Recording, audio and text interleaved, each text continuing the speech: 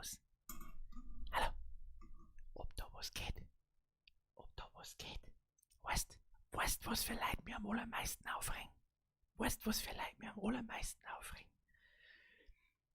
Die um 10 Sekunden nach 8 schreiben. Wo ist denn schon wieder? Ist es schon wieder zu spät? An einem Samstag auf die Nacht, wo ich allein daheim hocke und sonst auch nicht weiß, was ich da soll.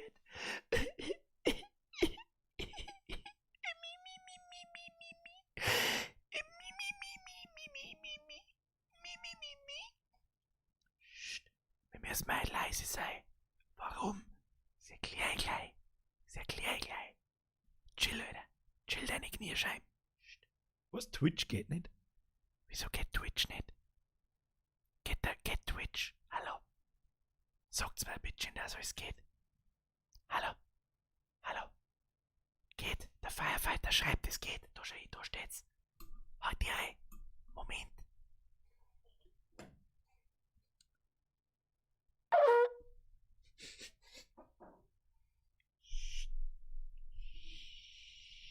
Mal leise sei.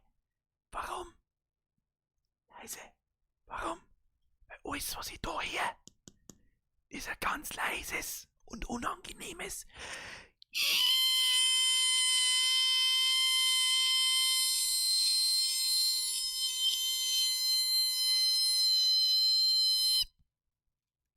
Das ist so mittelmäßig geil. Der Lele schreibt, du wirst doch nicht 2 Stunden lang so reden. Ich weiß noch nicht. Der Ibens schreibt, hey Birgi Bro, hast du einen TikTok-Kanal? Ja. Da lasse ich jeden Tag einen Scheiß. Das sind die besten Videos, Alter. Ja gut, jetzt lassen wir die mal nicht übertreiben. Jetzt passen wir Obacht. Jetzt machen wir jetzt folgendermaßen. Mir darf nie wieder passieren. Erst einmal jetzt passen wir Obacht. Wo haben wir ihn überhaupt? Da haben wir jetzt. Oh, das können wir gleich mal leiser dran. Kali, vergeht's für den Euro. Bussi aufs Nussi. Habe! Achtung, einigermaßen laut und einigermaßen leise, okay? So, passt. Evans, Birger, Ersatzstream, Samstag, Abend, Anno, 1800. Habe! Evans, wie geht's euch? Wir schauen mal aus? Schauen wir gut aus? Ich weiß nicht, Alter. So, was schreibt der Kali? Merci dir. Hey, ich wünsche euch hast vergessen. Schönes Wochenende. Hashtag Mumusaftel. Ich weiß nicht warum Mumusaftel, aber Mumusaftel. Sauberes Mumusaftel. Schott nicht, Alter. So, Phase 1. Erstmal habe ich die Ehre. Jetzt kriegst du mal einen Haufen rein. Habe die Ehre an den Wieselburger Basti, an den Jammerteuer, an den Ferdinand, an den Luki, an den Seppspieler, an den Firefighter, an den anderen Herrn Kulze, an den stolzen Löwesepp. Servus, Bier, schenk gemütlichen Streamer. Wie viele Stunden hast du in Transport Fever 2? 805 Stunden nach Wiederinstallation. 800 habe ich nicht. Also im 2er nicht. Im 1er ungefähr wahrscheinlich. Im 2er weiß ich nicht, ich glaube 150 oder so oder 200. Ich hab Habt ihr? Kausem Idee de Spenden nettlosen Guade Besserung Idee deinem Tinnitus. Herr Austrian, as always, 30 Euro sind zu viel und du weißt es, nur dazu für das, dass am Mittwoch der Stream ausgefallen ist. Weißt du was es ist? Herr Austrian, fühlen Sie sich auf die Bandscheibe geküsst. Vielen Dank. Aber bitte Piano heute, okay? Können wir heute Piano machen? Ist in Ordnung. Sport ist euch dann halt von mir aus für den Montag oder was weiß ich. Hoffentlich kommen die anderen 2 Narischen nicht und der ganze Rest, was es ist. Dankeschön, Leute. Habe ich die Ehre an die Selina, an den Hofmeister, an den Fischer Danny, an den Max-Schicht, an den Sprenger, an den X-Trax, an den XXX8459, an den Benji, an die Kathi von Berg, an den Aurelio, an den Tobi, an den Ulkiro, an den Quertbi, an den Andy, an die Sanja, an den Lorenz, an den Lili oder die Lili, das haben wir bis heute noch nicht rausgefunden, glaube ich, gell? An die Selina, glaube ich, haben wir schon gehabt, ist aber auch wurscht. An den Winnie Wick, an den Mr. Flieger, an den kleinen Flo, an den Bla, an den Dampfler und an den Rest der Mods. Habe ich die Ehre miteinander. Schögi Official. Was, Mimikini ist auch da? Der inoffiziell gekrönte Mimikini, Herr Schörgi, vergeht's gut, hat mich sehr amüsiert. So, jetzt pass auf. Na, das ist noch. Ich habe erst mal ein heißes Getränk hergekriegt, ne? Und zwar ultra ekliges heißes Getränk. Warum und so weiter erkläre ich euch gern gleich. Hobe DRRT, wo mir Aguade Besserung. Herr Stocksinger, 10 ist frei, du weißt es. Hau ich zurück und merci dir. So, von gute Besserung kann man eigentlich nicht so hundertprozentig schmerzen. Was war eigentlich am Mittwoch los? Ich meine, ich habe es überall gepostet, wo ich kann. Im Discord, auf Instagram, auf YouTube,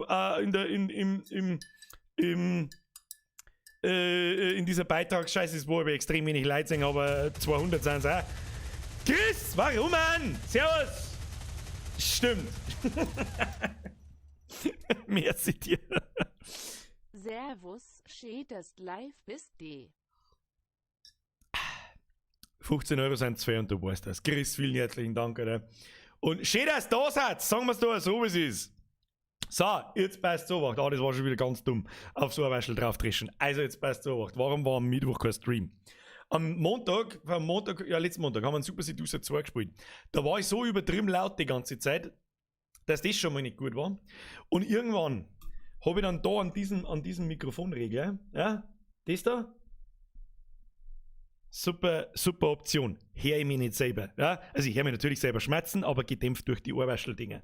Das Ding hat eine eingebaute Rückkopplung. Das heißt, wenn ich das da auf Halbmast stelle, dann höre ich meinen PC, was in dem Spiel passiert, und ich höre mich selber, wenn ich da eine schmerz. Schreie normalerweise in der Regel nicht automatisch so laut. Kennt vielleicht auch jeder, der Kopfhörer und Musik hört und redet dann mit beim anderen. Der ist automatisch schon einmal ungefähr 580 Dezibel lauter als normal und gespannt selber gar nicht. So, das ist einmal das Erste. Feuerwehrler, servus und gute Besserung, der Drilling ist mal wieder fällig. Merci dir, Bussi, aufs Nussi herjagen. Jetzt kommt der Bergler Sepp einer mit der Bambus-Dono.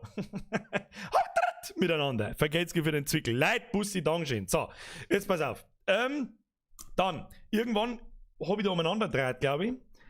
Und hab das. Ja, fängt halt schon wieder an.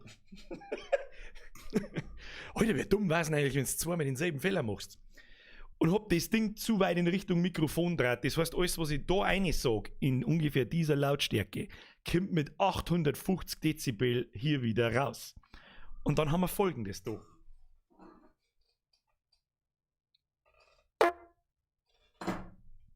Und ab diesem Zeitpunkt habe ich, glaube ich, 5 Verhörsturz gehabt.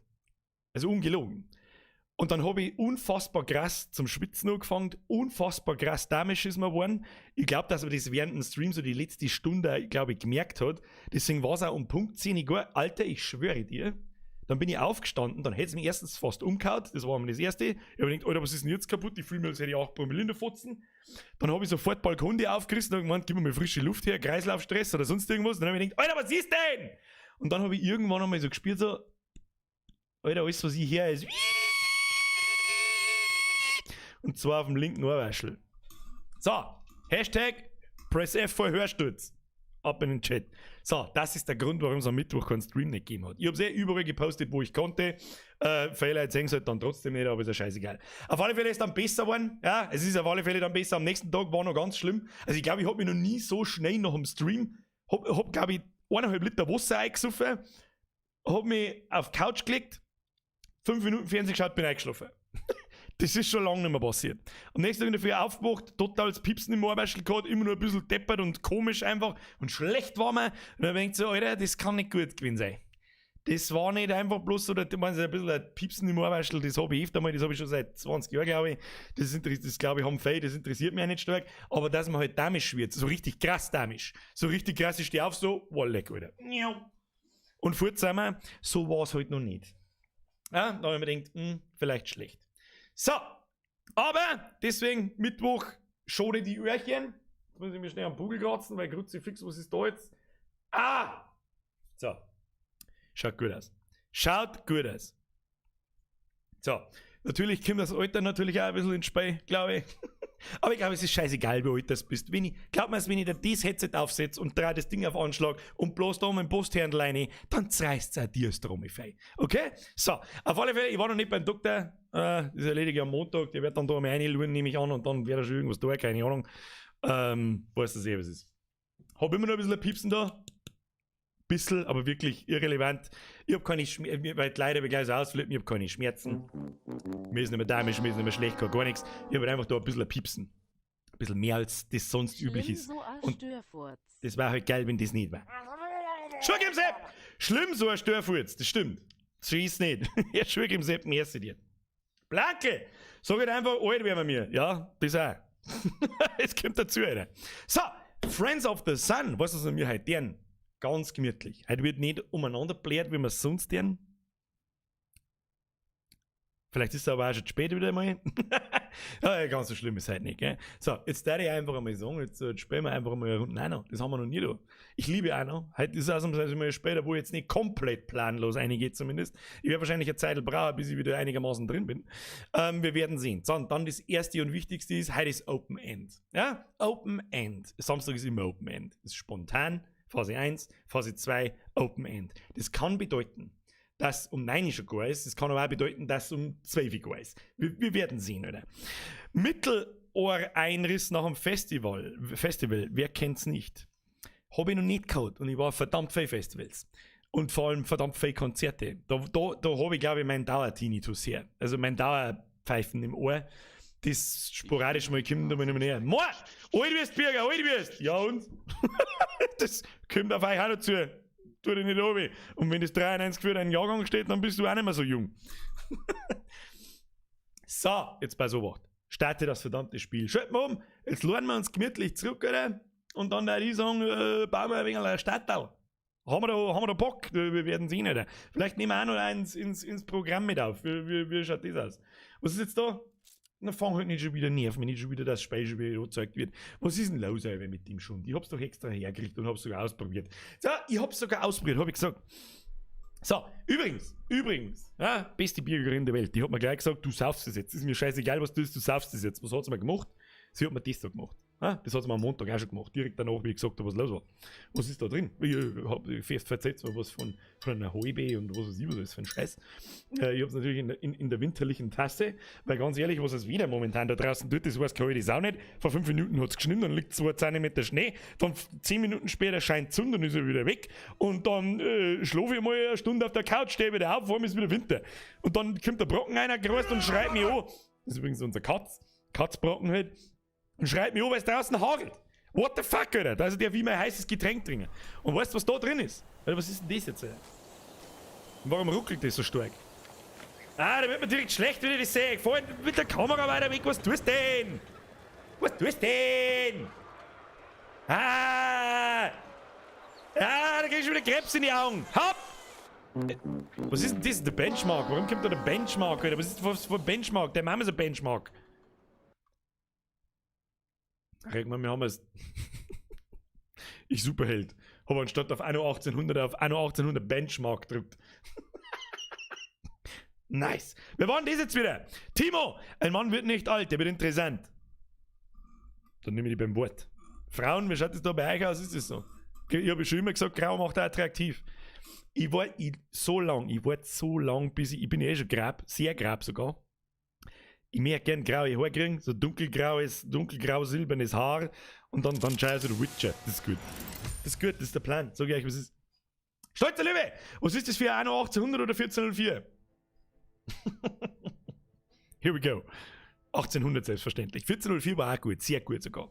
Aber 1800 hat nochmal sicher hat die Messlatte der Aufbaustrategie und Städtesimulation in dieser Art so dermaßen weit nach oben gelegt, dass ich ehrlich gesagt nicht weiß, was jemals nochmal für ein anderes Anno kommen soll, außer nochmal in einem komplett anderen Universum. Oder Szenario, besser gesagt. So, Friends of the Sun. Tipps abgeben, was da drin ist. Ist für jeden, der so einen Tinnitus-Anfall hat, das Beste, was du kannst. So auf die Schnelle. Hilft bei mir Wunder. Wirkt Wunder. Ab in den Chat, wir fangen mal dabei an. So, ich habe natürlich privat auch noch sehr viel gespielt. Wir fangen aber natürlich neu an. Ich habe gesehen, Season Pass 3 ist mittlerweile da. Den habe ich noch nicht. Die anderen habe ich. Ein schwedischer Kaffee. Herr Stolzer Löwe, ein Ingwertee. Ein Ingwertee. Alter, das hat einmal die dritte Antwort, ist richtig? You serious? Da ist einfach nur Ingwer eingeschnitten und sonst nichts. Schmeckt wie die Foodlapperl von deiner Alten, wenn sie 4 Wochen lang nicht gewaschen hat. Aber ganz ehrlich, das Ding sauf ich aus und dann wird's so schnell so viel besser. Und was auch krass geholfen hat, zusätzlich nur auf so einem Wurzelstückel umeinander zu beißen. Habe ich nicht kommen sehen. Auf einmal fördert offensichtlich die Durchblutung. Ja, Nice, Alter. Hilft vielleicht sogar auch gegen Ständerlosigkeit. Was? Neues Spiel! Wir fangen natürlich neu an, Kinder. Wir schauen mal nicht, wir spielen nicht da weiter, wo ich privat miteinander geguckt habe. Das ist ja langweilig. Und ich würde vorschlagen, wir machen natürlich ein freies Spiel, alles andere ist langweilig. Und dann kommt es jetzt drauf an. Was der man? Was der man? Spielen wir eher gemütlich oder spielen wir das volle Programm? Was meint ihr? Woher weißt du das, wie das schmeckt? Vorstellungskraft, oder? Imagination. Ich bin mir ziemlich sicher, dass Affenkotze nicht so gut schmeckt. Also bin ich mir ziemlich sicher, dass 4 Wochen ungewaschene Foodlappen auch nicht so geil schmecken. der Jan schreibt gemütlich. Bauen, Vollgas. Wo ist der YouTube-Chat? Ich sehe schon wieder keinen YouTube-Chat. Der Heck schreibt, kein Sodbrenner deswegen. Nein, gar nicht. Gemütlich, mehr Hilfe. Ich brauche keine mehr Hilfe. Was für mehr Hilfe, Alter? Für das habe ich genug gespielt, dass ich keine Hilfe nicht brauche. Gemütlich, wer braucht schon YouTube? Geschmeidiges Pro-Gamer-Level auf gemütlich. Gemütlich wieder. Also alle haben wirklich alle Vollgas auf gemütlich nur. Ganz wenig auf Vollgas. Einigen wir uns auf mittleres Programm. Machen wir die wirklich nur nervigen Sachen, die machen wir aus. So, fortsetzen. Dann, wir spielen natürlich nicht Chinesen-Tussi, mach ich nicht, sie nervt mich ehrlich gesagt auch. Das ist zwar so eine scharfe 1800er Jahre Mieze, kann man schon mal lassen, aber das der wir nicht. Der Grashalm fragt mich, wie gut ich noch her. Also Hörprobleme habe ich gar keine. Also ich höre nach wie vor noch genauso gut. Aber ich habe halt permanent so einen seltsamen Druck auf die Ohrwaschel und das kann nicht gut sein. Das soll sich der Doktor einmal anschauen und dann schauen wir weiter. Mein Spätzl, vergeht's gut. Scheiß auf irgendwer. Ich gebe mir ein Regenerationsgasmaß eine Kappe. Ich weiß nicht, wo ein Gasmaß irgendwelche regenerativen Sachen kann. Und saufst du es bloß, weil du das Scharfe nicht schaffst. So, es ist. Merci dir, Spätzl. So. Und putzen hilft, lol. Ich erinnere dich dann ganz dezent dran, wenn es bei dir mal soweit ist.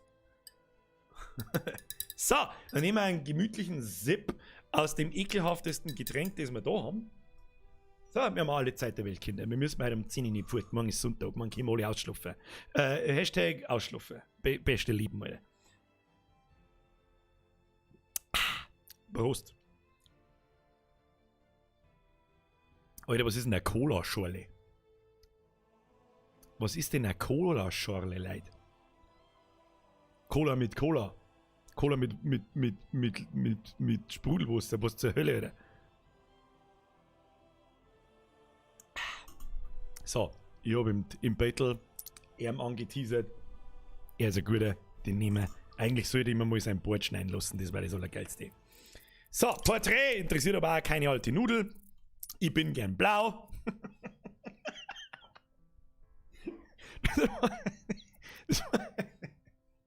Das war jetzt ein ungewollter Spaß, aber. So, nehmen wir das. Was nehmen wir für ein Symbol? Keine Ahnung, interessiert das eigentlich irgendjemanden? Was für ein scheiß Symbol, oder? Deine Mom ist ein Symbol. Sex-Symbol. Wir haben da Chloe McCluggen. Chloe McCluggen. So nennen wir uns Chloe, Alter. Mein Name Chloe. Ja. Los mal. Das Imperium-Paket. Was ist das wieder? Imperialer Zug. Imperiales Flaggschiff. Wählen Sie alternative Skins für Ihre Fahrzeuge im Spiel aus. Ist mir wurscht, Alter! Kauft das Skill! Und keine Skins, Alter. Wir spielen natürlich auf normal. Also wir spielen ganz normal auf normal, weil sonst kriege ich einen Vogel, Alter. Oder wir machen unsere Einstellungen, die passen wir an. Da gehen wir jetzt einmal ganz gemütlich durch. Und machen wir wirklich auf einfach. Ja, auf einmal die nervigen Sachen, die wir aus. So, wir haben eine Startwelt groß, jawohl, Inselgröße, mehrheitlich groß, mehrheitlich mittel, mehrheitlich groß. Inselschwierigkeit, normal. Fruchtbarkeiten reichlich, Erzvorkommen reichlich. Das Archipel als, sagt man da Archipel, ich weiß nicht, wie man es ausspricht, falls jetzt wieder irgendein Korinthenscheißer daheim hockt. Der sich denkt, die Bürger können Archipel oder Archipel oder sonst irgendeinen Mist nicht ausschmerzen. Halt dein Maul! So, das Allerwichtigste, also die Einstellungen haben sowieso immer gleich, damit das halbwegs Spaß macht. Und was auch irgendwie was dann wichtig wird, ist, was für Charaktere das noch mitspielen. Ja, ein bisschen, ich mache es meistens spielen, auch wenn ich gemütlich spielen möchte, so, dass ich einen 2-Sterne-NPC dabei habe und 2 1-Sterne-NPCs. Manchmal lasse ich es sogar komplett weg. Weil ich mir denke, Alter, dann muss ich da, dann haben wieder keine Inseln mehr da und lauter so ein Mist. Und das nervt einfach nur. Gehört aber einfach irgendwie dazu. Ich finde, das kann man also lassen. Vielleicht kann man die Baroness noch austauschen durch wen? Wen haben wir da? Ein Arthur Gasparov. Welcher Säulenordnung ich wohl entspräche? Gute Frage. Nun, Sie ahnen es sicherlich, ich bin eindeutig ein Geschöpf dorischer Ordnung in römischer Variante. Ja, aber ich hab dir nicht nach deiner Lebensgeschichte erzählt, oder? Rashbi, Arthur Gasparov. Heißt nicht ein russischer Schachweltmeister? Aus den 90ern zumindest? Ich weiß nicht, wie lange das noch war, Kasparov. Ja, ich hab mal Schach gespielt. Oh Gott, das ist lang her. Padre lacht mich wieder aus wahrscheinlich. So, und die anderen 2, wen können wir da rein? Ja, sie. Sie ist nett. Sie hauen wir zusammen. Die anderen 2 haben für die Herausforderung da. So, so dann haben wir Fraktionen. Und da wird es jetzt wichtig, weil da haben 2 Fraktionen drin, die einfach nur nervig sind. Also wirklich nur nervig. Madame Kahina, Eli Blickworth und Isabel Sarmento haben einfach Händler, die sind relativ wichtig. Zeige ich euch im später warum. Für alle, die auch noch nicht kennen, für alle anderen ist es wurscht. Aber die Piraten schalt mal aus, weil die nur nerven und sonst einfach gar nichts. Merkmale: Einkommen hoch, Unterhalt bei Stillstand, egal. Baukostenrückerstattung kriegen wir komplett, also wenn wir Häuser wieder abreißen und so weiter, Versetzung von Gebäuden, bla bla bla bla. Startbedingungen, dann nehmen wir Handelsflotte, Kontor machen wir voll, Startkapital ist groß, aufgedeckte Karte ein. Damit wir gleich sehen, wo wir hinfahren. Ja? Definiert, ob sie mit einer vollständig erforschten Welt beginnen oder nicht. Aufgedeckte Karte ist das jetzt aus oder Ei? Ei. Okay, passt. Siegbedingungen machen wir keine, weil scheißegal. Soll ja endlos Game werden und dann spielen wir einfach einmal dahin. Dann spielen wir, drücken wir auf Start. Weißt du, Gary Kasparov, ich weiß seinen Namen leider, seinen Vornamen weiß ich leider Gottes nicht mehr von dem Schachmann. Den schreibt man aber mit K. Das stimmt dann wiederum schon. Den Typen da in einer hat man jetzt mit G geschrieben, glaube ich, Kasparov. Naja. Der Operator schreibt, Birgit sagt, Christi, hast du dich von Super Seducer schon wieder erholt oder ist der wegen so schlecht gegangen? Das war der Hauptgrund, warum ich Mittwoch rausgefallen bin. Der Montag war einfach zu krass. Alter. Aber ich fürchte, das werden wir noch einmal weiterspielen müssen, weil so wie ich das heute mitgekriegt habe und gelesen habe, wird Super Seducer 3 eiskalt ist von Steam gesperrt worden. Also ganz, das wird nicht mehr überprüft, ob die Richtlinien alle legit sind und so weiter, sondern es ist einfach gesperrt. Ende aus, finito. Tja, dumm gelaufen.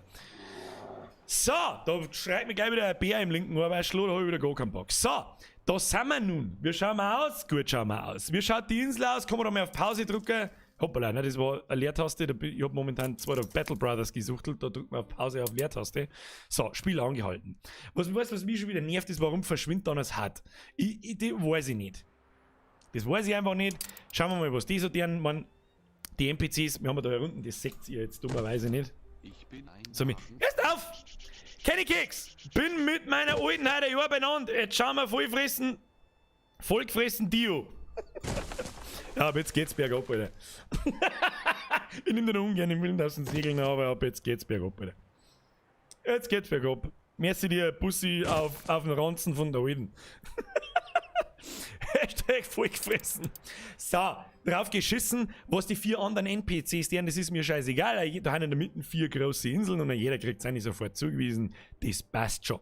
So, jetzt pass auf. Wer auch noch nicht kennt. Erst einmal Schande über dein Haupt. Für alle anderen auch noch ist ein Aufbausimulator.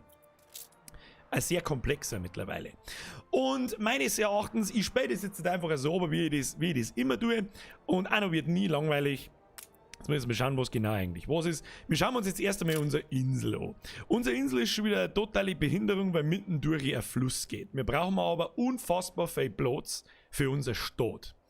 Wir brauchen einen Platz für unser Weltwunder, wir brauchen einen Platz für unseren Zoo, wir brauchen einen Platz für unser Museum.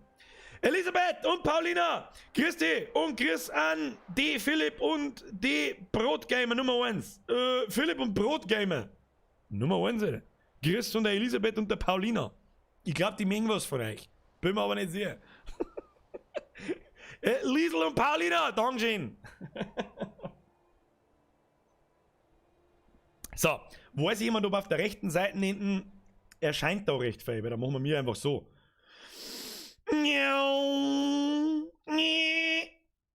So, dann sind wir mir einfach da. Und das ist besser, oder? Ich meine, aber was jetzt mit der Minimap da hinten ist, ist eh scheißegal. Ist ja scheißegal, lassen wir so, passt ihm. So, wir haben ein riesen Drum Ölvorkommen auf der Insel, das ist schon mal gut. Unsere Fruchtbarkeiten, wir haben Kartoffeln, Getreide, Salpetervorkommen, Traubenfruchtbarkeit, 2-mal Lehm, 3-mal Eisen, 2-mal Zink, 7-mal Öl. Da kann man schon was anfangen damit. So, was jetzt natürlich nicht mehr hundertprozentig auswendig weiß, ist, was so die ersten Fruchtbarkeiten sind, die du wirklich brauchst und dir ziemlich schnell dann von anderen Inseln holen musst. Aber ich glaube, es war unter anderem Hopfen.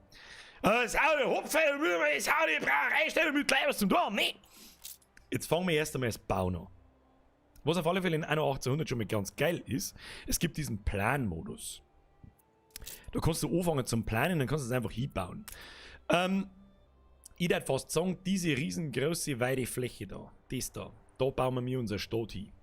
Das ist natürlich jetzt ein bisschen dumm, weil unser Startkonto auf der anderen Seite von der Insel ist, aber dann lassen wir das so unterteilt durch diesen Fluss. Auf der linken Seite bauen wir unsere Produktionen, auf der rechten Seite bauen wir unsere Städte, beziehungsweise unsere Kruzifix. Ich drücke mir instinktiv auf fucking Leertaste, das ist einfach nichts Gutes.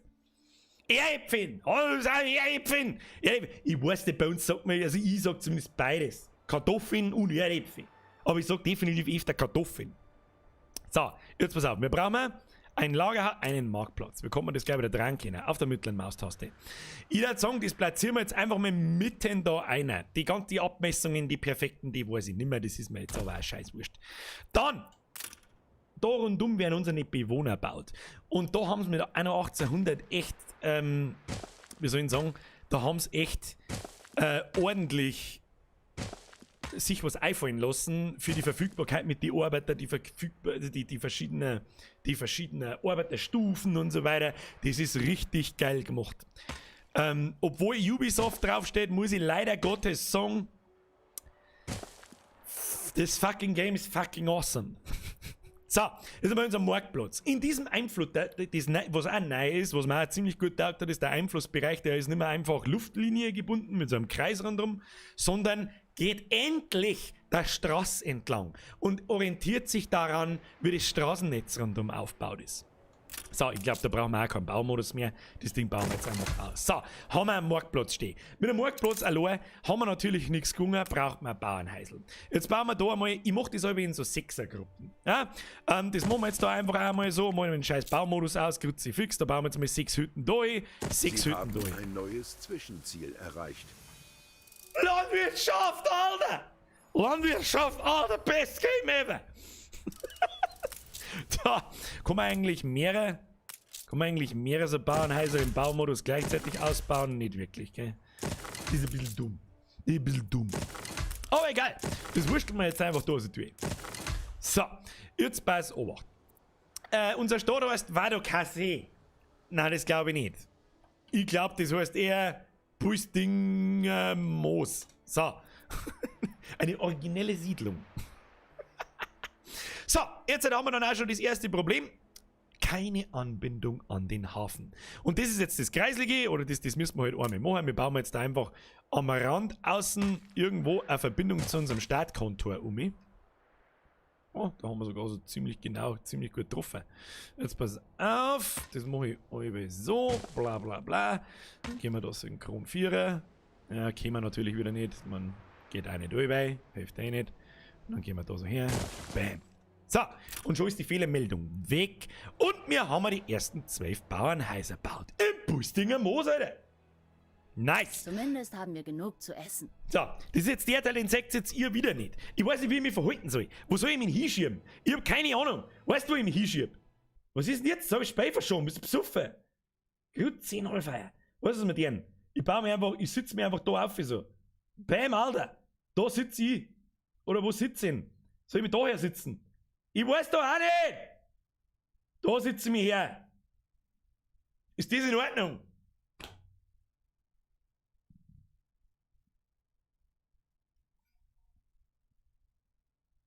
Warte mal. Wie war denn das? Können wir da damit leben? Ich weiß doch auch nicht. Miau. Miau. Miau. Keine Ahnung. Das macht überhaupt keinen Sinn. Aber das ist egal. Machen wir einfach so. Moment. So. Das ist doch gut so. So, das kann man doch, so kann man doch mindestens lassen, Alter. Und dann verdeckt man oben einfach mein Einkommen, weil das interessiert eh gar nicht. So. Habe die Ehre, Servus. Perfection. Ich weiß doch auch nicht, was wir da sollen. Jetzt warte mal. Zurück gegen Uhrzeit sind. Ja. Ganz ehrlich, ich tue mir jetzt da über die Minimap drüber, weil die interessiert wirklich keine Sau. Ganz ehrlich, da ist nichts, Alter. Da ist nichts, Alter. So. Wir müssen B rushen. Schreibt der Selbstspieler. Ich gehe wieder da um. Scheiß auf die Minimap. Die braucht keine Sau nicht. So. Friends of the Sun. Wo haben wir stehen bleiben? Das erste, was wir jetzt da haben, wir haben ein Bauernhäusl gebaut. Das erzeugt Folgendes. Erstens einmal Steuern. Ja, wir haben dann Geldeinkommen. Das ist da herum. Das ist aber momentan bei minus 50. Also machen wir langsam Verlust. Das ist natürlich nicht gut. Dann haben wir aber dazu eine Arbeiterschaft Bauern von 60 plus. 61 haben wir jetzt. Also die ziehen da langsam ein, ihren Bedürfnissen entsprechend. Das heißt, auf der rechten Seite klicken wir mal den Bauern an. Oh, dann sitzt dort Bauernzins drin, da wird da schon angezeigt, fehlende Waren. Die Leute wollen was zum Essen. Und das erste, was sie haben, ist auf alle Fälle mal der Markt. Das heißt, sie haben dann Anschluss per Straße an diesen Marktplatz, da wo sie einkaufen können, zu den Fischis.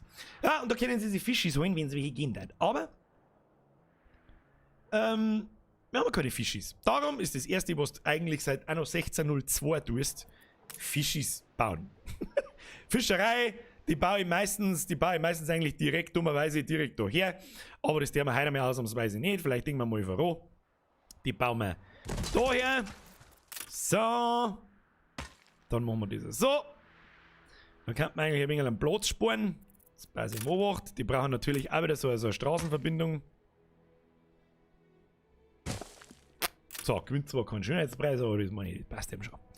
So, jetzt muss, und das ist das Schöne an Anno, deswegen liebe ich Anno so. Erstens, Zeit vergeht, zack. Spiel ist eines der besten, wenn nicht sogar das beste Aufbauspiel, das es gibt, einfach momentan.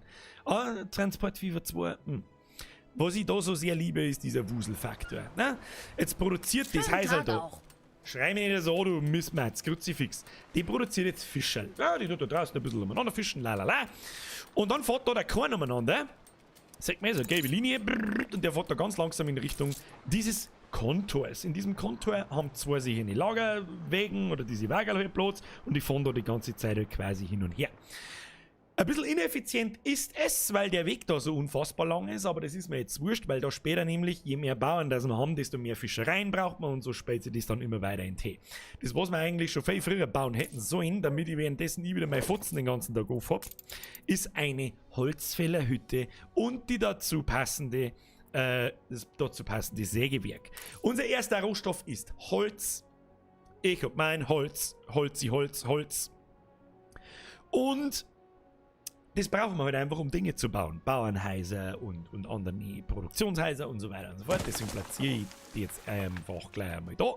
Mindestens auf alle Fälle gleich einmal 2. Was wir da jetzt gleich schon mal gesehen haben, das Ding produziert nur zu 88%. Warum?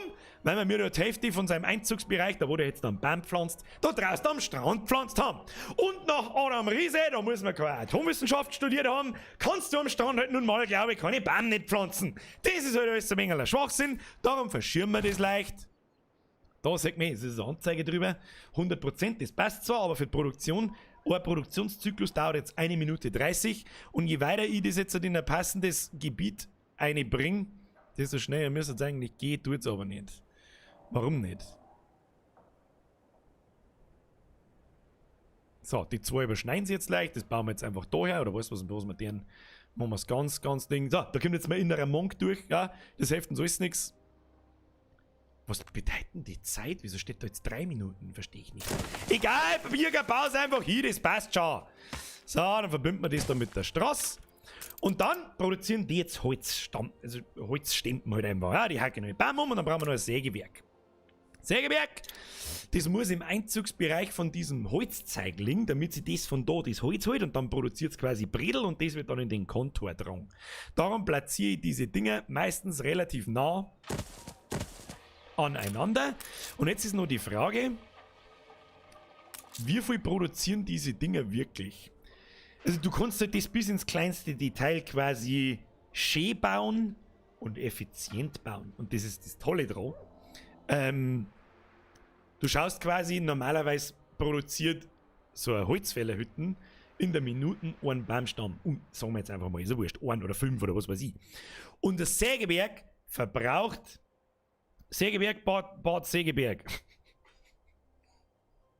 Sägewerk weg vom Forstgebiet. Weißt du, warum ich das nicht tue? Normalerweise ist jetzt so, warum ist da kein Wagel? Fehlen die Wagen. Immer. Baufortschritt. Seit wann gibt es denn einen verfickten Baufortschritt? Seit wann gibt es denn den Baufortschritt? Ist der schon immer da?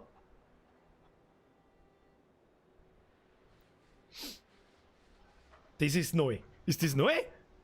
Weil es nicht im Wald steht. Ja, aber das Ding, das hat doch Bäume rundum. Ich meine, ich bin doch nicht blind, oder? Okay, ist ja wurscht. Auf alle Fälle Baufortschritt. Egal.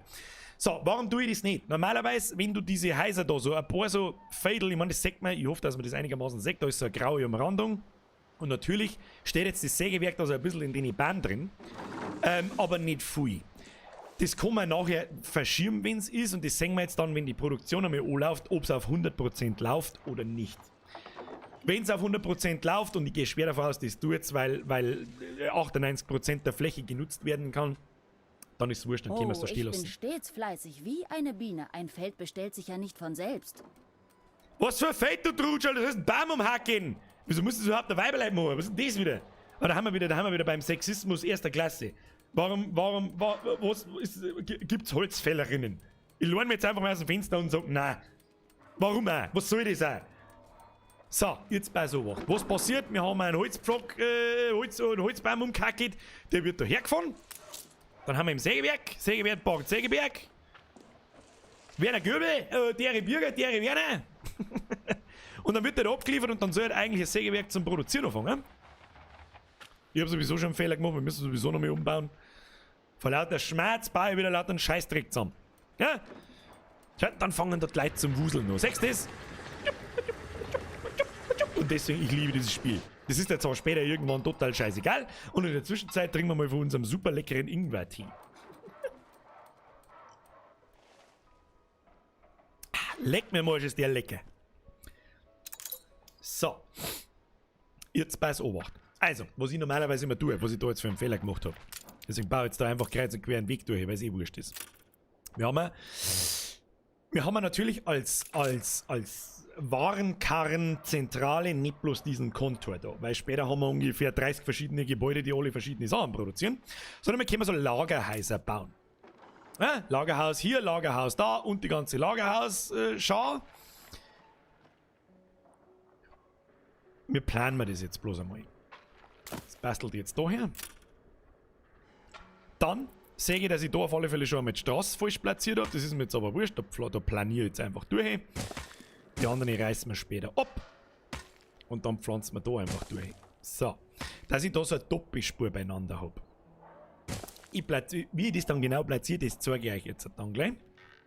Und zwar nehmen wir das Ding, gehen wir da wieder auf 100%. Jawohl. Dann gehen wir da so her. Dann löschen wir den Scheiß da in der Mitte. Außer, was war jetzt das Richtige? Das war das Richtige. Dann machen wir jetzt so. Das ist nicht so tragisch. Das ist nicht so tragisch, du. Du, das ist nicht so tragisch. Das kann man schon so lassen, gell? Ja, ja. Dann schirmen wir nämlich dann. Da mal. Diese scheiß Leertasten. Warum machen die ganze Zeit auf der Leertasten? Draht mir das Gebäude. Ich krieg Plack. Oh, Birger, du asozialer Vollhorst. So asozial ins Mikrofon kommt mir ist wirklich einfach nichts außer asozial. So, wie der mir das jetzt da umgeschickt dann.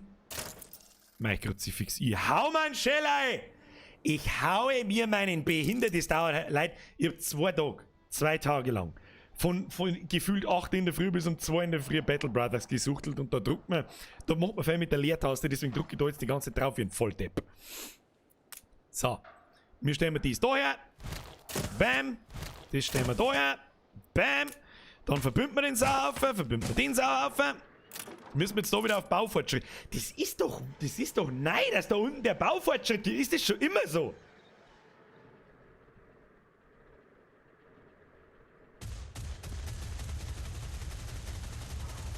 Herr Langenecker, warum? Halt Tiere! Los vorlesen, Alter. Ich nehme dabei einen köstlichen Sip meines Heißgetränks. Wieder dabei, das Zeit Anno auf dem Plan steht. 1800er bester Version Raute Pro Gamer Smiley mit Freudentränen. Es war jetzt so leicht. Smiley. Es war so jetzt so leichte Deutschschwäche im Satzbau, aber ich glaube, ich hab die schon verstanden. Matthias, as always, 15 Euro sind es fair und du weißt es. Dankeschön. Bussi aufs Nussi. Der Cortex schreibt, also in 1800 gibt es das schon immer auf jeden Fall. Also dann spiele ich normalerweise auf 3-facher Geschwindigkeit, weil das ist mir noch nie aufgefallen, glaube ich.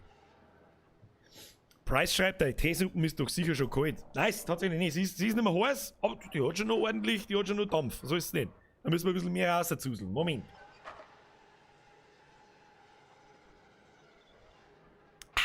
So. Easy life. Easy steif. Was? So, dann schauen wir da mal her. So, wenn ich den jetzt nochmal versetze, aber ich muss ihn nochmal versetzen. Kinder, das hilft uns nichts. Der innere Monk in mir sagt, versetzt das Ding, weil sonst geht nichts. Sehen wir da her. Passt. So, jetzt haben wir auf alle Fälle meine Holzproduktion. Wunderschöne Sache. Da können wir mal schauen. Verarbeitungszeit 15. Das heißt, wir können ja mit einer... Was ist denn da schon wieder? Dark Zone! Einfach der besten mach weiter so. Mr. Dark Zone, das freut mich sehr zu hören. Vielen herzlichen Dank und Dankeschön für deinen Fünfer. Ich wünsche dir viel Spaß beim Gucken. Dankeschön. Dankeschön. Dann stelle ich natürlich fest, dass unser Sägewerk eine Produktionszeit von 15 Sekunden hat. Unsere Baumstumpfen, auch von 15 Sekunden. Irgendwann 30. Habe ich mir ein bisschen vertan. Das heißt, ein Holzfällerhütten bedient ein Sägewerk. Passt. So. Weiter geht's. Da herum an unsere Lagerzustände. Wir haben momentan 16 Holz auf Lager. Und jetzt schauen wir mal, was wir sonst noch so brauchen. Schauen wir mal in unser Dörfchen wieder rein. Wunderschöne Sache. Wie schauen wir da aus? Jawohl.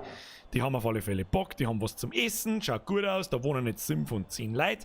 Und was dann ganz furchtbar wichtig ist, Arbeitskleidung. Das ist quasi das nächste Produkt, das du für diese Typen herstellen musst. Also für diese Einwohnergruppe, für die Bauernklasse quasi. Leon Wolf, vergeht's gut? Dere, wollt nur mit mir sagen, heute einen schlechten Tag, aber der Stream muntert extrem auf. Herr Leon Wolf, Schein nicht hängen lassen, das Leben geht weiter. Was auch immer passiert ist, Pussy aufs Nussi. Merci dir, hätte gar nicht 3 Euro kosten müssen. Dankeschön. So, damit wir wieder hinkommen, Arbeitskleidung ist ein Grundbedürfnis. Da brauchen wir 100 Bauern und wir haben 96. Was tun wir da? Dann stellen wir halt nur 2, 3 so Bauernhütten hin, das wird schon passen. Nur mehr Bauernhütten hin, nee, da 3, Bauern, 3 hin, weil es wurscht Sie ist. haben ein neues Zwischenziel erreicht. Zwischenziel Dorf, Alter, Pestinger Moses, Dorf. Passt. So, damit passieren jetzt eine Menge Dinge. Das heißt, wir haben jetzt die nächste Evolutionsstufen, wenn man so will, erreicht. Wunderschöne Sache. Jetzt können wir einmal Schnaps produzieren. Ist wichtig. Ja? Und zwar aus einem Kartoffelhof und einer Schnapsbrennerei. Easy peasy lemon squeezy. Und dann haben wir Arbeitskleidung. Da brauchen wir eine Schäferei. Es produziert Wolle. Und dann haben wir eine Weberei, die produziert Arbeitskleidung. So, und jetzt ist die Frage. Normalerweise, früher, habe ich das immer so gebaut, wie ich es da mit dem Holz mache. Das mit dem Holz lässt man jetzt auch so. Aber ich experimentiere schon eine Zeitl umeinander. Auch bei meinem letzten Safe Game. Dass ich die zwei, normalerweise mache ich immer eine direkte Kette. Ich habe da das Lagerhaus. Das geht, oder fangen wir auf der anderen Seite noch, ich habe da das Feld, nehmen wir das Wurzfeld, ist ja wurscht. Dann direkt im Anschluss, in dem gleichen Einzugsbereich, habe ich die Mühle, die draußen Mehl produziert, oder was auch immer. Dann im gleichen Einzugsbereich habe ich die Bäckerei, die Brot produziert. Und dann habe ich das Lager, da wo es hingefahren wird. Was ich ausprobiere ist, ich baue die Felder in die eine Hälfte, in einen eigenen, wie soll ich sagen, Transportkreis und die ganzen Produktionshäuser in einen eigenen Produktionszyklus mit eigenen Lagerhäusern. Soll man das so machen, wie ich es gerade beschrieben habe, oder soll man es so machen, wie ich es gerade beschrieben habe? Option A oder Option B? Ab in den Chat. Der Selbstspieler schreibt, bitte nichts spoilern. Ich spoilert nicht. B schreibt Kathi. Getrennt, also soll man getrennt. Ich glaube auch, dass die gängige Art und Weise, das zu machen, ist, glaube ich, wie es am B wie Busen. B wie Busen, bin überzeugt. Bin überzeugt, bin dabei, passt. So wie du es austüftelt hast, B. B ist effektiver. Ich glaube, ich bin mir sicher, dass die meisten machen das so in der direkten Ketten. So wie es jetzt da mit dem Holz auch ist. Du hast die erste Produktionsstufe direkt im gleichen Einzug, also die zweite Produktionsstufen und daneben das Lagerhaus. So machen es, glaube ich, die meisten. Die meisten. Ich glaube aber, die meisten kennen das Spiel oder haben das Spiel auch selber, weil auch noch einfach unfassbar beliebt ist. Darum trennen wir den ganzen Scheißdreck jetzt. Wir haben da einen Haufen Fläche für die ganzen Fader und da brauchst du später echt extrem viel. Das heißt, wir bauen unsere Fader da und unsere Produktionsstätten bauen wir da eine. Ja, und eigentlich auch noch einen Teil da. Aber wir können klar anfangen und fangen wir da ja hinten an. Also wir trennen das jetzt da einfach mal irgendwie. Hörst du auf? Hock Jones! Corona da aber DI-Stream baut auf. Mach weiter so. Erst einmal, Mr. Jones, merci für den Fünfer. Zweitens, gute Besserung, wenn du wirklich einen Corona-Sepp im Gesicht hast. Und drittens, daheim hocken der mal leider alle, weil uns diese Arschlöcher einfach nur mal 4 Wochen einsperren. Langsam reicht's. Langsam reicht's. Der Herr Langenecker schreibt, Max in der Kette steigert die Effektivität. Da bin ich mir halt nicht so hundertprozentig sicher. Aber so ganz Unrecht hast nicht, weil im Prinzip sparst du einen Laufweg. Ja? Das eine muss ins Lager, dann muss vom Lager geholt werden, muss wieder zurück ins Lager und so weiter.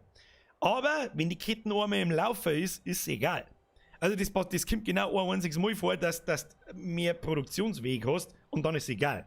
Solange die Kette nicht unterbrochen wird. So denken wir es ein. Ist ja wurscht. Jetzt bauen wir das einfach einmal zusammen da und dann sehen wir schon, was passiert. So, wo trennen wir das? Das trennen wir einfach da. Das schaut gut aus. Die Straße ist aber ein wunderbarer Trenner. Weißt du, was ich auch tue? Das zerstört zwar die Optik. Das ist mir jetzt aber wurscht. Weißt du, was ich auch gerne tue? Die scheiß Baum abholzen! Ja? Weg mit den Bäumen! Mit Greta was zum Ausflippen holen. Da bin ich den Scheiß da weg. Den Scheiß weg.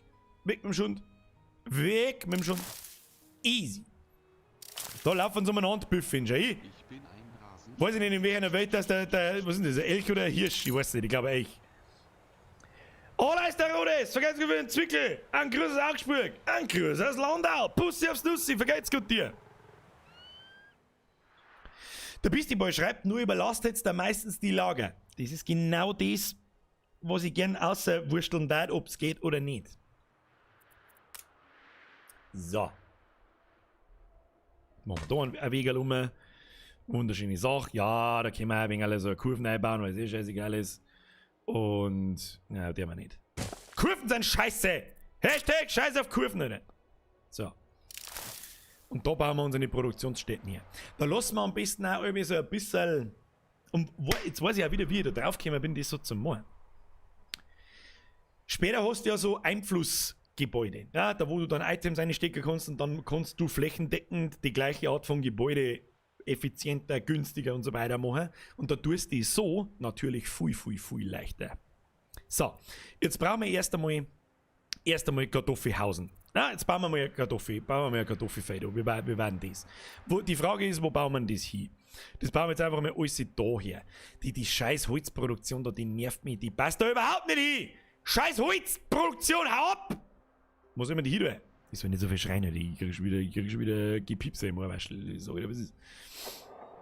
Ich weiß nicht so recht, wo man das hin tut. Also, das gefällt mir da gar nicht. Das soll da ins Eckend drehen. Das soll da ins Eckend drehen. Hau ab, das der mal ins Eckend drehen. Soll ich mir mal schlecken? Was weiß ich, oder? 99, 98%. Das glaubt mir. Du mit 98% kann ich leben. Leck mir am Arsch. Lecken's mir am Arsch, bittchen, Dankeschön. So. Hinter ins Eck kann ich leben damit. Kann ich leben damit. Nerv mich nicht. 90. Besser wird's nicht mehr. Kruzifix. Ja, lass einfach stehen, weil es scheißegal ist. Die Scheiß auf 10% wird schon passen. So, hintere Insekt mit dem Schund Insekt hintere passt schon. Das gewinnt jetzt keinen Schönheitspreis, das soll aber einfach bloß in meiner Laberphase, so ist einfach einmal. Was haben wir jetzt da? Hörst auf jetzt! Bernhard Donner, vergeht's gut! Denk dann an die Stromkraftwerke und Züge, los genug Platz. Das ist exakt genau das nächste. Darum baue ich diese Dinger da auch gern, wie soll ich sagen, mit so viel Ein Platz. Konkurrent hat eine Siedlung errichtet. Der Konkurrent hat eine Siedlung errichtet? Wo? Der hat schon seine zweite Insel, der Huren. Der Non-Pareil. Alles klar. Soll ich abhauen. Hau ab, du Huren. So. Und jetzt bauen wir da ganz furchtbar geschmeidig den ersten Teil unserer Produktion. Dazu bauen wir das Lagerhaus. Easy peasy lemon squeezy. Dann bauen wir. Was bauen wir dann? Fangen wir an mit dem Schnaps. Schnaps ist wichtig. Schnaps können wir brauchen. Ich weiß nicht, das können wir dann verschieben. Das bauen wir jetzt mal her. Und dann Wir kümmern uns hier um alles. wir kümmern uns hier um alles. Ja, offensichtlich haben nur Frauen bei der Arbeit. Danke, Anno. Und dann ist die Frage, wie groß die Fader werden. Das ist nicht sehr effizient, würde ich sagen. Jetzt machen wir einfach mal so. Und so. Schauen wir mal, wie viel das wir brauchen. Dass das da einigermaßen asymmetrischer Haufen wird. Wird er natürlich nicht. Machen wir so. Okay, passt. Ja gut. Dann schauen wir. Sehen wir da, Kartoffelfeld produziert im 30-Sekunden-Takt. Der Schnaps produziert im 30-Sekunden-Takt. Wunderschön. Lassen wir so. Momentan brauchen wir bloß eine. Lassen wir so. So, jetzt im Normalfall geht man her und dann baust du deine Schnapsbrennerei direkt daneben. Auf in der Zeit! Skylander, vergesst nicht wieder Zyklen. Was habe ich bisher verpasst? Nicht recht viel. Außer ein Haufen Schmerz. So, normalerweise baut man seine Schnapsbrennerei jetzt da her. Aber es ist genau das, was wir nicht da wollen. Wir bauen unsere Produktion da jetzt auf. Und zwar am besten so Platz vorausdenkend, dass man pro Produktion maximal zwei verschiedene Arten also pro Lagerhaus zwei verschiedene Arten von, wie soll ich sagen, zwei verschiedene Arten von Produktionstypen halt haben. Also maximal Schnaps und Arbeitsbekleidung. Am allerbesten sogar eigentlich nur ein Produkt, damit du später so ein, wie heißt das Gebäude? Handelszentrum oder irgendwie so. Oder ich bin mir nicht genau sicher. Das ist so ein Einflussbereich und dann musst du den mitten pflanzen und das beeinflusst dann alle Gebäude im Umkreis. Da kannst du dann Handelskammer heißt. Kathi hat Ahnung. Kathi hat offensichtlich schon 2 Minuten auch noch gespielt. Und dann kannst du da so Sachen, also Items einpflanzen, die halt die Gebäude effizienter machen, die es billiger werden lassen, die es mehr produzieren lassen und so weiter und so fort. Löwen Sie, Erdäpfelschnaps, dann sauren Erdäpfelschnaps, Alter. Dann sauren Wodka aus Kartoffeln, aus Erdäpfel bringt, Alter. Da geht's ganz anders. So, jetzt ist bloß die Frage, da bin ich noch nicht so ganz dahinter gestiegen, was da die optimalste Anordnung von Lagerhäusern und Dingen ist. Deswegen mache ich das jetzt einfach einmal so. 1, 2, 3, 4, 5. Gehen wir da auf, so. Und da gehen wir auch 5 auf. So. Dann ziehe ich da in der Mitte einen Weg. Das weiter tue ich schon gar nicht. 5. Warum ich da jetzt genau 5 Viertel Abstand los, das weiß ich jetzt ehrlich gesagt auch nicht, aber das tue ich jetzt einfach mal. So. 5 bzw. 4 Platz Abstand da dazwischen sollte eigentlich ausreichen, damit jedes Gebäude in ein oder eine passt. Bis auf ein paar einzelne Ausnahmen. Und dann pflanze ich da meine erste Schnapsbrennerei her. So, was ist jetzt da der Hintergrund genau? Das Gebäude, wenn ich anklicke, dann wird die Straße da grün. Ich meine, das sieht da jeder. Das ist quasi der Einflussbereich, wie weit sich dieses Gebäude die Zutaten quasi heute das braucht. In seinem Fall Kartoffeln. Hat es keinen im Einflussbereich, kein Kartoffelfeld, dann holt sie sich das Ding aus dem Lager. Aus dem da.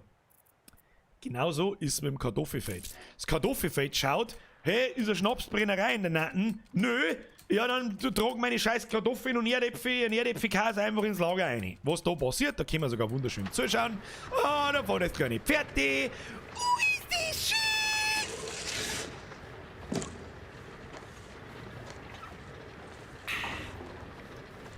weiß nicht, was da tut, aber da steht es halt umeinander. Ich meine, es braucht halt eine gewisse Zeit, bis das die Kartoffeln da abliefert. Und in dem Moment, wo es da im Lager sind, das ist jetzt so die Zentralität des Lagers. Das macht natürlich keinen Sinn nicht, weil wenn ich da Kartoffeln einlagert, dann sind sie auf einmal daher hinten verfügbar. Ja, ich weiß nicht, ob man 1800 schon der Teleportfähigkeit bemächtigt war. Ich glaube nicht, aber ist egal. So, dann ist das eigentlich unsere erste Produktionskette. Wie schaut es da aus? Jawohl, haben wir schon sauber am Produzieren. Aktueller Prozess, 80%. Da schauen wir jetzt einfach mit zu. Da holt er sich Kartoffeln. Oh, da muss ich fast leise ins Trötchen püstelchen. Mr. Metal United. Bussi aufs Nussi, welcome to the squad. Vielen Dank für deine Mitgliedschaft. Ab in den Chat. Habe dritt Mr. Metal United. Shit, da hat der Schnapsal gebracht. Da hat der Schnapsal gebracht, das liefert er jetzt ab. Im gleichen Zug holt er sich gleich Kartoffeln und fährt wieder zurück. So, und dann ist Schnaps verfügbar. Die Frage ist jetzt, brauchen unsere Bauern, für was braucht man Schnaps überhaupt? Könnte schlimmer sein. Ist eigentlich klar, für was man es braucht. Nämlich, der Bauernsepp braucht es für seine Zufriedenheit. Bauernsepp langweilig, hat nichts zum tun wie eine scheiß Kartoffelbrocke. Was der mal, kommen wir auf die Nacht heim, machen wir einen Schnaps draus, saufen wir uns behindert, passt. Easy Schnaps, easy life, sag ich da dazu. Dann haben wir aber noch was, nämlich unsere Arbeitsbekleidung. Und die funktioniert auf dieselbe... Hörst du auf? Der Lacher! Schaut mal Vollgerät an, wird man angeschrieben, kommt man zum Bürger, muss man erstmal lauter machen. Was? Wieso wirst du mit dem Vollgerät angeschrien? Weiß ich nicht. Das ist schon untertunnelt, Bürger, ja, ich glaube auch. Da geht ein U-Bahn-Netz unter der ganzen Bude durch. Erst einmal, Herr Lauer, Verkehrsgefühl 1 Euro, Busse aufs Nussi. So, jetzt machen wir Folgendes. Jetzt eröffnet man gleich einmal unser zweites. Das ist zwar jetzt finanziell absolut ineffizient, das ist mir auch klar, wenn man so viele Lagerhäuser aufbaut, weil die alle einzeln Geld kosten und du da rum minus 158. Aber das ist mir Sacke. Das bauen wir daher und dann haben wir da eine zweite Produktionsstraße, wo wir uns dann die ganze Zeit orientieren können. Das ist so der grundlegende Plan. So, da läuft der Reh-Ragout. Da schon ich, läuft das Reh-Ragout davor. Babyreh! Da ist ein Babyreh! Da Babyreh! 6 genau, da ist 6! Da läuft's! Mich würde so interessieren, wo es hinläuft. Wo laufen sie nie? Was tun sie jetzt? Schieb, was denn?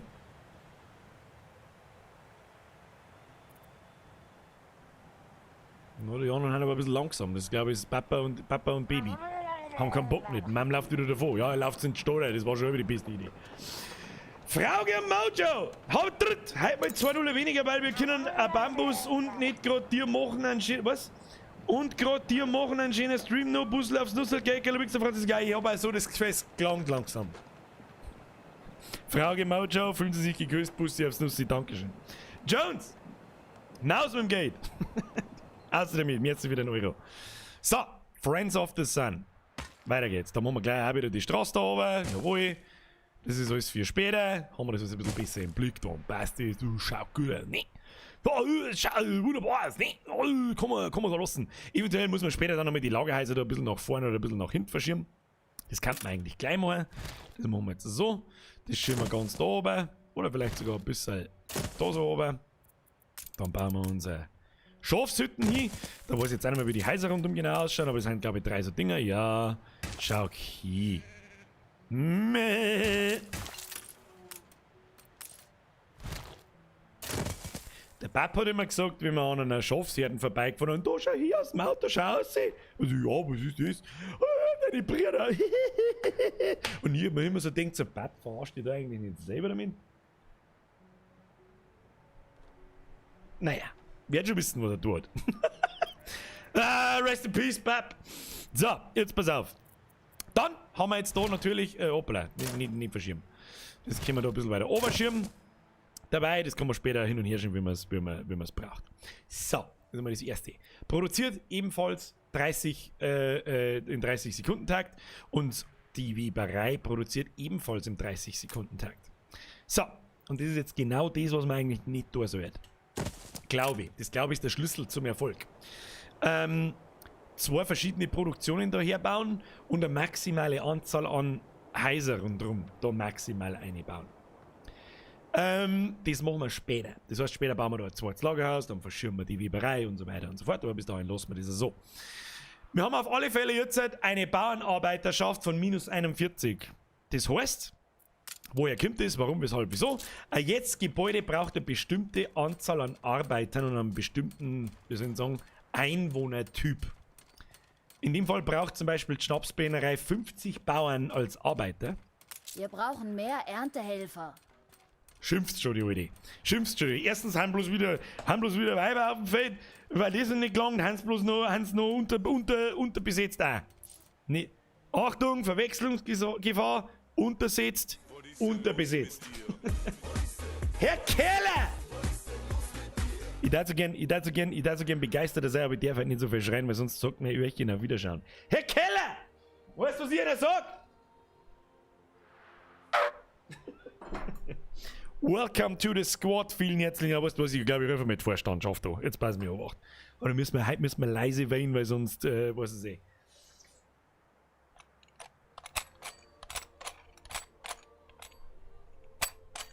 Ich bin zuversichtlich, dass wir es jetzt haben. Ja, ich bin auch zuversichtlich, dass ich es habe. Ich darf kein telefonieren heute. Futz, wenn ich am Telefon bin! Du Arschloch! Ja, ich bin's! Schreib's dir nicht 2! Wir haben Keller Sepp Metal United heute! RT, die Erfahrung ist nur nicht so. Du wartest. Wie oft werde ich das noch hören? Du 5 für A, neue Ingwer, Wurzelgrade, Besserung.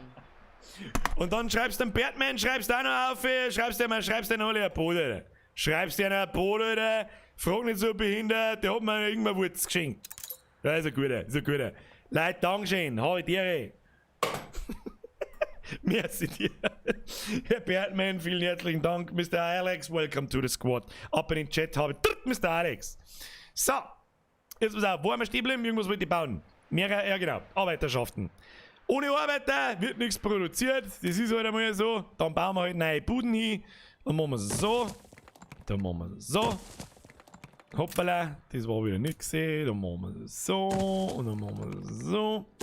So, jetzt kriegen wir dann gleich wieder das Problem, dass die Gebäude nicht an der Straße angebunden sind. Das ist mir aber scheißegal. Da ziehen wir jetzt da eine Straße durch und dann ziehen wir da so eine Straße durch. Kann man so machen. Passt schon. So, wir haben ein neues Bedürfnis bei unseren Bauern und zwar das Beste von alle. Ein sauberes Wirtshaus, Alter. Ein Wirtshaus. Du scheißt mir nochmal ein Wirtshaus hier, das wird dann schon. Wirtshaus. Brauchen wir? Was brauchen wir da? 10 Holz. Dann haben wir 47 Holz, Alter. Können wir mal. Jetzt ist die Frage, wo wir das genau hinbauen. Sollen wir das so bauen oder sollen wir das so bauen? Ich weiß das nicht. Ich weiß das nicht. Das kommt von alleine. Ja, schieben die Scheiße jetzt da einfach mal irgendwo hin, weil es wurscht ist. Ja, da bauen wir sie. Ja, freilich bauen wir das da hin, das passt dem schon. Ja, damit da jeder einen schönen Zugang zum Schnaps hat. Das ist aber eh klar. So, wie schauen wir aus? Was brauchen wir? Wunderschön. Ah, wunderschön. Wunderschön. Oh, wir haben einen Propaganda-Code. Propaganda, stimmt. Da wollte mit der Zeitung irgendwas. Da habe ich gerade telefoniert. Alter, was kann ich dafür? Wo ist denn der jetzt hin? Wo ist denn? Da, Zeitung. Zeitung wartet auf ihre Freigabe. Was für Zeitung würde das haben? Gönner leibhaftig zu treffen, ist ein solches Privileg. Wenn ich irgendwas für Sie tun kann, egal was, sagen Sie es einfach und ich begebe mich unverzüglich ans Werk. Das ist wieder Schiffsverkäufer Stan. So, auf alle Fälle. Eine Spielmechanik im 1800 ist die Zeitung. Was wir mir unsere, wie soll ich sagen, Bauern für Zeitungen vorlegen, das weiß ich nicht, weil bis auf gelbe Ich danke Rumzupfer... Ihnen, dass Sie dieses Verlagshaus gerettet haben. Welch Glücksfall nach dem endgültigen Bruch mit unseren wütenden, ich meine, wichtigen Anteilseignern. Beweisen wir es, der Futzen als der Trottel! So. Damit kannst du die Bevölkerung beeinflussen. Und zwar, ich lese da eben schon gar nicht, eigentlich sollte man mal lesen, was da überhaupt drin steht. Das beeinflusst Dinge im Spiel. Das heißt, das da macht die Zufriedenheit der Bürger +5. Dieser Artikel macht -5, also ist plus minus 0. Und dieser Artikel beeinflusst einfach gar nichts. Wir haben unten so Einflusspunkte, die kriegt man im Spiel durch gewisse Das Sachen. wäre der geeignete Ort für mein neues Na, halt Basislager. doch einmal dein dummes Maul! Wie war denn das? Du Brunskau, du Futzengrobe! Nein, kriegst Das ist nicht! eine andere Wahl, da bin ich mir sicher. Das scheiß Basislager kannst du in den Arsch schirmen. Herr Meier, Servus Bier, schön, dass es wieder besser geht. Ich hoffe, dass in deinem Ingwer-Tee wenigstens Zucker oder Honig drin ist. Nein, nichts davon. Einfach pure Ingwer-Dreckswurz. Leute, guck mal da. Schaut aus wie Kartoffelscheiberl. Hab ich einfach reingeworfen. Aufbriert, saufen mein Einschell. Ist asozial. Egal.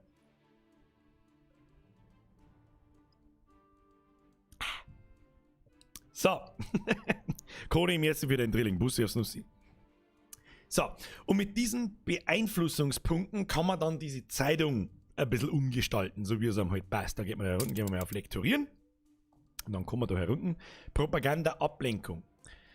Das heißt, ich kann dann den Artikel, der kostet 10 sichere Punkte, ich glaube 105 haben wir, das ist so eine Art Kapazität. Und dann kann ich den Artikel quasi außerlöschen lassen und dann wird meine Bevölkerung nicht unzufrieden. Spare ich mir jetzt, aber braucht kein Mensch. Wobei, weißt du was, lektorieren wir es. Wenn Zack. sie darauf bestehen kann, möchte ich dem nicht widersprechen. Tja, es ist sehr, sehr nah, wie es in echt funktioniert. So, ich lese jetzt einmal vor, was in den Artikel steht. Das habe ich nämlich noch nie gelesen, wie ich Offstream gespielt habe, noch nie. Sind Sie ein Genie? Nur Menschen mit einer hohen Meinung von sich können diese außerordentlich schwierigen Fragen beantworten. Wie in fucking echt. Da steht dann sicher ein Scheiß drin, das sind irgendwelche Idiotenfragen, damit sie gleich schlau vorkommen. Nice. Maja Conny! Was? Ich weiß nicht. Achso, du meinst, ja, mei. Kein Gefäß außer Hunger und Durst schmeckt durch nichts. Merci dir. So, lesen wir mal das, was gleich positiv stimmt. Neue Gesellschaft schlägt Wurzeln. Chloe McCluggan, sagen wir mir, besiedelt die erste Insel. Ein Keim, der sich hoffentlich zu einem großen Baum auswächst, der goldene Früchte trägt. In unserer historischen Ausgabe stellen wir die Gesellschaft vor und freuen uns. Wer weiß, wie lange die Freude anhält. Wow. Ich hab schon gewusst, warum ich es nicht lese. Du veröffentlichen, wird schon passen. Zack. Propagandaminister Kim Jong-Schwund. Was? So, passt. Dann, was erspähen meine Augen, unsere Einwohner haben eine super tolle Aufgabe für uns. Einwohneraufgabe, da klickt man drauf. Ich sollte nicht Ja, nach und so. mehr fragen. Wir haben alles, was wir uns je erhofft haben. Ja, Bäuerin hat ein Geschenk für Sie.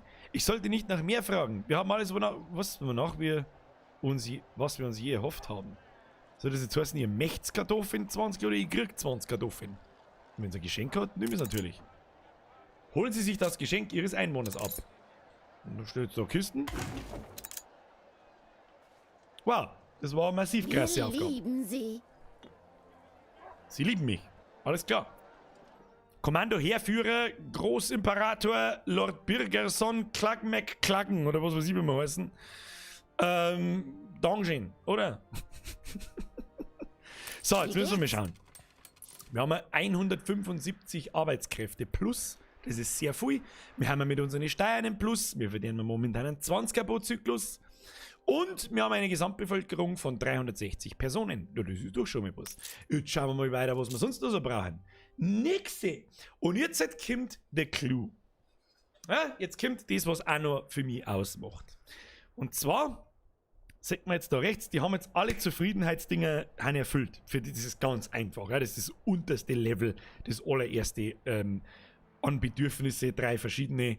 Wenn alles erfüllt ist und die Einwohner zufrieden sind, ja, sind zufrieden, haben einen Schnaps, haben ein Wirtshaus. Das Arbeitspensum ist plus minus 0. Also sie sind nicht lästig, sie eher gefreut aber auch nicht. Das können wir zum Beispiel einmal schnell ändern, was ziemlich cool gemacht ist. Das ist auch neu in 1800. Du kannst das Arbeitspensum in die einzelnen Betriebe anpassen. Dann gehst du da rein und sagst, hey, arbeitet einmal für 15% mehr, ihr Motherfucker. Und dann werden sie halt lästig. Ja, dann sind sie unzufrieden und zahlen sie weniger Steuern und sie ziehen aus und lauter so ein Mist. Deswegen versuche ich das zu vermeiden, solange es geht und vor allem solange wir noch Platz auf der Insel haben. Tja, und jetzt kommt der Clou, was auch noch für mich ausmacht. Und zwar wollen diese Bauern jetzt aufsteigen zur nächsten Evolutions... Wie nennen wir es denn? Evolutionsstufen. Nennen wir es einfach Evolutionsstufen. Scheißegal. Da drücken wir jetzt drauf. Einwohneraufstieg. Ein volles Wohnhaus kann zur nächsten Stufe aufsteigen. Erfüllen Sie die Gesundbedürfnisse. Oder ein bisschen deppert bin ich doch noch, ist noch nicht so ganz vorbei. Erfüllen Sie die Grundbedürfnisse für mehr Einwohner. Ausbaukosten 4 Holz. Da drücken wir jetzt einfach mal drauf. Sie haben ein neues Zwischenziel erreicht. Easy. Ah, und kommt der Zeitalter der Industrialisierung. Oh, kommt der Arbeit, der Sepp und möchte Schweine und Wurste und was ich was alles möchte. Und ihr Ehrliche Arbeit. Mehr wollen wir nicht. So gut, ehrliche Arbeit. Mehr will er nicht. Das ist in Ordnung. Das ist in Ordnung. Er schaut ein bisschen, ich weiß es nicht, aber er möchte eine Wurst auf alle Fälle. Weißt du, ich kann verstehen, er möchte einfach eine Wurst. So, Alter, so, ich bin jetzt zur Arbeit. Spaß, ein bisschen Dreck. Das schadet nicht. Hält meine Lampe am Brennen, wenn vom vielen Malochen der Docht schrumpft. Was bitte schrumpft? Vom vielen Malochen schrumpft der Docht. Kinder, vom vielen Malochen schrumpft der Docht. Wichtig zu wissen. Was? Herr Balog, Info, mit Steuerung plus Umschalttaste plus R kann man die Ego-Perspektive wechseln. You serious? Also ich weiß, dass man da irgendwie in die Ego-Perspektive wechseln kann, aber das schauen wir uns jetzt an. Das hätte nicht 3 Euro kosten müssen, Mr. Balog, dankeschön. Was? Steuerung Shift R.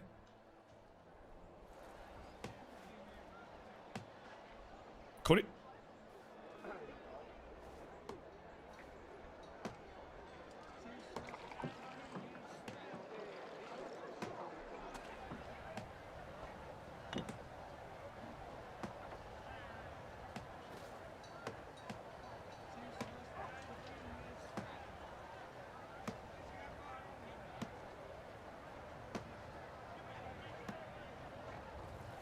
Vom vielen Malochen schrumpft der Docht, lustiger Zimlinder Mann. Tschüss. Das habe ich noch nie da, glaube ich. Habe ich das jemals da rennen? Hund ist. Und der Kickel! Der Gockelmann! Der fucking Gockelmann ist fucking everywhere! Schau dir an! Er besteht zwar nur aus 1,5 Polygonen, der Gockelmann, und hat offensichtlich Klumpen als Fuß, aber egal! Schau dir an! Schau dir an! Das wäre schon geil gemacht. Kannst du mir sagen, was du magst? Kannst du sagen, was du magst? Gibt Spiele, die schauen schlecht aus. Ich sag bloß Minecraft. Dass ich natürlich von da unten nach oben durch den Himmel durchschauen kann, ist natürlich ein bisschen dumm. Schau, da sitzt der Gockelmann am Haus. Hörst auf! Rotorex! Merci dir für den Zickel. Terry, kannst den Brandy 67 grüßen. Hashtag Pap, Hashtag YouTube-Opa. YouTube-Pap, Mr. Brandy 67. Bussi aufs Nussi, welcome, Habitäre aus, Grüß vom Rotorex. Das ist wahrscheinlich der Bur. Merci dir. Gockelmann Tattoo incoming. Das glaube ich auch erst, wenn ich sehe. Und ich rate dir, du sollst das nicht tun. Was? Greenscreen verreckt? Was für Greenscreen verreckt? Wo? Also da unterm Haus, ich bin auch sicher der Depp. Unterm Haus. Saubere Postros. Schau nicht die Schuhe. Nein, da darf man jetzt wirklich nicht. Da darf man wirklich nicht. Wir sollen sagen, früher war noch alles besser. Da haben Kinder nur mit einem Reifen gespielt und haben nicht den ganzen Tag einen knockerten Arsch mit 12 auf scheiß TikTok und Instagram gehalten. Ah, scheiß fucking TikTok. Da können sowieso alle rot sind, wenn du mich fragst. Sag nix, Birger, sag nix. Also, das ist wirklich. Was ist da los? Bist du bummvoll? Du fauler Huren? Was ist los? Was ist mit dem? Alter, was ist mit dir? Was ist mit dem? Schau dir die Bauerndepp an. Der richtige, weißt du, die bricht das Knack, oder? Die alte bricht das Knack, wenn's drauf ankommt. Und der Blackbeard daneben, der schießt die. Wer ist denn das? Der Bürgermeister? Ich weiß nicht. Chrissy! Der Kokola, der Kokola ist da. Der Kokola ist, was tut denn er? Tanzt am Tisch. Mr. Chris, merci für deinen Zwickel. Bussi aufs Nussi. Was denn die da, die ein bisschen Trompeten spielen? Weiß ich auch nicht, was das soll. Was es gibt, was man da alles sagt. Ich meine, da darf man jetzt nicht besser, dass die Grafik ausschaut, wie es ausschaut. Für das, dass wenn ich da noch mehr drauf drücke wahrscheinlich, ist das vielleicht ziemlich gut gemacht. Gell, da brauchen wir mich nicht umeinander diskutieren. Aber was mich jetzt interessiert ist, ob man den Psuffern Teufel, ob man den, findet man den Psuffern Teufel, Da liegt einfach der besoffene Teufel drin, G. Da liegt einfach der besoffene Teufel drin. Was ist mit dem? Da liegt der. Und sagt nichts. Greenscreen im Popo. Wo ist der Greenscreen im Popo? Ich sehe keinen Greenscreen, der ist, wo im Popo ist. Wo ist denn im Popo? Er hat den Popo. Einen im Popo. Mein Greenscreen. Wo ist denn der im Popo? Bin ich besoffen? Ich seh's nicht. Ich kann so mal. Ich kann mal so mal. Das ist voll verrückt. Unten rechts. Da. Bei mir ist es so winzig rechts, das sehe ich nichts. Sehe nichts. Ist jetzt besser? Besser. Oder? Ja, ist besser. So, jetzt sehen wir mal weiter, damit wir da wenigstens einmal ein paar Arbeiter zufriedenstellen können, weil sonst meine ich, sehe ich da schwarz. Jetzt müssen wir unsere Kamera mal wieder rein, weil sonst kennen wir nicht mehr aus. Das hasse ich, wenn ich, das tue ich fast nie, dass ich die Kamera verstehe. So, jetzt passen Sie am Obacht. Was brauchen wir? Wir haben jetzt auf alle Fälle einen komplett neuen Reiter unten im Asozial! Unten im Arbeitermenü. Und da kommt jetzt auch diese Handelskammer. Und das ist das Gebäude, von dem ich vorher geredet habe. Und zwar, das ist ein Einflussbereich. Das müssen wir uns dann noch... Diese verfickte Leertasten! Fuck you! So, so weit haben wir noch lange nicht. Und zwar mit so einem Einflussbereich. Und das müssen wir halt irgendwie ausdifteln. Und das beeinflusst dann die Gebäude da rundherum. Aber wurscht. Jetzt machen wir erst einmal Folgendes. Jetzt bauen wir Ziegelsteine. Das ist einmal, wir brauchen Stein. Ja, das ist unser nächster Grundrohstoff fürs Holz. Für Gebäude und für Storstraßen, dann fahren die Wagerl da schneller und so weiter. Und dazu brauchen wir ein Lehmgruben. Und 50 Arbeiter. Wo ist eine verdammte Lehmgruben? Schauen wir mal, 2 haben wir, da können wir da umklicken, haben wir da eine und haben wir da hinten eine. Ich würde vorschlagen, wir nehmen die da herum. Da pflanzt man jetzt einfach die Lehmgruben da rein, jawohl, und dann werkelt man da irgendeinen fotzengroben Weg auf, weil es eh scheiß wurscht ist. So, wunderschön. Und dann der wir daneben, schauen wir mal. Also, das Ding produziert quasi alle 30 Sekunden 1 Lehm. Ja, servus, was haben Sie so für einen Umsatz in einer Lehmgrube? Ja, wir produzieren in 30 Sekunden 1 Lehm. Ja, investiert, Bitch. Und die Ziegelei braucht 1 Minute. Das heißt, die eine Lehmgrube kann 2 Ziegeleien beliefern. Ja, damit beide voll ausgelastet sind und werden. Das machen wir jetzt so. Das baue ich jetzt eins daher und eins baue ich daher und dann kriegt das drum noch. Da haben wir noch ein Lagerhaus, das tun wir da noch in die Schnellleiste ein. Bauen wir noch ein Lagerhaus, das bauen wir daher.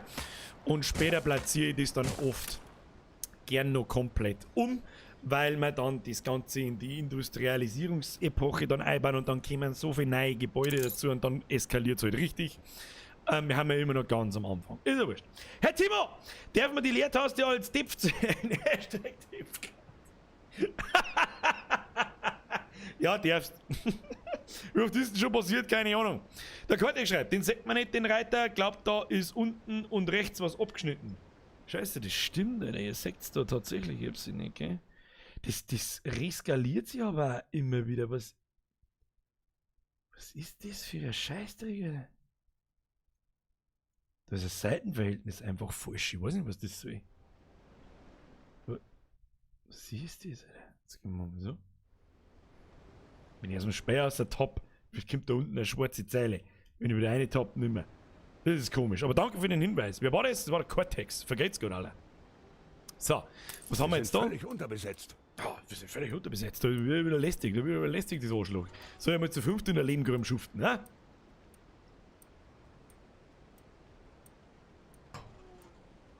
Das unter den Nägel von dem scheiß Ingwer-Dreck, das ist aber das Kreisligste, weil da sammelt sich alles.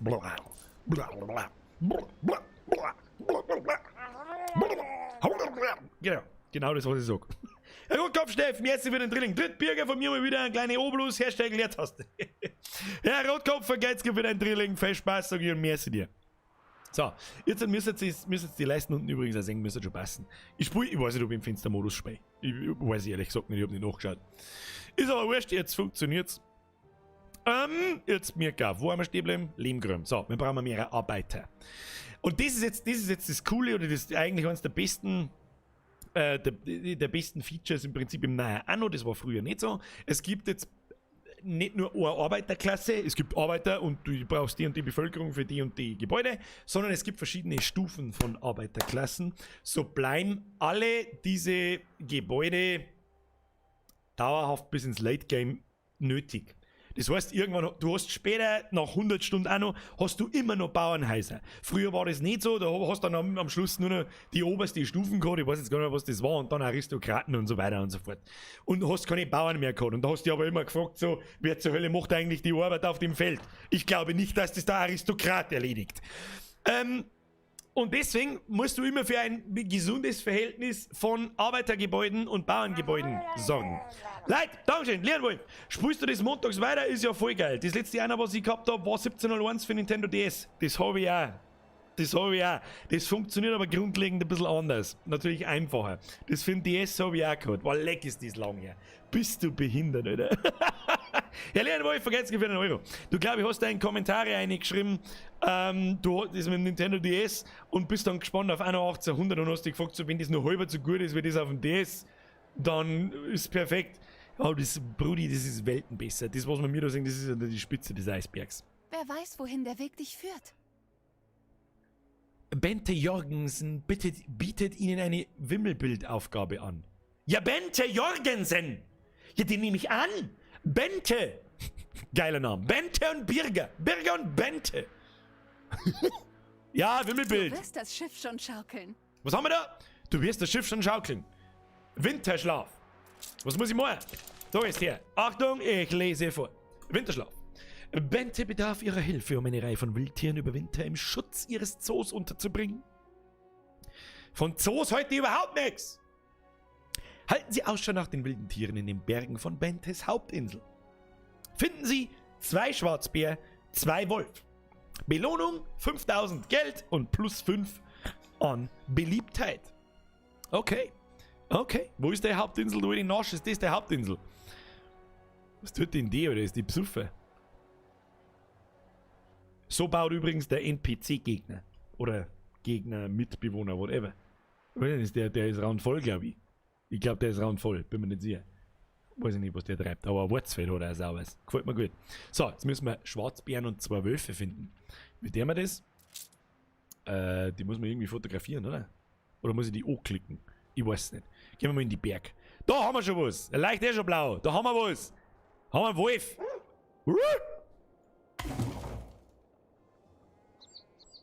Ich weiß nicht warum, aber der Klick auf den Wolf hat den halben Wald abgeholzt. Alles klar. Es mangelt an Arbeitskraft. Es mangelt an Arbeitskraft. Ich muss jetzt einen Wolf suchen und fotografieren. Halt dein Fotzen. Gut, kannst den ganzen Tag noch. Da ist nur ein Wolf. Und da hinten haben wir einen Schwarzbär. Schwarzbär! Schwarzbär! Schwarzbär ist die Haselnuss. Schwarzbär ist die Haselnuss. Das hast du dir mehr als verdient. Bente Jürgensen macht Ihnen ein Geschenk. 2000 Münzen. Ich weiß nicht warum, Bente. Aber du darfst mir gleich nochmal 5000 zahlen, wenn ich den zweiten Bären finde, Alter. Wo ist der zweite Bär? Bär, müssen wir auf den anderen Berg schauen. Der Bär auf dem Berg. Der Bergbär. Gibt's Bergbären? Ich weiß nicht. Ja, wo ist denn der Bär? Mr. Bär. Hallo? Hallo, Mr. Bär. Hallo, Mr. Bär. I can't find you. Hallo? Hallo? Hallo? Ich sehe keinen Bären. Ich sehe hier keinen Bären. Sie wollen mir wohl einen Bären aufbinden. Da ist ein Bär. Da blinkt der Blau. Schau da noch. Schau da noch. Schöner Bär. Eine Popo. Ich kann mich nur bedanken. Beste Idee ever. Kinder, immer wenn du einen Schwarzbären sägst, erstmal einen sauberen Slap auf den Arsch, dann feier ich nix. Da kannst wenn du einen Schwarzbären sägst und du gibst ihm einen Slap auf den Arsch, auf den Nockerten am besten, dann kannst du im Moment beim des Aufschlages hören, wie dumm du bist. Odelfahrer Pedi, vergesst nicht wieder Drilling. Wird langsam Zeit für irgendwann Farm Bauern fürs Bedürfnis Hörsturzvorsorge. Ja, ich glaube auch. Was ich am allergeilsten finde, ist, dass ich die ganze Zeit her, wenn da Gebäude gebaut werden, wenn das der Gegner tut. Jetzt klicken wir da her, gehen wir wieder zurück zu unserer Insel, drehen wir uns ein paar Mal im Kreis, wunderschön, passt. So, wir brauchen mehr Arbeitskräfte. Viel zu viel übereinander geschmerzt, bla bla bla. Lassen wir mal ein paar Leute aufsteigen. Da tun wir jetzt da so. ausbauen. Da gibt es, das geht natürlich auch schneller. Dann sehe ich da die Pfeile nach oben über die Bauernhäusl und dann sehe ich, wer aufsteigen möchte und wer nicht. Und jetzt nehmen wir einfach mal so einen 6er-Block. Du darfst den alten Willy doch nicht einfach so zurücklassen. Der alte Willy Wibbelsock kann mir aber sauber an dem Sack lutschen. Das sind doch nur Sandburgen. Blöd. Okay. Sind doch nur Sandburgen. Blöd. Alles im Lot, sag ich mal. Nein, ist Blut, sag ich mal. Tja, das wird nicht ganz gelungen. Darum werden wir jetzt nur einen 6er-Block aufwerten. So, jetzt müssen wir vielleicht mal für kurz, weil da sehe ich zum Beispiel, jemand schreibt gerade, der Franz Brandwein schreibt, hat das Spiel hohe Anforderungen. Relativ. Es ist also mit einem 10-jährigen PC hast du keinen Spaß damit. Sag ich dir gleich schon. Aber mit einem einigermaßen im PC geht schon. Einfach auf der Seite die Anforderungen durchlesen. So, wir haben 115 Bauern und jetzt werte ich mal so ein Bauernhäusl auf. Blub, dann haben 10 Bauern weg, aber wir kriegen Arbeiter dazu. Das heißt, die eine Seite wird quasi weniger und die andere wird mehr. Und das ist so eine kleine Krux halt einfach, auf das was du schauen musst, dass du immer Arbeitskräfte zur Verfügung hast.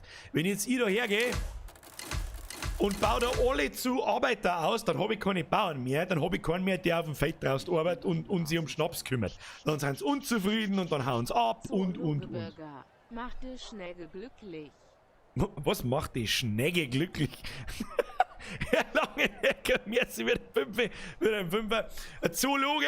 Ja, ein Zoologe bin ich nicht, aber das glaube ich war ein halbwegs interessanter Beruf gewesen irgendwann einmal.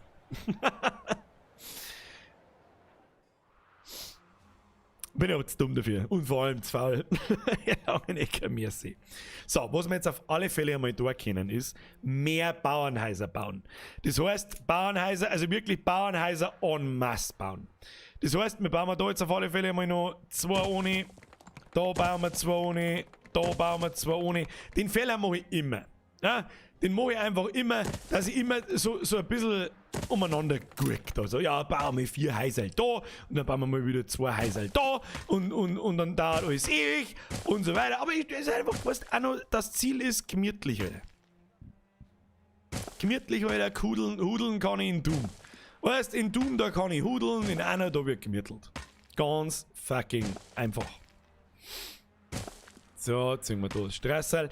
Ich weiß schon, das ist nicht ganz synchron da.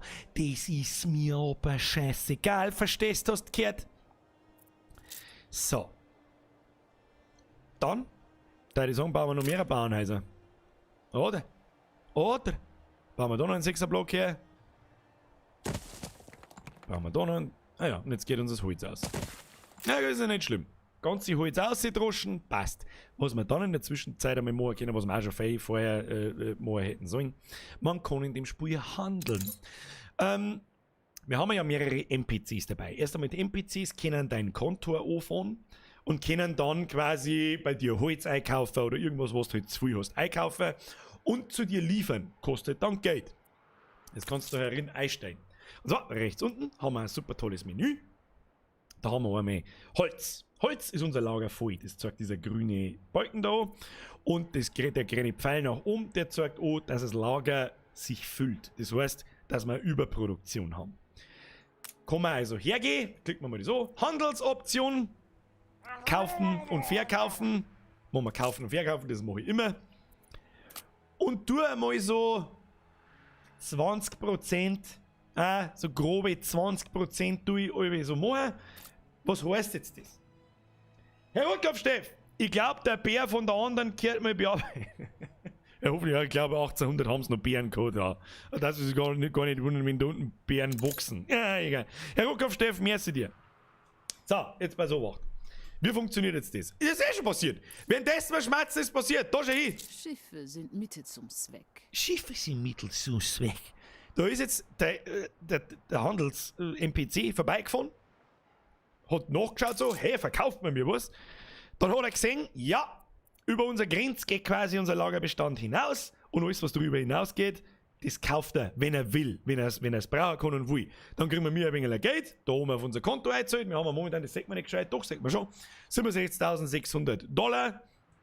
Und ja, und andersrum, wenn unser Lager unter der Grenze ist, dann verkauft er uns das Holz. Das heißt, er füllt das Lager bis dahin auf, bis zu der Grenze, wo wir da markiert haben, und das kostet uns auf einen Schlag ein wenig Geld. Das geht mit allen Materialien und das tue ich am Anfang zumindest immer mit die Holzbredel. Immer. Da uns die immer ausgingen. Und selbiges tue ich übrigens auch mit den Ziegelsteinen. Weil die auch immer gern ausgingen. So, wenn jetzt irgendjemand kommt, dann liefert der uns hoffentlich Steine und Holz und wir haben einfach ein bisschen mehr Zeit beieinander. Dann nimmt selbst schreibt, eine Feuerwehr brauchst, das habe ich da schon ein paar Mal gelesen. Feuerwehr ist gar nicht so wichtig. Feuerwehr, oh mein Gott, eine Feuerwehr. Wer braucht eine Feuerwehr? Wir haben noch gar keine Feuerwehr. Doch haben wir schon. Haben wir eine Feuerwehr? Da haben wir eine Feuerwehr. Eine Feuerwache. Dann soll es eine Feuerwachen kriegen, fix, Mari. Wo stellen wir die hier, ist die Frage. Die stellen wir ziemlich zentral. Das ist in Ordnung. Die können wir später noch verschieben. Ich mache das dann am Schluss meistens so, dass die in die Ränder draußen steht. Weil die nur unnötig Platz verbrauchen. So.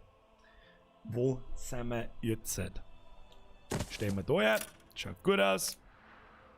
Und den Kanal da, den da in der Mitte drin, den lassen wir frei. Für was? Später kommt ein Kraftwerk und Strom. Und dann musst du mit dem Zug da reinfahren. Das, wenn du am Anfang nicht weißt und das kommt irgendwann daher, kannst du von vorne anfangen. Oder so gut wie von vorne anfangen. So!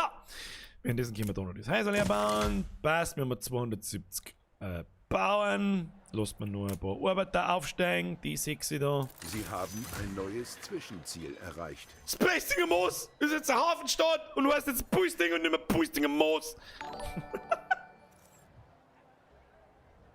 Der Herr Langenecker schreibt, Feuerwehr ist wichtig. Und warum ist Feuerwehr so wichtig? Was ist denn das jetzt wieder? Warum fängt denn die Scheiße jetzt da schon wieder an? Was war denn das jetzt wieder? Rennt der Zombie-Sepp wieder an? Ich weiß nicht, was das ist.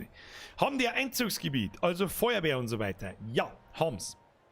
Da, wenn du die Gebäude anklickst, dann kannst du in ein Einzugsgebiet anschauen. Die grün markierten Straßen. Soweit geht die Feuerwehr. Also die ganze Stadt ist auf alle Fälle einmal gesichert. Und eigentlich sollte man in unserer Produktionsstätte hauptsächlich, da sollte man eigentlich langfristig. And the tips counter goes.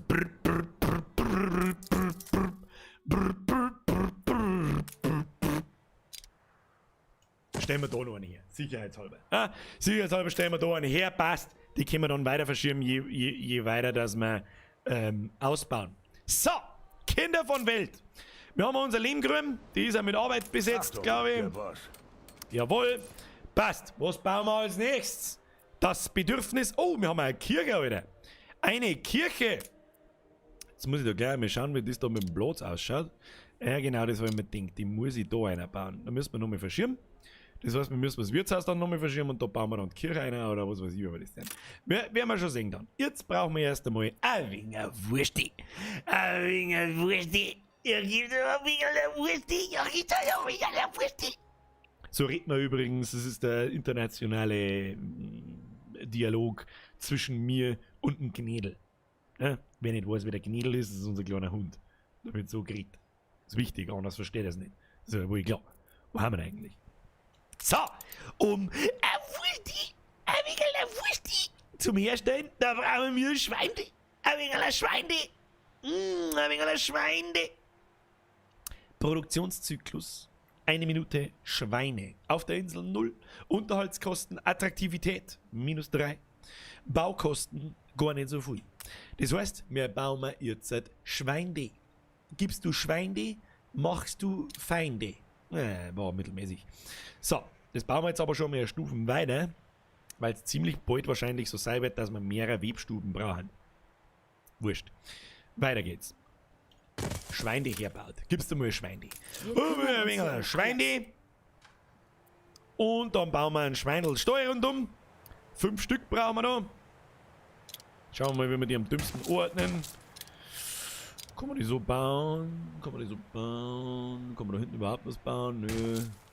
Nö. Dann machen wir es da so. Die haben eine Produktionszeit von 1 Minute. Und die Metzgerei ebenfalls von 1 Minute. Das heißt, ein Schweinestall beliefert eine Würstchenbude. Lecker Würstchenbude. Machst du ein bisschen Würstchenbude? Der Dampfler fragt mich, hast du eigentlich alle DLCs? Nein, die letzten 2 nicht. Also fast alle. Ich hab Season Pass 1, Season Pass 2, aber die ersten, die gerade erst gekommen sind, die hab ich nicht. So! Schweindelbude! Und nach unserem Prinzip von vorher machen wir da jetzt genauso weiter wie da. 1, 2, 3, 4, 5. Dann 1, 2, 3, 4, 5. Und dann bauen wir da das Lagerhaus her. Hoppala, haben wir uns ein bisschen verbaut. Ja, in unserer Produktionsstätte bauen wir das Ding ein. Wie machen wir das? Wie machen wir das? Wie machen wir das? Wie machen wir das? Wie machen wir das? Wie machen wir das? Lagerhaus, jawohl. Das hakelt man da hin. Das hakelt man eben da hin. Da tun wir einfach mal so weiter. Das passt auch. Hoppala. Und dann nehmen wir von der Metzgerei ein wenig Wursti. Das tun wir da rauf. So, und jetzt ist halt das Dumme, dass der Einzugsbereich von dem Gebäude da bis da zur Metzgerei aufgeht. Jetzt kann es halt dummerweise passieren. Nalinator! Vergesst über den Zirkel! Auf einen schönen Abend! Vergeht's gut, zurück, Kleiner, holt euch ein heißes Getränk und dann gehen wir uns alle ein Bussi aufs Nussi, sage ich merci für den Zwickel und dann alle, die vielleicht gerade zuschauen, wisst ihr, was du damit tun kannst? Weißt du, was du jetzt tust? Bevor du jetzt zurücklernst und dir ein Heißgetränk holst. Streiks und Meinungsfreiheit. Wenn uns die Bonzen das nehmen wollen, dann nehmen wir ihre goldenen Löffel und stecken sie denn sonst wohin. Eindeutig Bildleser. Merci. Weißt du, was du jetzt tust? Bevor du jetzt zurücklernst und dir ein Heißgetränk holst, ja, gemütlich und vor allem leise. Warum leise, habe ich vorher schon erklärt, ist scheißegal. Drückst du mir auf Like. Einfach weil du es kannst. Einfach weil du es kannst. Was Twitch tut, ist mir wohl. Geht eigentlich der YouTube-Chat noch? Ich sehe fast keine einzige Nachricht im YouTube-Chat. Fast keine einzige. Da sitzen über 900 Leute. Muss ich jetzt mal schnell schauen. Da sitzen 750 Leute auf YouTube und keiner schreibt was. Das glaube ich nicht. Das glaube ich einfach nicht. Glaube ich nicht. So, weißt du, über was wir da jetzt einmal, über was wir da jetzt nachdenken könnten? Das heißt, das ganze System, was ich mir da einbaut, ins Wanken bringt, ist, dass ich möchte halt haben, dass dieses Lagergebäude nur für dieses Produktionsgebäude da ist. Dazu muss ich, es ist aber momentan noch so, ich meine, das sehe ich ja, wenn ich da drauf drücke, ist das Einzugsgebiet von der Würstelmacherei auch in dem zweiten Lagerhaus drin. So. Oh, da kommt der YouTube-Chat. Sagst du mal, wie viel Delay das da drin ist. Ja, ein Delay ist drin, oder?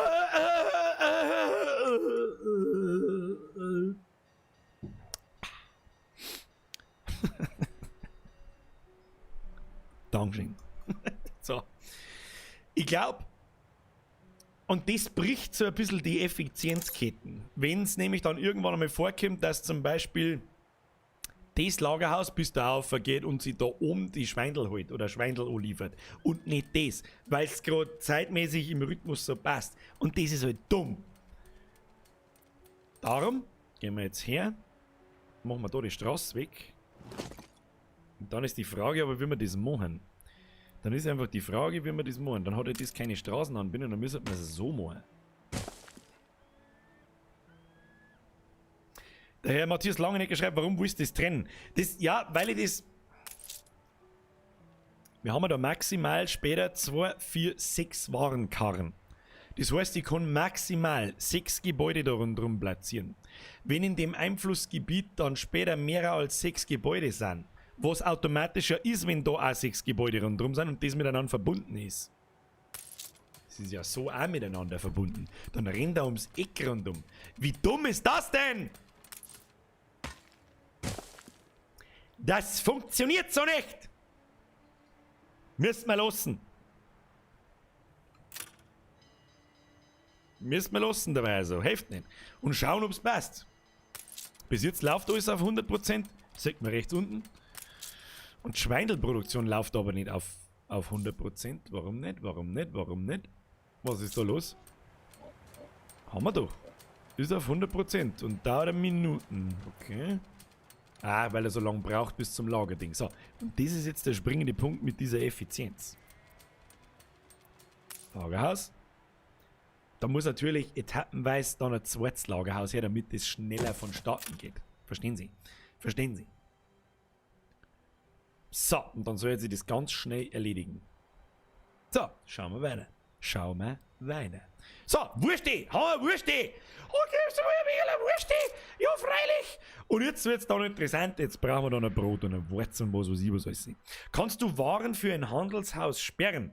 Herr Flockerlocker, das ist eine gute Frage. Das ist eine gute Frage, ob man das... Das ist eine gute Frage. Nein. Ich kann bloß die Oder? Ich kann bloß die Handelsoptionen einstellen. Was ist da los? Starksinger! Schreib mir halt über Tonis Wein. Du Zipfelarm, der YouTube-Chat geht schon. Der Hydro-Style, juckt das wen? Was juckt wen? Das wirst du nicht vermeiden können. Ja, das darf schon gehen, aber dann braucht es zu viel Platz. Kein Geld, keine Frau und ein Kratzer im Lack. Grüße aus der Nähe München. Grüße aus Landau. Nebo.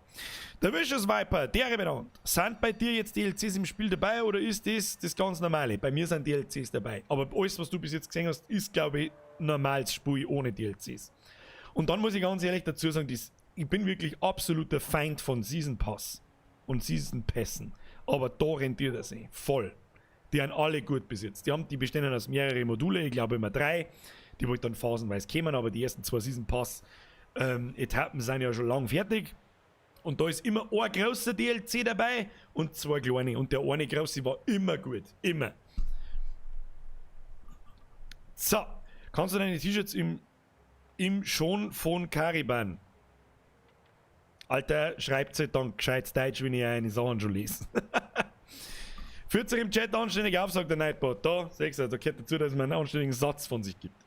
Der Langenecke schreibt, nein, es geht nicht. Jedes Lager hat alle Waren und nimmt diese auch auf. Ja, ich dachte es mir. Ich konnte da bloß die Handelsoptionen einstellen.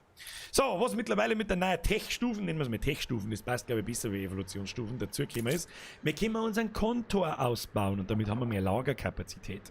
Und so wollen wir daher gehen. Hafen ausbauen. Kostet 10 Holz, 15 Steine. Haben wir 50 und 26, da kann man eigentlich auch die Kirche bauen, gell? Scheiß auf Kirche, bauen wir lieber einen mittleren Kontur. Nice, der schaut gleich voll fancy aus. Schaut nur, wie fancy das ausschaut. Der hat, glaube ich, schon so ein geiles korrodiertes, nennt man das, oder oxidiert. Ist es korrodieren oder oxidieren? Ich weiß nicht, aber das ist überhaupt was davon. Kupferdach, das so dann so grün und so. Schaut gleich viel besser aus. Und vor allem haben wir viel mehr Lagerplatz, nämlich 150 anstatt 75. Und das natürlich, weißt du über die ganze Insel verteilt und nicht bloß da vorne drin. Die Lagerkapazität haben wir in dem Lagerhaus natürlich auch. So, jetzt drücken wir da mal auf ein bisschen schneller, damit es ein bisschen schneller vonstatten geht. Mehr Holz, mehr Steine und so weiter und so fort. Und dann schauen wir weiter. Da haben wir eine Warnungen. Im Bustinger Nuss mangelt es an Arbeitskraft. Ja, das sehe ich aber anders, da haben wir uns ja schon lange drum gekümmert. Bei Kupfer oxidiert es. Sechstes, weiß ich doch noch. Fünf Sachen aus der Schule weiß ich doch noch. Sexualkunde und Oxidieren. So. Wo haben wir stehen geblieben? Brot! Bäcker, bitte ein Brot. Ein Land so grün und üppig. Üppig ist auch der Busen der... Heute einfach den Malbier. So, wir brauchen Felder. Und bei Getreidefeldern, die brauchen extrem viel Platz. Da weiß ich ja, dass man später ziemlich viel Fläche braucht dafür und dass man diese Handelskammern oder wie heißt es, Handelskammern, ziemlich effizient dafür nutzen kann, aus diesem Getreidefeld so viel mehr zum holen. Deswegen fangen wir jetzt einfach mal mit den Felder, mit da so an und dann schauen wir mal, wie viel Platz die brauchen. 144, das ist schon viel.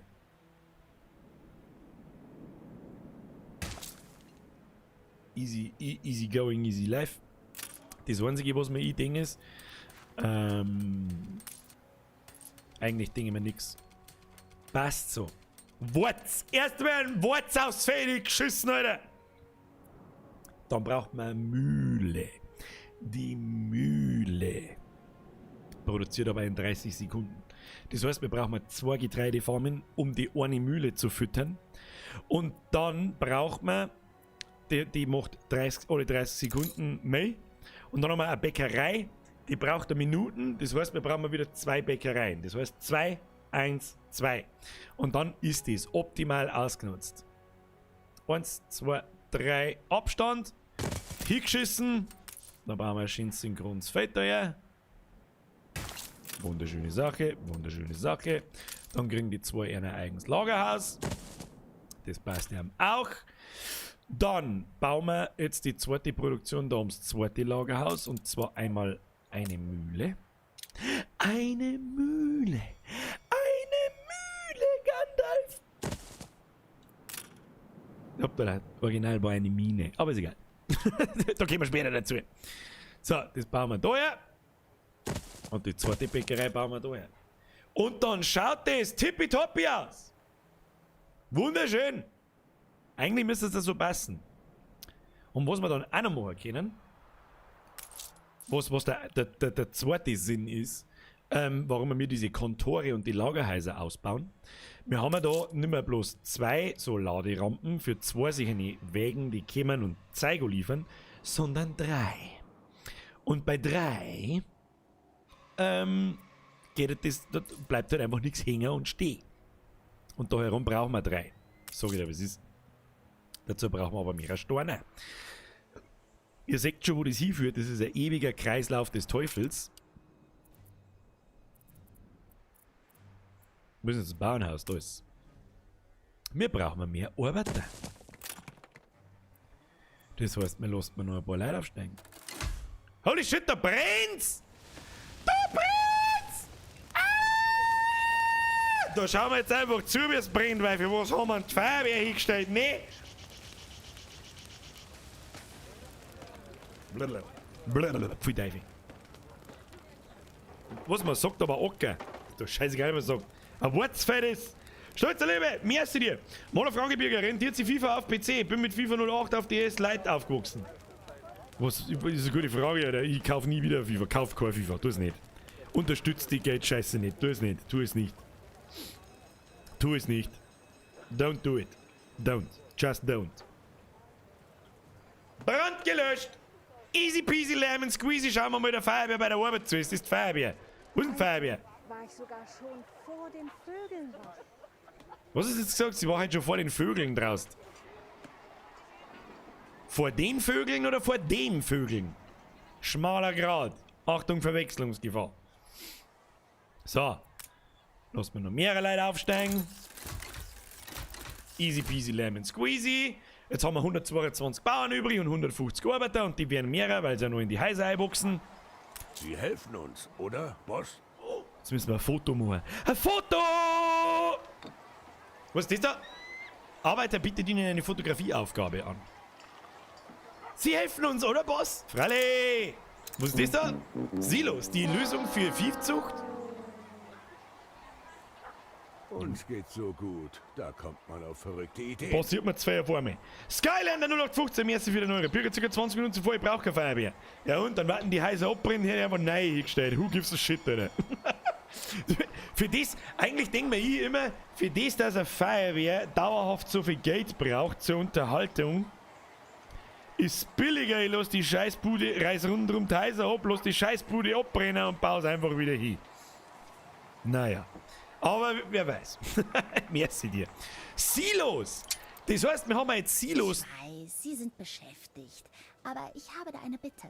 Eine Bitte, soll ich Silo und das Schwein bei den Fackeln hinbauen? Bis der mal. Jetzt machen wir erstmal ein Foto. Eins nach dem anderen, Kinder. Foto machen. Was für was soll ein Foto machen? Weg. Fotografieren Sie die Kämpfer. Was für Kämpfer, Alter? Wird doch geschlägert. Moment, da schauen wir genau nach. Wo wird da geschlägert? Im Wortsfeld, ich weiß nicht. Wo wird denn da geschlägert? Wo wird da geschlägert? Mögen Sie schlägern? Frau Dellerfotzen, ich weiß nicht. Wo wird da geschlägert? Ich seh keine Schläger, wird da geschlägert. Schlägern die Fetten. Wer schlägert denn da? Warum schlägert sie? Schlägert sie, ich weiß nicht. Da ein Kämpfer. Na, da wird geschlägert. Schlägerei! Was denn jetzt nicht so da? Haben sie sich jetzt gegenseitig an die Gackerl gelangt? Nein. Schau, was denn? Was denn?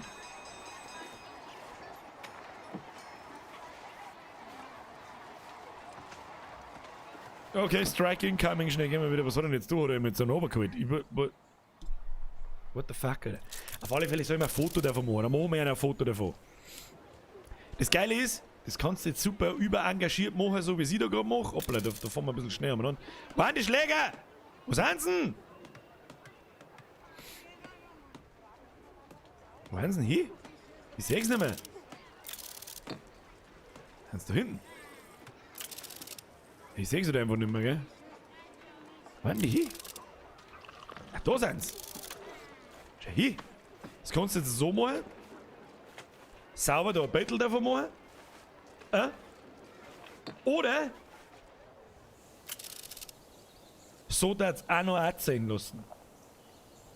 Hätte man besser machen können. Auch noch, seien wir nicht besser, super spät, aber das hätte man besser machen können. Ja? Und dass ich nicht weiter nach unten schauen kann mit der scheiß Kamera, hätte man ebenfalls besser machen können. Ja? Ist ein bisschen dumm. Deswegen, aber wir machen ein sauberes Foto.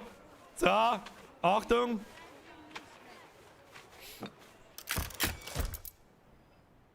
Zuckersüß. Zuckersüß. Ja? Ja? Okay. So. Foto abschicken. Ich weiß nicht, wo wir das hinschicken. Vielleicht schicken wir es per WhatsApp in 1800, aber egal. Nur ein wenig Beachtung. Mehr braucht's nicht. Jetzt sind wir in die Zeitung gekommen, oder was damit? Boxclub! Ich dachte, wir sollten darüber nicht schreiben. Ja, über gute Schlägerei hat sich nicht keiner beschwert. Außer der aufs Maul gekriegt hat. Wo haben wir ihn jetzt wieder? Zurück aus, da müssen wir her. Da haben wir unsere Kamera wieder so in die gewohnte Perspektive. Passt. Wer war das wieder? Berndlands, vergesst für den Euro. Habe Tritt, alter Mann, bitte ein wenig spät. Was habe ich verpasst? Den Aufbau vom Peistinger Moos. Wunderschönes Moos. Beste Leben, Alter. Beste Leben. Merci wieder in eure Berndlands. Und lieber spät wie nie. Nee, so wie ihr. So, dann brauchen wir, dann hat uns die Bäuerin noch gebeten, errichten Sie in einer beliebigen Schweinezucht ein Silo, verbinden Sie Silo mit einem Lagerhaus, liefern Sie Getreide zum Silo in der Schweinezucht. Okay, ihr habt keine Ahnung, das ist neu irgendwie, glaube Schönen ich. Tag auch. Silo, landwirtschaftliche Verbesserung. Okay. Und dann bauen wir das einfach eiskalt da so her, oder wie?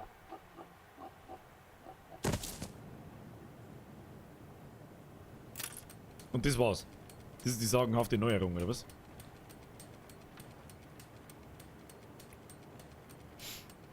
Ich weiß jetzt auch nicht. Was sagt ihr da dazu? Gut gemacht. Für was? Jetzt kommt die absolute Idiotenfrage, aber ich bin nun mal kein Bauer, okay?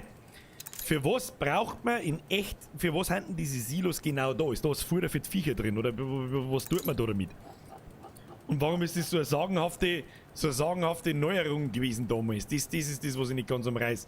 Hat man da wirklich einen Friedensnobelpreis dafür gekriegt, weil man jetzt ein Silo erfunden hat?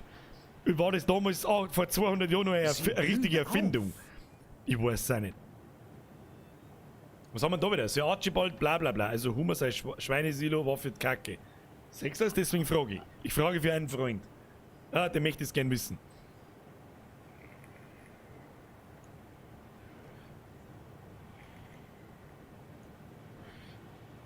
Zur Kornspeicherung.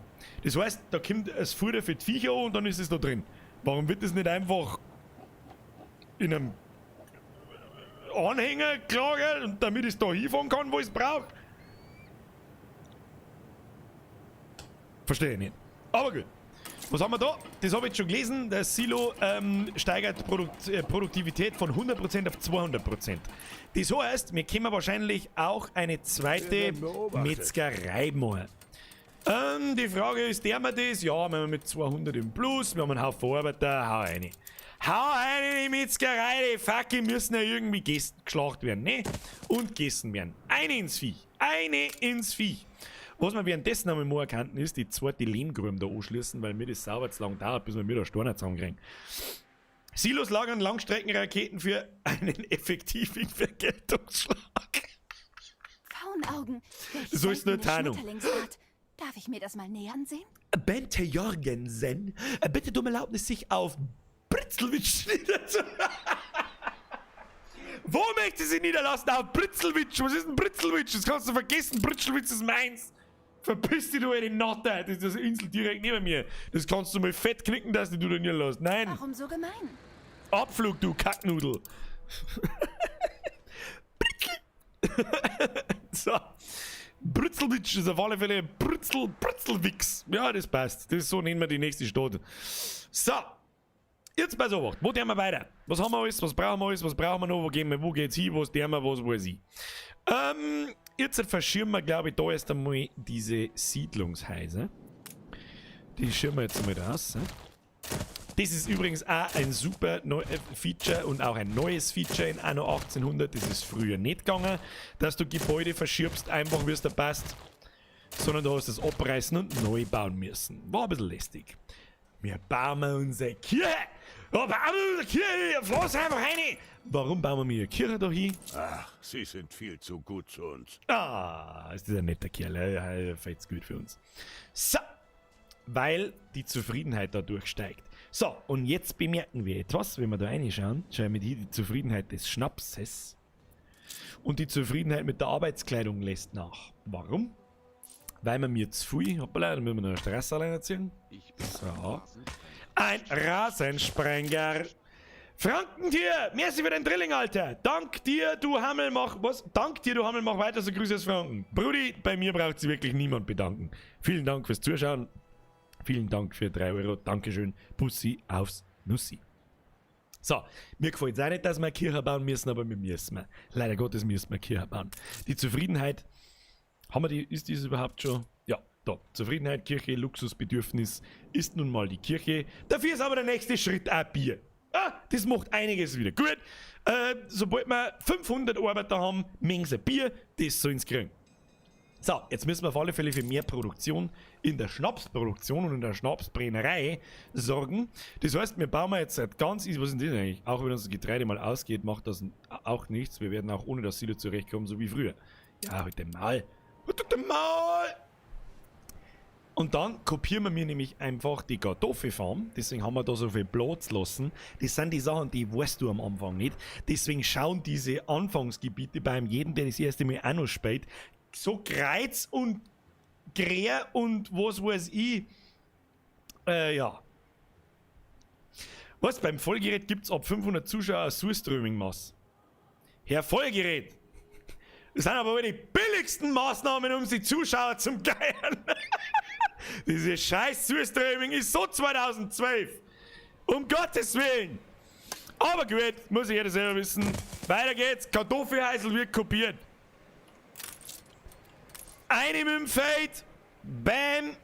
Bam, bam, bam, bam. Bam, bam, bam. So, und schon haben wir wieder einigermaßen synchron. Passt.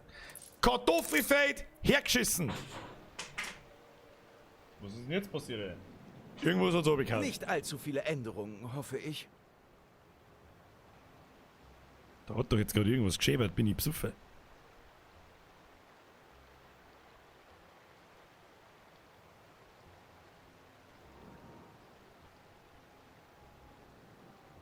Muss die Mieze gewesen sein. Das heißt symmetrisch, aber ja. Was hab ich gesagt? Synchron. Ich bin ein Depp. Oh, der Redakteur kündigt die neueste Ausgabe der Zeitung an. Oh, passt! pünktlich auf die Minute. Wie immer. Da, der wir da jetzt lang umeinander? Ich glaube nicht. Feuerexplosion. Das lektorieren wir außer. Weg mit dem Schund. Mir Für was? werden Sie keinen Mucks hören. Hörst du das? Möchte überhofen. Kriegst du es aber nicht aufs Maul, sonst passt ja. So, eine lektoriert, Leute zufrieden und so weiter und so fort. Drauf geschissen, wird schon passen. So, wir haben eine Brotproduktion, wir haben eine Schweineproduktion. Und jetzt geht's los. Sechstes da war schon ein rotes Ausrufezeichen dort, weil die Lagerplätze überfordert sind. Darum bauen wir diese Stelle jetzt einmal aus. Zack, das Böhnchen. Das tun wir wirklich gern, gell? Ich bin so Aufbauspieler, ist wirklich zack, das Böhnchen. Bester Begriff, Alter. Der Weibier schreibt, Surströming und Durian-Frucht, die zwei Sachen muss jeder gute Food-YouTuber fressen. Ja, wenn er Depp ist, dann schon. Komm mal. Man kann sich Surströming oder, das kann man machen. Und dann gibt es die Leute, die das tatsächlich lustig finden. Aber geht auch ohne. Aber was weiß ich schon. So. Wo haben wir stehen bleiben? Wir brauchen also, wir haben ein Brot, wir haben ein Schweindel, Dings, wir brauchen einen Schnaps. Wir brauchen einen Schnaps, wir brauchen jetzt mal so eine Schnapsalbrennerei. Ne? Tust du mal so eine Schnapsalbrennerei her. Die tust du ja mal her. Geht das eigentlich da auch so? Nein. Muss ein bisschen Platz sparen da zum sein, aber ist wurscht. So. Ein kleiner Dingsbums bauen wir auch gleich her, weil das kopieren wir als nächstes. Bam, bam, bam. Was Bam, führt bam, sie bam. zu uns? Bam, bam, bam. 3 Viertel hin. Braucht das schon bloß 3 Viertel, ja.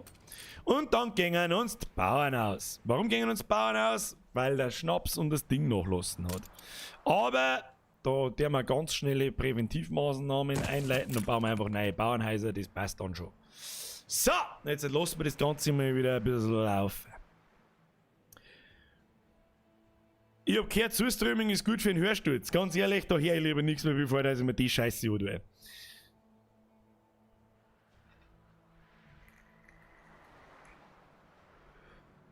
Was im Cookie Simulator kannst zuströmen. Das würde eher passen. Lässt du dir bei den Schafen keinen Platz für das Silo? Ich habe gar nicht gewusst, das ist eine gute Frage. Mr. D. Lensing, ich habe gar nicht gewusst, dass es für Schafe überhaupt ein Silo gibt. Diese Silo-Mechanik, die ist mir... Das gibt tatsächlich ein Silo schon hin. Muss das... Warum kann ich das nicht bauen? Muss am Gebäude Tja, habe ich nicht gewusst. Das ist eine neue Mechanik für mich, Jung. Das müssen wir ein bisschen anders planen. Das machen wir jetzt so und so. Und so. Und so. Und dann, glaube ich, ist das die einigermaßen platzsparendste Variante, die da ist, wenn wir das jetzt noch so machen. Nein, nicht. So. Und dann... Ein Hof ohne Felder? Ja, ein Hof ohne Felder, ich bin doch schon dabei. Weiberleut, schür mal deine Knirscheiben. Füchsle. Oder können wir das da hier hinten hinbauen? Ich bin mir nicht sicher. Probieren wir aus.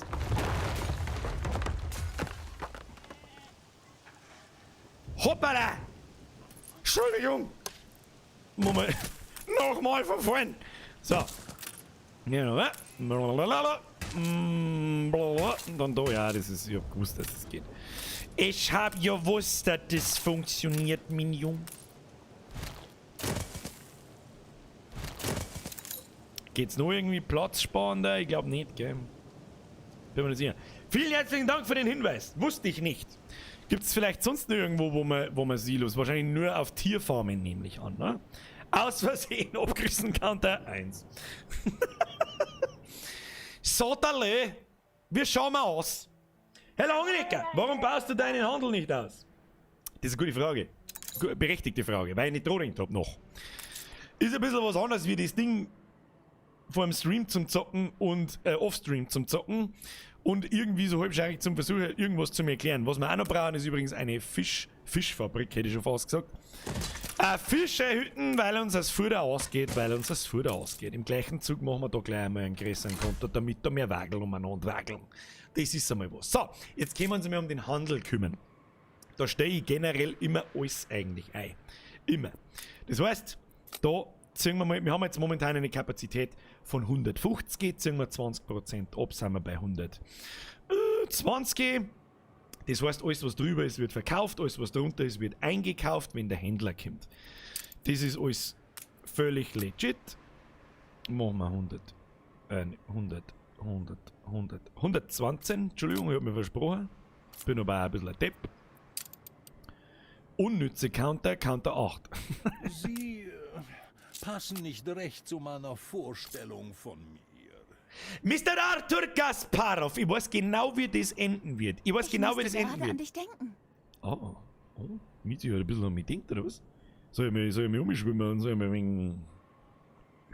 Was das ist.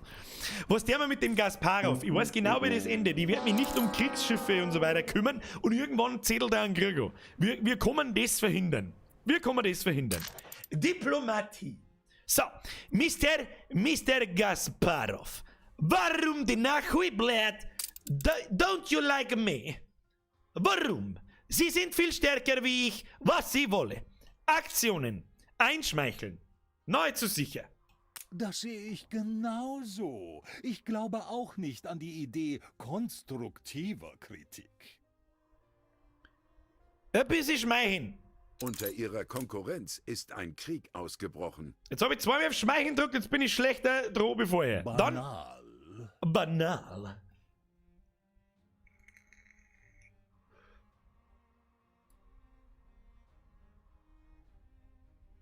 Vielleicht sollten wir Aufgaben bei ihm mal. Was für ein Auftrag? Erklären Sie sich. Warum haben wir den Russenteufel ausgewählt? Der tut uns Alle wissen, weg! wie albern Willy sein kann. Aber ich habe ihn auch schon nachdenklich erlebt. Was für Willy? Der Willy Wibblesock interessiert mich nicht.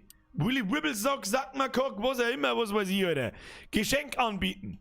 Wieder ein Gläubiger, der meiner Kollekte spendet. Bläd. Nimm du Kollekte, was weiß ich, Hauptsache du zählst keinen Krieg und du Arschloch. So. Weg mit dem Schund. So, handeln. Bei den Kartoffeln ziehen wir auch auf 120. Machen wir 120.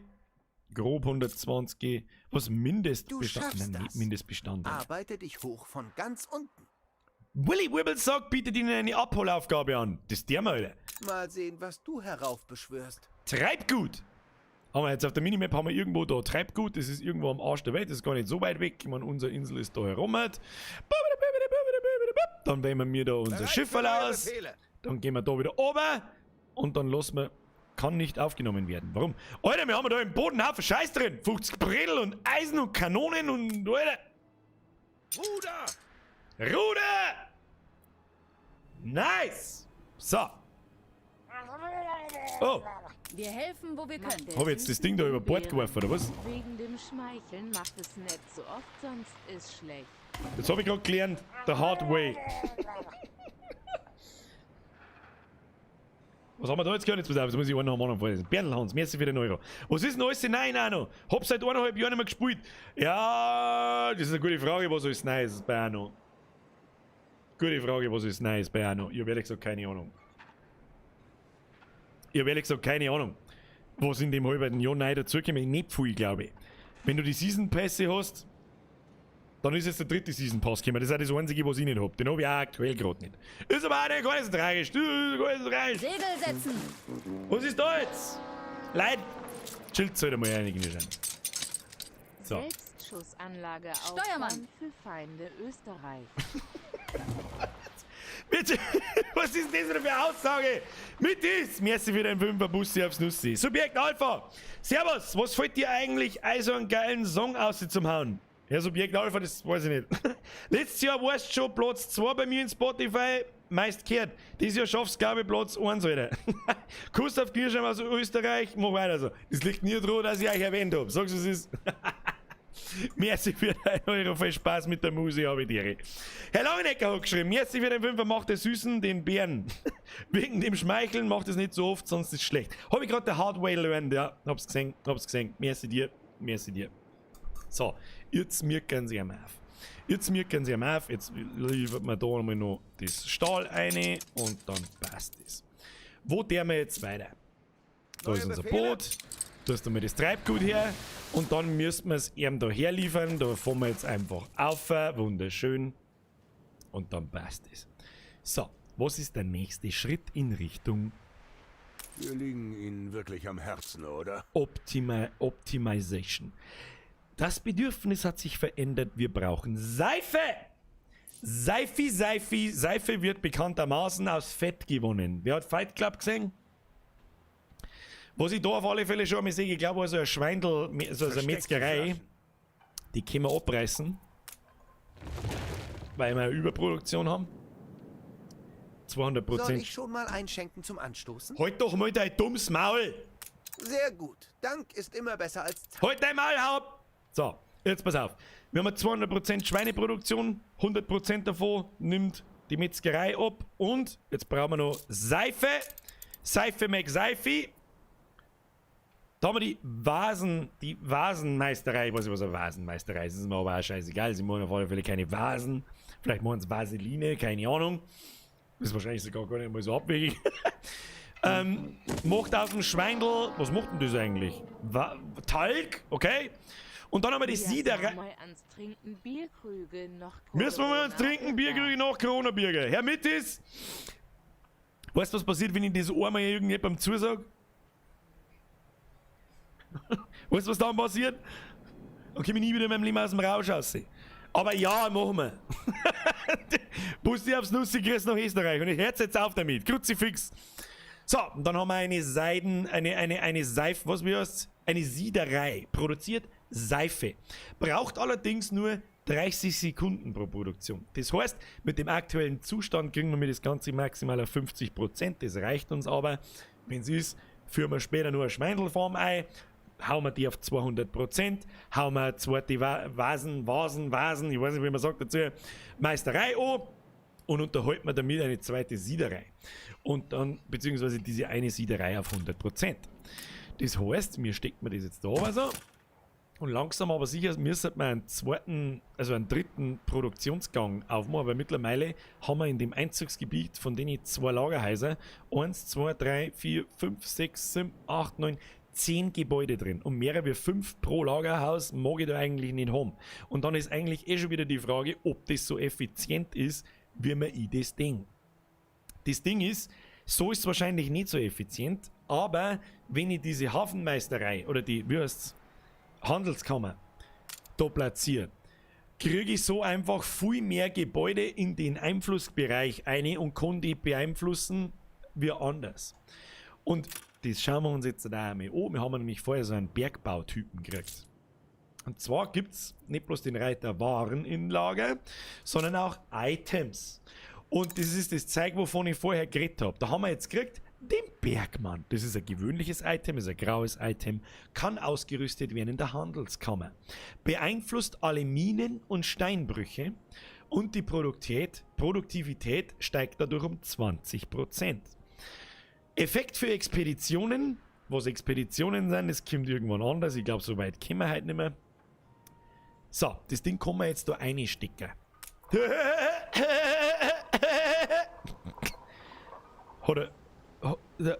Hat er nicht gesagt. So, das platzieren wir jetzt einfach einmal da. So, mit dem Einflussbereich beeinflusst Minen und Steinbrüche jetzt kosten. Klickt mal drauf. Gehen wir da her. Gehen wir in den Itemsockel. Und dann kann ich da jetzt einen Bergmann auswählen. Plopp. Und jetzt beeinflusst der Bergmann alle Minen und Steinbrüche und macht es 20% effizienter. Das heißt, die Lehmgrube muss, oder was steigt denn jetzt da eigentlich? Ist das überhaupt eine Lehmgrube? Gilt das als Steinbruch? Gilt die Lehmgrube als Steinbruch? WIR war das Weiß ich wieder nicht. MIM Bürger AB, Was? bin dabei. Herr Langenecker! Wie war das? Jeder mit dem Bürger Bier bin dabei, später. Nein. Das ist, und genau das ist, was passiert. Am Schluss heißt es dann, der Bürger geht Spenden ab, weil er die Leute verspricht, mit einem Bier zum Saufen. Der Bürger lässt sich zahlen, damit man mit einem ein Bier saufen gehen kann. Der Bürger lässt sich zahlen, damit man mit einem ein Bier kaufen gehen kann, aber kommt dann nicht. Und. Gleich wieder unter Teppich auf, eine kehrt Teppich zu. So. Ein bisschen Spaß, ein bisschen Dreck. So, ich Das glaube, schadet nicht. Hält meine Lampe am die Brennen, Lehmgrube wenn ist von weder vielen eine Mine noch ein Steinbruch. Das wird so ein bisschen das Problem sein. Ist aber auch nicht weiter schlimm. Aber was ist denn der Steinbruch? Es gibt einen Steinbruch? Wann gibt es denn einen Steinbruch? Wo ist denn der Steinbruch? Für was gibt es einen Steinbruch? Gibt es einen Steinbruch überhaupt? Es gibt nur bloß Steinkohlevorkommen. Gut, das ist als Steinbruch. Oder gut halt quasi das Steinkohlevorkommen als Steinbruch. Werden wir außerfinden. Gut, auf alle Fälle, unsere Handelskammer bringt momentan nichts. Da hat er einen Haufen Geld gekostet, reißen wir die wieder ab. Kriegen wir unser Zeug sowieso zurück, ist wurscht. Söderlü. Der Krempe schreibt, Kruzifix lädst du den Chat überhaupt? Weiß ich nicht. Wenn du mir so daherkommst, nein. Alles, was du bis jetzt geschrieben hast, hier rein, da rein, da raus. Hab ich die Ehre. Oder alle Minen. Der Steinmetz, das ist der Steinmetz. Die Lehmgrube macht uns Ziegel. Halt Steine. Vielleicht gilt es für den Beton. Braucht man für den Betonsteine? Gibt es irgendwie Steine? Weiß ich nicht mehr. Weiß ich nicht mehr auswendig. Ist aber auch nicht so tragisch. Es ist einmal viel wichtiger, dass sie unsere Arbeiter, gehen wir mal da um, dass sie die einmal waschen können. Und wie schaut's aus? Sie können sie waschen. Jetzt braucht man ein Bierli. Ein Bierli brauchen wir. Ein Bierli brauchen wir. Aber weißt du, was ich euch sage? Kreuzweh-Hobby. Das ist alles, was ich weiß.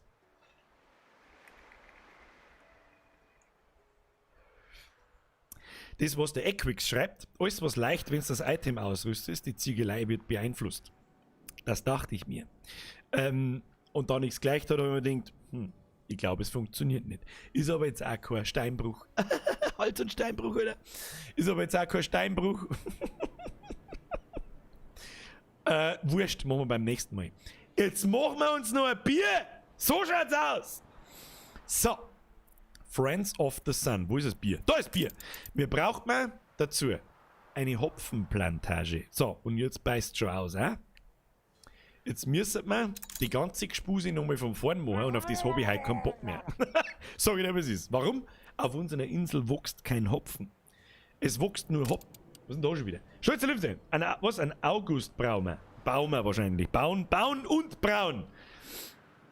Und zwar gibt es auf der nächsten Insel, ich fahre jetzt da einfach mal um, damit ihr das seht, ich meine, die Minimap hinter mir seht ihr nicht, das ist die Insel neben unserer Hauptinsel da so. Und da gibt es völlig andere Fruchtbarkeiten. Nicht völlig anders, da wächst zum Beispiel auch der Wurz wächst da, aber unter anderem auch Hopfen. Und eine Jagdhütte kann man aufstellen und es gibt Salpete. Wundertolle Sache. Den Hopfen, den brauchen wir. Dazu müssen wir aber die ganze Gespuse von vorn machen und das ist der Teil, auf den ich jetzt einfach keinen Bock mehr habe. Und zwar funktioniert das folgendermaßen. Du baust einen neuen Kontur da hinten und dann wird es eigentlich auch erst richtig interessant. Aber das ist mir jetzt einfach zu dumm. Fährst da nimmst Holz mit und nimmst Steine mit und was alles sehen und baust da einen neuen Kontur. Dann baust du auf der zweiten Insel eine zweite Stadt wieder mit Bauern, die brauchst ja Arbeitskräfte und so weiter und so fort. Und dann baust du da Hopfen an. Den Hopfen, den fährst du dann von dem Kontor mit einem Schiff in einer automatischen Handelsrouten da hin und her und lieferst den in deine Hauptinsel ab und produzierst dann das Bier. Oder du produzierst das Bier da hinten und fährst das um. Wie auch immer. Ein Bier mit Bierger, bin ich dabei. Sagen wir das ganz schnell. Herr Pavo, danke für deine 2,80 €. Dankeschön dir. Ich glaube, du hast zu wenig Wurz für Silos. Das stimmt. Deswegen bauen wir gleich einmal noch 2 saubere Wurzfelder da her. Die können wir sowieso brauchen. So. Copy. Wir stecken hier viel Herzblut. Ja, ich auch. Hallo? So besoffen, Weiberlein. Besoffen. So, Wurzfeld. Und das zweite Wurzfeld. So, das soll jetzt einigermaßen gelangen. Und später ist dann der Plan, dass ich da eben die Handelskammer da so herbaue, beziehungsweise so, dass es gerade noch im Einflussbereich ist von dem Wurzscheiß. Und dann kannst du da Items reinstecken und dann kannst du mehr Effektivität einfach machen. Viel besser. So. Jetzt bei so was. Es gibt eine Alternative zu dem Hopfen, und zwar Saatgut-Items. Das heißt... Es liegt nicht an mir, Ihre Verbrechen zu kennen, sondern allein die passende Bestrafung zu finden. Das ist offensichtlich Alcatraz. Es gibt ja diese NPC-Händler, für die kann man Aufgaben machen und handeln mit ihnen. Bei denen kann ich jetzt zum Beispiel Items kaufen. Oder Waren kann ich auch kaufen. Zum Beispiel Kohle oder Eisen, muss mit dem Schiff hinfahren, holst du das Zeug, passt. Oder, was hat er noch? Er darf von mir kaufen, Seife und Kartoffeln. Kann ich ihm bringen, kriege ich Geld dafür, passt. Oder er verkauft Items. Alles, was die Königin von mir verlangt, Schnauze! ist die Ordnung aufrecht zu Schnauze! Schnauze, Liebe! Ich hab gestern von 11 bis 6 deine Resi-Streams angeschaut. Einfach geil. Gefreut sich auf den 7. Mai. Das wird gut. Ab 7. Mai ist hier Resident Evil am Start. Oder?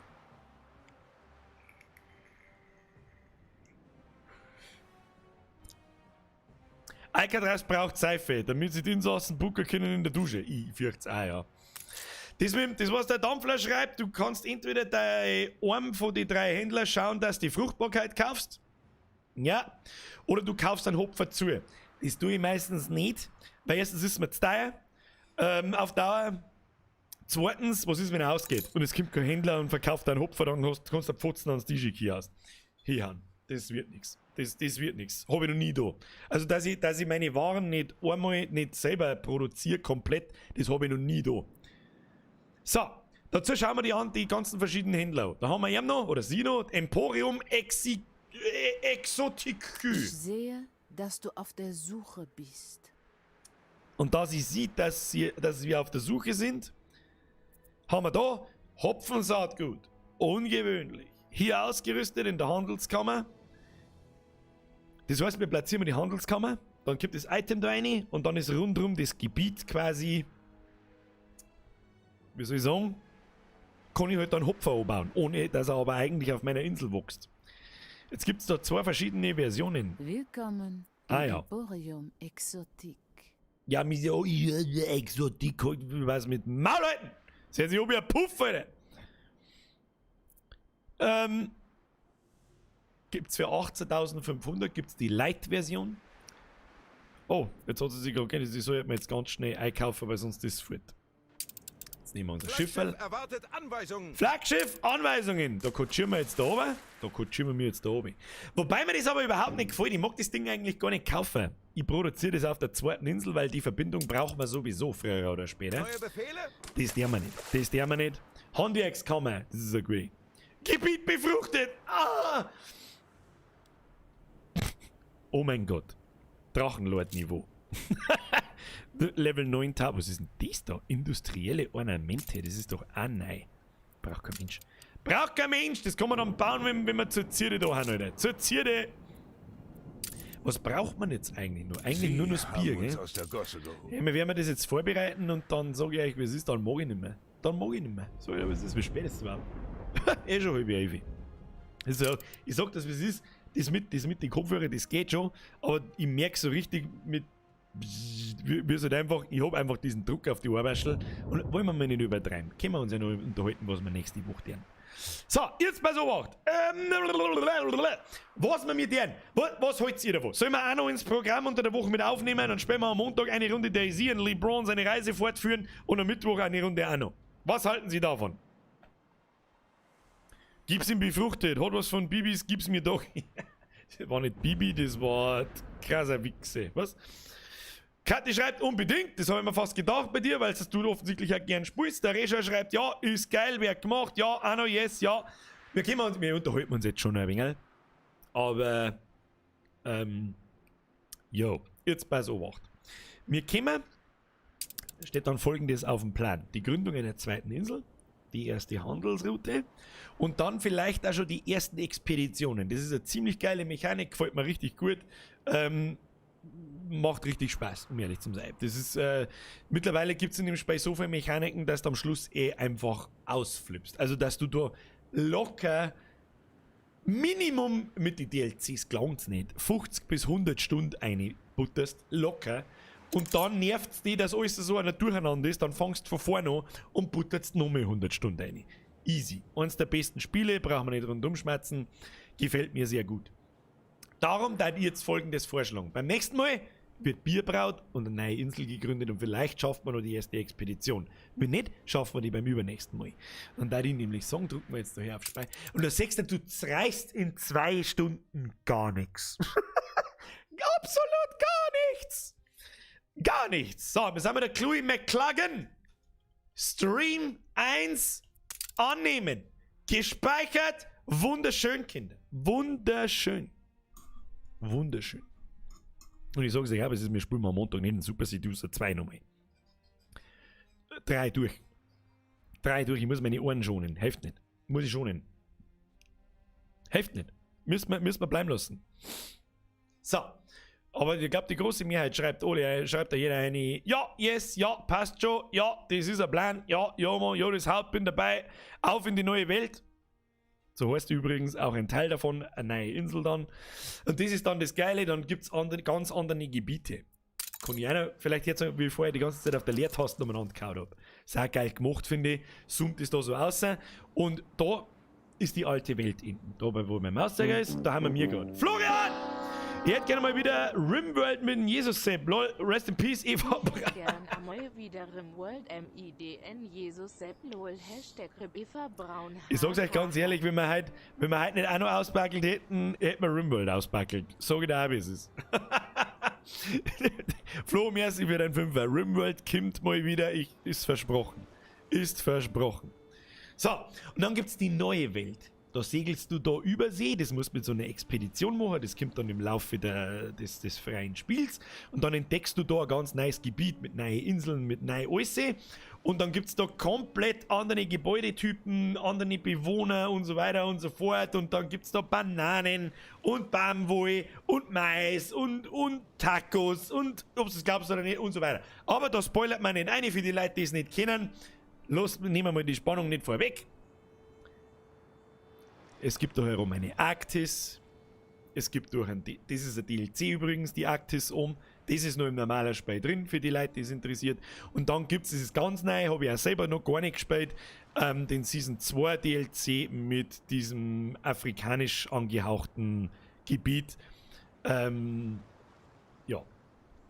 Und da gibt es wieder andere Gebäude und andere Mechaniken und so weiter. Rechts ist das Land der Löwen, oder? Ich weiß nicht, wie der DLC heißt, aber ich glaube, er heißt Land der Löwen, ja. Kann sein. Ja, das ist aber alles in einem. Das ist halt der Teil. So, da ich sagen. Da haben wir einiges vor uns. Ich glaube, da kann man ungefähr 100 Streams draus machen. Wir wissen alle, dass das nicht passieren wird. Aber wir spielen schon ein bisschen. Kongo-Mongos. Wennst weiter mit Mr. YBL Kongo-Mongos made my day. Herr Langenecker, wenn du weiter mit einer magst, fang ich sogar nochmal neu an mit meiner Stadt. Ja, dann bitte. Ja, dann bitte. Warum nicht? Es ist das Grundprinzip von Anno. Du baust 100 Stunden, stellst fest, na, das ist so die Kacke, das kann man besser machen und dann tust du es nochmal. Das ist immer dasselbe. Und dann hast du die abgespielt und hörst mittendrin auf. So ist es zumindest bei mir. So, jetzt halt nochmal speichern. Was ist da? Wir haben schon gespeichert, gell? Speichern und verlassen. Sind Sie sicher, dass Sie das Spiel verlassen möchten? Jawohl. So, dieses Spiel. Oh, der macht er gleich ganz zu. Dann bin ich wieder da. So, und da hört man uns noch ein wenig, oder? Da hört man uns noch ein wenig, oder? Halleluja. Der AustriaMan02 schreibt, ich hoffe, es kommt der Asien-DLC dazu. Ist sehr naheliegend. Da haben sie sich ja selber, da reden wir gleich drüber, bevor jetzt die ganze Welt sich schleicht. Leute, für die jetzt keinen Bock mehr auf ein bisschen einen Schmerz haben, sondern Gameplay sehen wollten, vielen Dank fürs Zuschauen. Wenn es euch gefallen hat, leave a like. Wenn ihr Bock drauf habt, dass wir das nächsten Mittwoch noch mit denen, leave a like. Und wer ansonsten noch da ist und noch kein Abo da lassen hat, lasst mir ein Abo da und aktiviert die Glocke. Oder die Glocke aktivieren ist so unfassbar wichtig. Da kriegt nämlich dann auch Sachen mit, wenn ich einmal solche Beiträge schreibe und die bei YouTube Community Tab einhau. Die sechst du nur, wenn du Glocken aktiviert hast. Zumindest steigt die Wahrscheinlichkeit, dass du das sechst, wenn du Glocken aktiviert hast. Das ist die kleine Glocken neben dem Abo-Button. Vielleicht muss man das auch mal wieder erklären, weil ich glaube, das wissen vorher gar nicht. Naja, sage ich merci fürs Zuschauen und jetzt unterhalten wir uns noch so ein bisschen über Gott und die Welt. So leise und öhrchenschonend, wie es geht. Für alle, die vorher nicht da waren. Ich habe mir letzten Montag beim Supersee-Duse so 5 Minuten vor Hörsturz eingefangen. Seitdem habe ich ein Summen am linken Ohr. Das war am Montag auf die Nacht und am Dienstag war das richtig schlimm. Vor allem am Montag auf die Nacht. Da hat es mich einfach fast umgehauen und bin dann ins Bett gegangen, 10 Minuten nach Stream und habe innerhalb von 5 Minuten geschlafen. Und am Dienstag war mir echt nicht gut und habe massiv Summen im Ohr gehabt. Mittlerweile ist es vorbei, mir tut nichts weh. Mir ist nicht damisch, mir ist nicht schlecht, mir ist einfach gar nichts, aber ich habe immer noch das Summen von einem richtig penetranten, lästigen Tinnitus im Ohrwaschen und das muss halt aufhören. Helft nicht. Herr Lümze, spielt mir ein Doom DLC Teil 2a. Herr Löwe, was glaubst du denn? Natürlich der mir das. Wenn ich keinen Ohranfall nicht hatte, dann hätte ich das auch heute da. Hätte ich nicht gefragt, was wir spielen. Aber das war mir vielleicht heute ein bisschen zu viel, oder? Niki95 schreibt, welches Anno findest du am besten, wenn man nicht auf Krieg aus ist? 1800. Mit absolutem Abstand. Die ganze Kriegsmechanik hat noch nie in irgendeinem Anno wirklich gut funktioniert und war immer fehl am Platz. Immer. Das hat sich nie gut angefühlt, das hat nie wirklich Spaß gemacht. Gefällt mir nicht. Hat mir noch nie gefallen. Ich finde, diese Kriegssache, die sollte generell einfach ausgeschaltet sein. Das ist einfach Dreck, finde ich. Ich finde, mit 1800 haben sie sich wirklich die eigene Messlatte des Aufbauspiels so massiv hochgelegt, vor allem jetzt mit den Season Pass-Dingen, dass ich mich frage, kommt jemals nochmal ein anderes Anno in dem Ausmaß? Was möchtest du noch machen? Das, was Spielmechanik hergibt, ist ausgereizt. Da ist jetzt einfach Schluss. Irgendwie. Wenn du so zwischen frag, aber nichts passiert. Someday you will return. Oh. Geschaut und wenn ja, kommt das für die in Frage. Erst einmal, Mr. Philo GTR. Merci für deine 5,50. Das hätte nicht 5,50 € kosten müssen. Jetzt muss ich kurz schauen, ob das war, was wir uns letztes Mal schon angeschaut haben. Dieses Someday You Will Return. Ich glaube ja. Someday You Will Return Gameplay. Oder machen wir Trailer? Trailer? Ja, das haben wir uns schon angeschaut. Ich weiß nicht, was mich da aufgehalten hat. Ich meine, wir können uns den Trailer gerne nochmal anschauen. Das ist dieses russisch angehauchte. Ja, kommt in Frage, glaube ich. Kommt in Frage, glaube ich. Ich bin mir aber nicht hundertprozentig sicher. Aber nicht jetzt. Sondern dann im Horror Oktober. Ganz ehrlich, sehe ich sagen, hebe ich mir gerne dann für den Horror Oktober auf. Weil so wie es momentan ausschaut, schaut es im Horror Oktober für die 4 Wochen sehr mau aus, was da kommt. Im Hosenunfall Herbst, ja. Der Pro-Gamer von Welt sagt auch gern der Hosenunfall Herbst. Herr Stolzer-Liebe, 14.04 ist aber auch nicht schlecht. Nein, überhaupt nicht. Es ist kein. Gibt es irgendeine Anno, die so richtig schlecht war?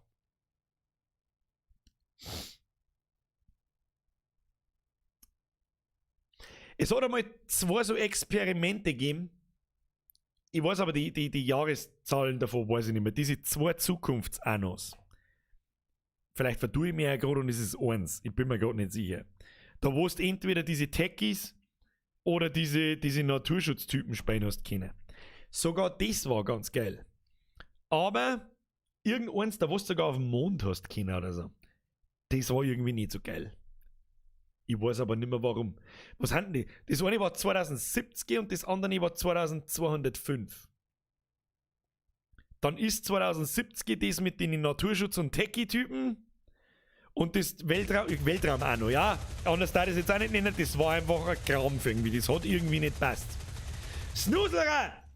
Hast du da Anno vom Epi abgesaugt, Herr Bürger? Herr Bürger.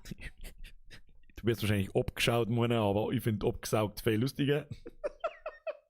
Ja, das habe ich weiß nicht, ob der Ecki auch noch spielt. Ich habe keine Ahnung. Ich sag das, was ist, ich habe keine Ahnung. Spielt der gerade? Nein, habe ich nicht. Ich habe am Ecki vor ein paar Wochen irgendwann einmal zugeschaut und habe gesehen, dass er immer nur PUBG spielt. In Third Person. Hab einen Schlaganfall gekriegt und bin wieder gegangen. Also, ja, weiß ich nicht. Snooze Benny, merci dir. As always. Weißt du selber, es ist Bus auf Snooze. Stream ich like me und wo an meiner Stot noch, wenn's wieder machst. Herr Langenecker, as always, vielen herzlichen Dank für die ganzen Donations. Die hätten so nicht sein müssen in diesem Ausmaß, du weißt es. War ein guter Stream, ich like me und wann meiner Stot noch, wenn's wieder machst. Wir sehen uns am Mittwoch mit Anno, da ich sagen. Aber was der mal am Montag? Daisy. Sollen wir Daisy Airfield oder was? Ab ins Airfield. Sollen wir es riskieren? Sollen wir am Montag einmal riskieren, dass der LeBron mal ins Zeitige, das Zeitige segnet, damit wir mit Daisy einmal aufhören können und was anderes ins Programm aufnehmen können? Oder was, wir schauen mal aus. Der LeBron! Oder sollen wir Forever Daisy spielen nebenbei? Ich weiß doch auch nicht. Was ist denn los mit dir? Tobi!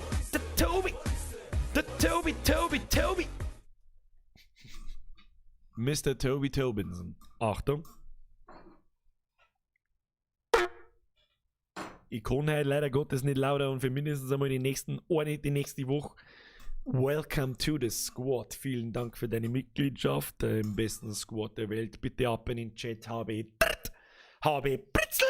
Tobi. Danke für die Mitgliedschaft. Bussi aufs Nussi. Und viel Spaß weiterhin bei unserem Blödsinn. Subjekt Alpha. Merci dir. Wie schaut's eigentlich wieder mal aus mit einem Bastelstream? War schon sauber leibend? Das ist eine gute Frage. Ich habe da vor 2 Wochen wieder angefangen, ich habe es eher mal kurz hergezeigt, dass ich weitergebaut habe. Habe ich eigentlich das bemalte Dach hergezeigt letztes Mal? Wer war beim Bastelstream dabei und hat seitdem nichts mehr gesehen davon? Ich habe ein bisschen was angemalt und ich habe das Dach bemalt und so weiter und so fort. Wer hat es noch nicht gesehen? Dann ziehe ich schnell 4 und zeige es nochmal her, weil es eh schon wurscht ist. Dominik Murkowski. Kennst Swedish Metal Time? Wenn nicht, schaust da an. Fetter geldgeiler Wichser. Hey. Fett nicht, gell? Ich bin mir nicht sicher, ob ich es kenne, ich glaube schon.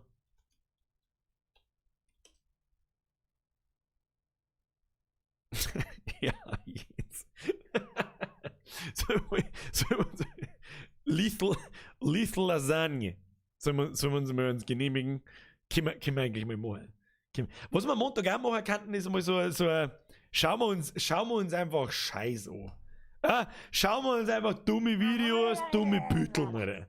Dumme Bütteln machen wir aus dumme Betteln, machen wir dumme Videos, Alter. Löwze, Bürgerhaber Beutel im Blätschmerz-Gruppen gestellt, meinst du, dass das, was meinst dass das schlecht ist? Ja, das ist das, was schlecht ist. Ich glaube schon. Ja, das ist schon das. Da, wo du halt zum Mond kannst, das war irgendwie blöd, das hat nicht passt. So, jetzt pass auf.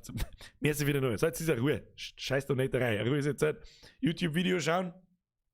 Da, schauen wir uns folgendes an. Jetzt pass auf. Wenn das ist, was ich mache, ich glaube schon, in die Thumbnails habe ich es erkannt, aber schauen wir einfach mal an. Was ist denn mit dem Typen in der Mitte? Warum sagt sie ihm denn keiner?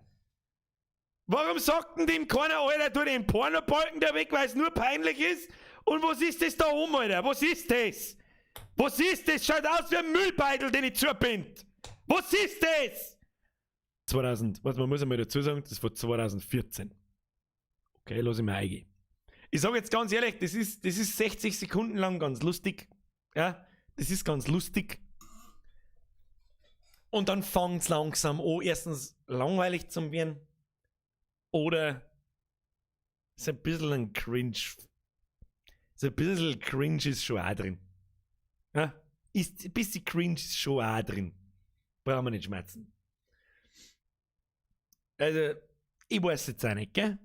Sowas hat dann 2,5 Millionen Aufrufe und fast 1 Million Abonnenten. Okay. Kann man so machen, muss man aber nicht. Leon, ich hab dich schon gesehen mit deinem Euro. Moment, die retriggert. Also ich war jetzt für Rest in Peace LeBron. Dafür dann auch noch und mal wieder Mimi Review. Und Mimi Montag habe ich auch schon gedacht. Der hat sich nicht oben. Das entscheide ich morgen, auf was ich Lust habe. Also entweder. Mimi Montag oder Daisy. Mittwoch auch noch. Oder Mimi Montag, Daisy am Mittwoch. Schauen wir mal. We will see. Berndl Hans, merci dir. Wir warten mal wieder mit dem Call of Duty Community Zock oder vielleicht Payday 2. Payday 2 taugt mir nicht so, bin ich nie warm geworden damit. Call of Duty habe ich. Da wächst mir schon wieder so ein kleiner Abszess im Hirn. Was ist mit Torkanten? Ist mir irgendwann, ich weiß nicht, gestern oder vorgestern ist es mir irgendwann eingefallen. Was ist mit Torkanten? Ein League of Legends Community Zock. Haben wir League of Legends Spieler da? Also ich spiele schon seit Ewigkeiten nicht mehr. Das wird die größte peinliche Scheiße, die ihr jemals gesehen habt. Aber ich bin mir ziemlich sicher, dass ein Haufenweise Leute da spielen. Wer spielt LOL? Ab in den Chat. Ich zusel dabei genüsslich an meiner Dampfe.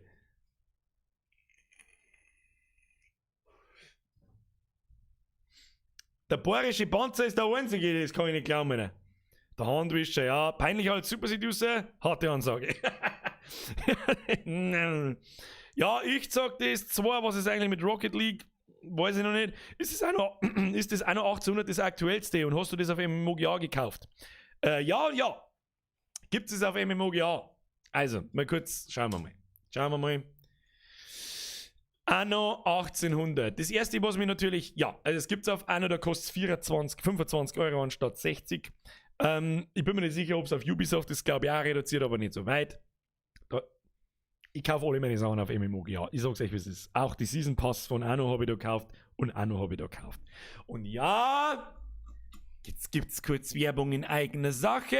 Ich habe einen MMOGA-Link, einen Affiliate-Link. Das ist jetzt im Prinzip Werbung. Der ist in der Beschreibung, sowohl in YouTube als auch auf Twitch. Wenn du über den Link auf MMOGA gehst und kaufst du da Anno, dann kriegst du sogar nur mit 3% Rabatt mit meinem Code. Wie ist eigentlich mein Code? Weiß man das? Wie ist eigentlich mein MMOGA-Code? Ich weiß nicht. Geh einfach über den Link ein. Wird schon passen, Alter. Ich weiß nicht, was mein Code ist. Sorry, aber es ist. Wir lernen sowas auswendig. Ich lerne es nicht auswendig. Einfach Birger, glaube ich, ist der Code. Oder du gehst direkt über den Link ein, dann kriegst du sogar noch 3%, kostet noch ein wenig weniger. Und ich habe eine Kleinigkeit davon. Für die kostet es aber natürlich nicht mehr, sondern sogar noch weniger. Sage merci. Wenn du da auch noch natürlich darüber kaufst, dann ich mir natürlich gefallen, wenn du das über den MMOGA-Link machst. Ich darf das niemals herzogen über diese Key-Selling-Seiten, wenn ich es nicht selber dort hat. Ich tue es auch. Sobald es das Spiel bei MMOGA gibt, ist es eigentlich in 90% der Fälle immer günstiger wie normal. Und ich habe noch nie ein Problem gehabt. Noch nicht einmal. Dass da irgendwas, ein Key nicht geht oder sonst irgendwas. Darum da hat mich natürlich gefreut, wenn ihr eine Spiele da über meinen Link kauft. So habe ich eine Kleinigkeit davon. Die kostet nichts, die kostet sogar Spiel wahrscheinlich sogar noch weniger. Super tolle Sache. Und wenn ihr irgendwann einmal ein Problem habt, dann könnt ihr euch meinetwegen sogar an mich wenden. Dann schreibe ich den Typen, ihr Fotzen, sagt, ich soll Werbung für einen Scheiß machen und dann funktioniert nichts. Aber es hat noch nie, keine Ahnung, ich glaube, ich habe schon für ich weiß nicht, ich glaube, ich habe schon über 100 Spiele über MMOGA gekauft. Von absoluten No-Name-Schund bis zu AAA-Titeln. Es hat noch nie Probleme gegeben. Noch nie. Weder auf Steam, noch auf Origin, noch auf Ubisoft und was weiß ich, wie soll ich heißen. So, jetzt war's es. So, wo haben wir jetzt stehen geblieben? Was wollten wir da? Irgendwas wollten wir noch schmerzen. Über LOL haben wir geschmerzt. Und mein Gebasteltes wollte ich herzeigen. Ich weiß nicht, wie weit dass ich das hergezeigt habe, aber ich habe ein bisschen bemalt. Es ist natürlich noch nicht fertig, aber ich habe ein bisschen da. Jetzt pass auf. Jetzt tue ich mir meinen Helm aber und dann, oder warte, kann ich da mit Helm umfahren? Probier schnell. Ich hole es noch mal schnell her. Für die beim Bastelstream dabei waren. Wer sich wieder nicht auskennt und wer nicht weiß, von was das ich schmerze, es geht um Warhammer und es geht um Tabletop und es geht um Dungeons & Dragons und es geht um einfach selber mit den Händen etwas zu erschaffen. Das ist einfach mein Freizeithobby. Da haben wir auch einen Stream gemacht, im Oktober, glaube ich. Da haben wir angefangen mit so einem kleinen, immer so einem Bauernhäusl mit Fachwerk, mit was weiß ich. Und das haben wir aus Bodendämmung und Holzleisterl und was weiß ich, was alles für einen Scheiß baut. Und das ist bis jetzt draus geworden. Achtung!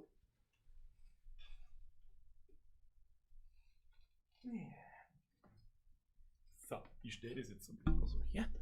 Ich stelle das jetzt da mal so her. Ja, da muss ich erst auseinanderbauen. Das da haben wir noch im Stream gemacht. Das Ding haben wir noch im Stream gemacht. Das ist quasi das Fundament. Das glaube ich habe ich aber letztes Mal schon hergezeigt. Das ist dann halt. Ich bin ein Rasenspieler. Jetzt hört jetzt einmal auf jetzt! Was sollst du von den Spielen Northgard, wenn es rauskommt? Ja, wenn es rauskommt. Vorher beurteile ich keine Spiele, diese scheiß Early Access Scheiße geht mir nur auf den Sack. Ist quasi mit Bodendämmplatte, Schaumstoff und was weiß ich, was alles gemacht und dann schwarz angesprüht und dann halt selber bemalt. Das sind quasi so Holzstimpen sei. Die haben selber im Prinzip geschnitzt und so und ich glaube, das habe ich ganz gut hingebracht, dass das ausschaut wie so Holzbalken halt in so einer Optik dann noch. Was leider ein bisschen kaputt gegangen ist beim Lackieren ist die Türe vorne, die glänzt da ein bisschen deppert, das ist nicht so hundertprozentig schön. Aber der Türrahmen ist ganz cool geworden und sobald du den Meter wegstehst, sechst ist nicht mehr. So, dann kommt ein Stockwerk oben drauf. Das schaut dann folgendermaßen aus. So, und da bin ich halt noch nicht fertig. Das sechst selber, es ist halt noch nicht fertig bemalt. Das soll dann da so, Moment, andersrum. Das soll dann da so drauf. Diese Wand ist bemalt. Ja, das soll quasi auch wieder ausschauen mit dieser Holzoptik und bla bla bla und dazwischen eben dass man das ganz gut sieht, so, dass es also ein bisschen abgefuckt ausschaut und alles. Das ist alles sehr schön trocken gebürstet und was ich halt dazu sage, das ist kein Bausatz oder so, sondern das baue ich halt einfach selber. Einfach, das sind Holzleisten, die schnipsel ich auseinander, die schnitze ich dann so her, mit so kleinen Kerben drin und so ein Scheiß, damit das halt so kleine Details kriegt. Dann spritze ich das so dann spritze ich es an, schwarz und dann haben wir noch das Dach. So, und das geht jetzt leider Gottes halbscharig im Greenscreen unter, deswegen muss ich jetzt kurz Das haben wir letztes Mal auch schon tun müssen. Muss ich kurz das Chroma Key ausschalten. So. Das hat so einen leicht türkisen Hauch. Ein Hauch von Türkis. Und wenn das dann da drauf ist, das ist leider ein bisschen schief geworden. Oder das muss ich halt fixieren, dann passt das einigermaßen. Oder das geht dann schon, dann schaut das halt so aus. Ja. Und da, das ist halt alles aus so Bodendämmplatte gemacht und dann mit Liebe bemalt. Ja, ist ganz gut. Glänzt noch ein bisschen schwul. Hashtag no homo. Hashtag full homo, Entschuldigung. Hashtag Pralinsko, das glänzt noch ein bisschen schwul, das was nicht so ganz passt, das ist diese Ink-Farbe, die wo da in die Rillen reinläuft und dann trocken gebürstelt, dass die erhabenen Dinge gehighlightet werden und so weiter, aber ich glaube, dass das ganz cool ausschaut. Ist halt noch lange nicht fertig. Da siehst du zum Beispiel, wie ich Batzeit anfange am Anfang. Der Holzrahmen da zum Beispiel, da wird einfach umgekackt. Das interessiert keinen, wie das ausschaut und am Schluss schaut es dann so aus. Ich glaube, dass das ganz gut passt. So, und alles in allem.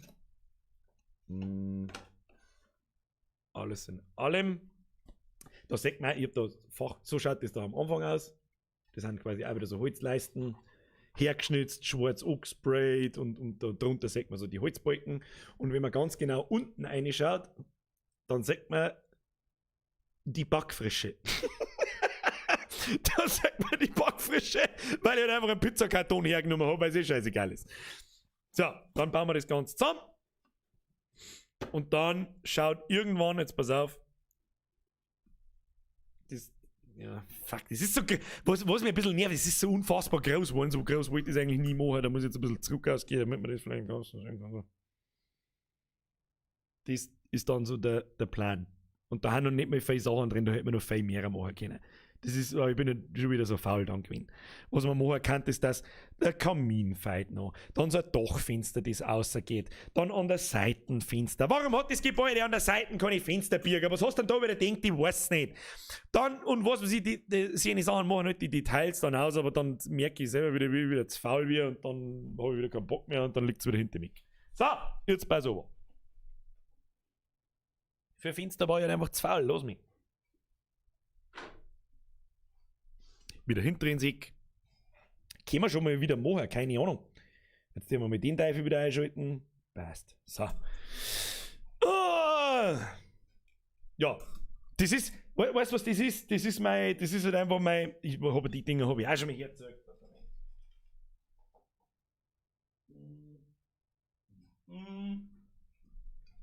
Damit die Leute wissen, um was das eigentlich geht, was ist eigentlich Warhammer, was ist Tabletop, ist es im Prinzip nichts anderes wie ein unfassbar komplexes Brettspiel, wenn man so will.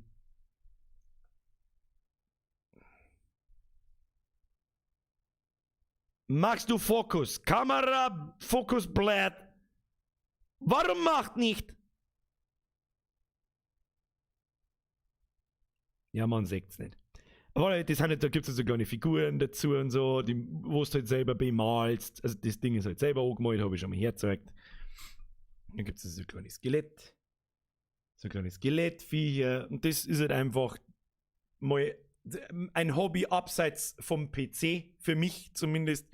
Da wo ich Zeit vergieß, nicht so viel Rauch, nicht so viel vom Monitor hängen etc. Und das tue ich seitdem ich klar bin. Angefangen mit Revell-Modellen, die dürfen einigen ein Begriff sein, nehme ich an. The Joy of Warhammer. Das ist übrigens was, das darf ich gerne mal ausprobieren. Diese Art und Weise, wie der Bob Ross malt, das darf ich gerne mal machen. Soll ich mir das einmal im Stream machen? Every little tree needs a little friend. Und dann malen wir mal Bob Ross an einer richtigen Leinwand an einem Video halt nach und mit. Sollen wir das mal machen? Auf das hätte ich Bock, Alter. Also ich kann natürlich nicht so gut zeichnen wie der Chris. Das ist einmal auch klar. Der Chris ist der Trachtmann-Zeichner. Das ist übrigens ein bayerischer Superheld. Soll jetzt jeder mal anschauen. Trachtmann.de. Für den darf ich die Comics auf Bayerisch übersetzen. Super geil. Oh, Mr. Black Shadow. Der wollte mich nur kurz melden. Der. Du Zipfel hat auch mehr zu dir. Ja, ich sage, das war gut. Mit Haarpracht, Birger Ross, das war geil. Bob Ross Time war der Hammer. Mache ich sogar, ist gar nicht so schwer. Schau da ein paar Grundsachen an, dann geht das schon. Ich kenne die scheiß Bob Ross Videos auswendig. Nicht alle, aber einige, ich habe sehr viel davon gesehen, sagen wir es so. Bob Ross, Birger, das war halt geil, das kann nur genial werden, ja voll. Ja, aber ich möchte es schon mit der Intention machen, dass ich da ein gutes Battle habe. Also nicht mit Gewalt irgendeinen Scheiß mal, sondern wirklich so gut das machen, wie ich kann. Und ernsthaft so gut machen, wie ich kann. Das bedeutet mich vielleicht schon sticker, so ist es nicht. Und ich glaube, dass das vielleicht auch ganz unterhaltsam sein kann. Das kann man eigentlich mal, soll man das machen?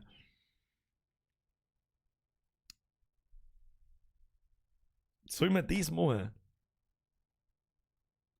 Ich glaube, das werden wir machen. Ich sag das, was ist, da habe ich jetzt einfach Bock drauf. Wir wissen nicht, wie wir da jetzt drauf gekommen sind, aber da habe ich jetzt einfach Bock.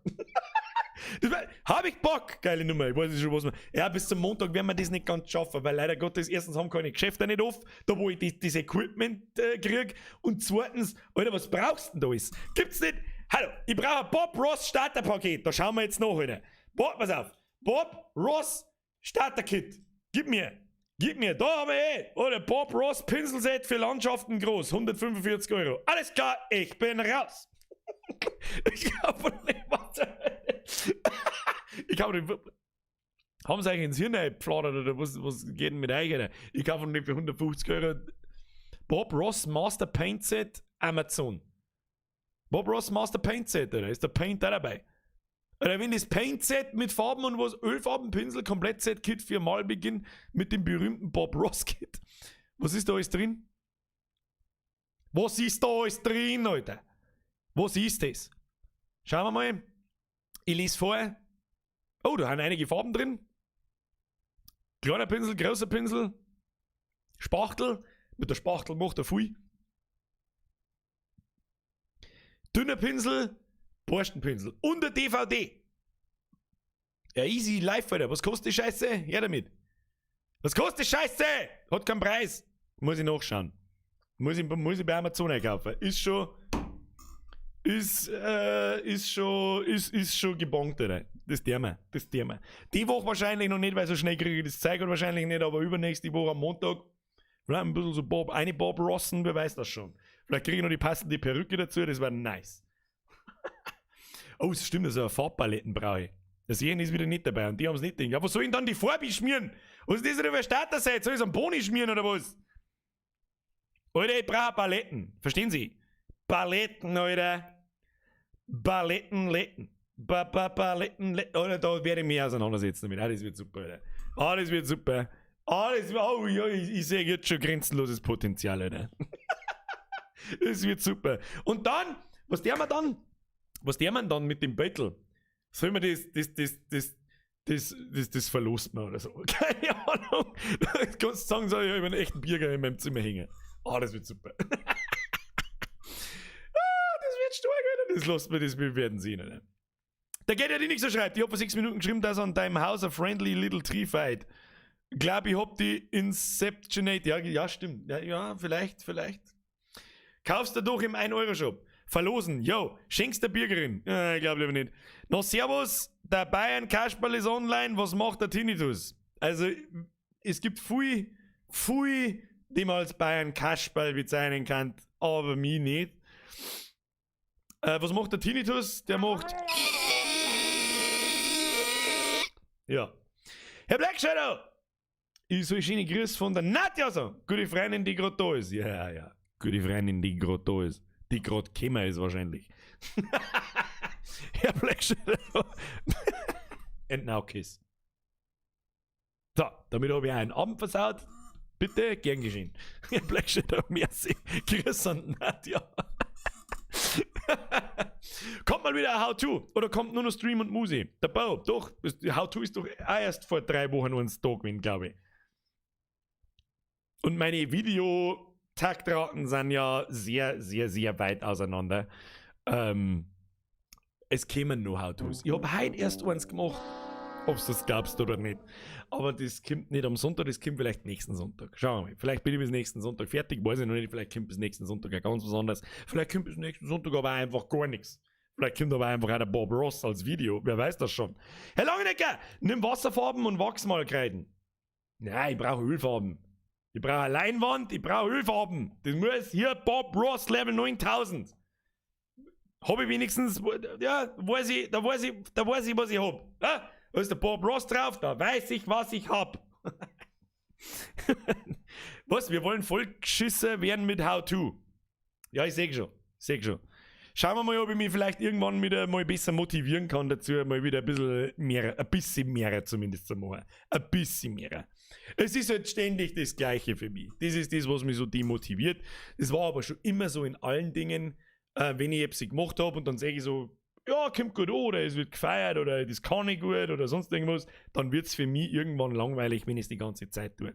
Deswegen gibt es so extrem selten Kruzifix, dafür bleibt es was Besonderes. Und es gibt relativ selten How-Tos, dafür bleibt es was Besonderes. Es gibt relativ selten Musik, dafür bleibt es was Besonderes. Vor allem für mich bleibt es was Besonderes. Es gibt regelmäßig Streams. Das ist einfach auch, das habe ich schon ein paar Mal gesagt, das ist einfach auch das, was ich schon immer da wollte. Schon auch bevor ich mit YouTube irgendwie bekannt worden bin. Und jetzt ist es halt so, wie es ist, und nach wie vor habt ihr Bock wie die Hölle und ihr Bock wie die Hölle, außer wenn mein Arbeitsstelle sagt. Und ja, der Maxi King schreibt, was ist mit der Grillstaffel? Stimmt, da steht noch einiges aus. Da steht zum Beispiel der Dutch Oven aus, da steht zum Beispiel das Pulled Pork aus, da steht auch, was aber ein bisschen so Hand in Hand geht, das Brisket aus, wobei ein Brisket habe ich selber noch nie so hundertprozentig hingebracht, dass es wirklich geil ist. Darum mag ich da kein How-To nicht drüber machen. Und noch das eine oder andere Thema. Und heute hab mich Katz um 5 in der Früh aufgeweckt. Das ist mal das erste. Dann habe ich mich hergeguckt und habe mir gedacht, was tust du jetzt? Dann habe ich ein bisschen Battle Brothers gespielt. Und dann habe ich eine Word-Datei aufgemacht und habe einfach angefangen, ein How-To zu machen. Und habe einfach um 6 in der Früh How-To gemacht. Hab festgestellt, Alter, wieso bin ich auf das Thema nicht schon viel früher gekommen? Und hab dann festgestellt, Alter, da klang ein Video nicht, sondern ungefähr 8. Mal schauen, wie ich das mache. Kommt auf euch drauf an, ob es dann überhaupt lustig ist oder nicht, oder ob es gut, okay, wie auch immer. Bevor ich da jetzt, ja. Was für ein Thema das ist? Kann mit den True Stories aus Little Nightmares 2 zusammenhängen. Mehr sage ich jetzt nicht. So, ich denke immer nur ans Preisnice. Ja, furchtbar. Da geht es nicht so. Wir freuen uns auf alles, was da noch kommt. How to zocken steht auch schon sehr lange auf der Liste, aber ist auch so ein Thema, das nicht in 3 bis 5 Minuten behandelt ist. How to durch die Schulzeit wieseln.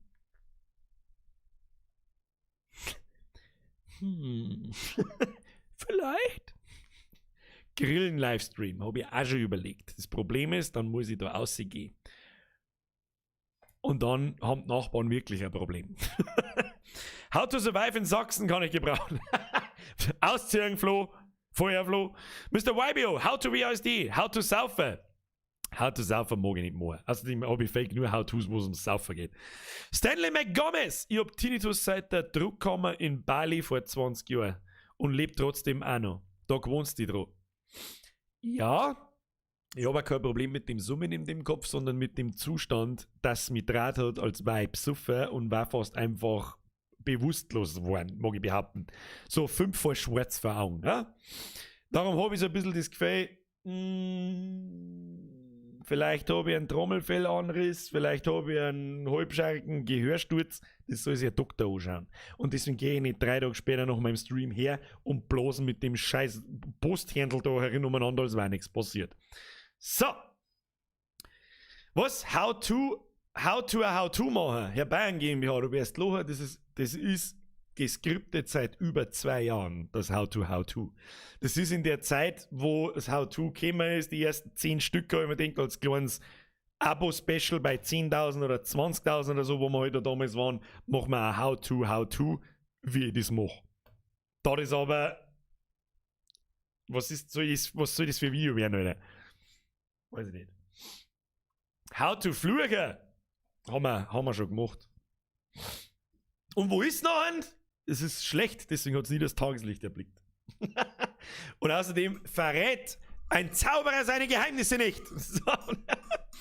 Der Bavarian Player schreibt, Pitching geht zum HNO oder Hörakustiker wegen deinem Tinnitus. Du, Montag habe ich einen Termin beim HNO. Der soll sich das einmal anschauen, dem werde ich das schildern und dann, wenn mir der Tinnitus bleibt, habe ich ein Problem. Dann ist es halt so. Was soll ich machen? How to Lieblingsnachbarn. Ich weiß nicht, was ich drüber erzählen soll.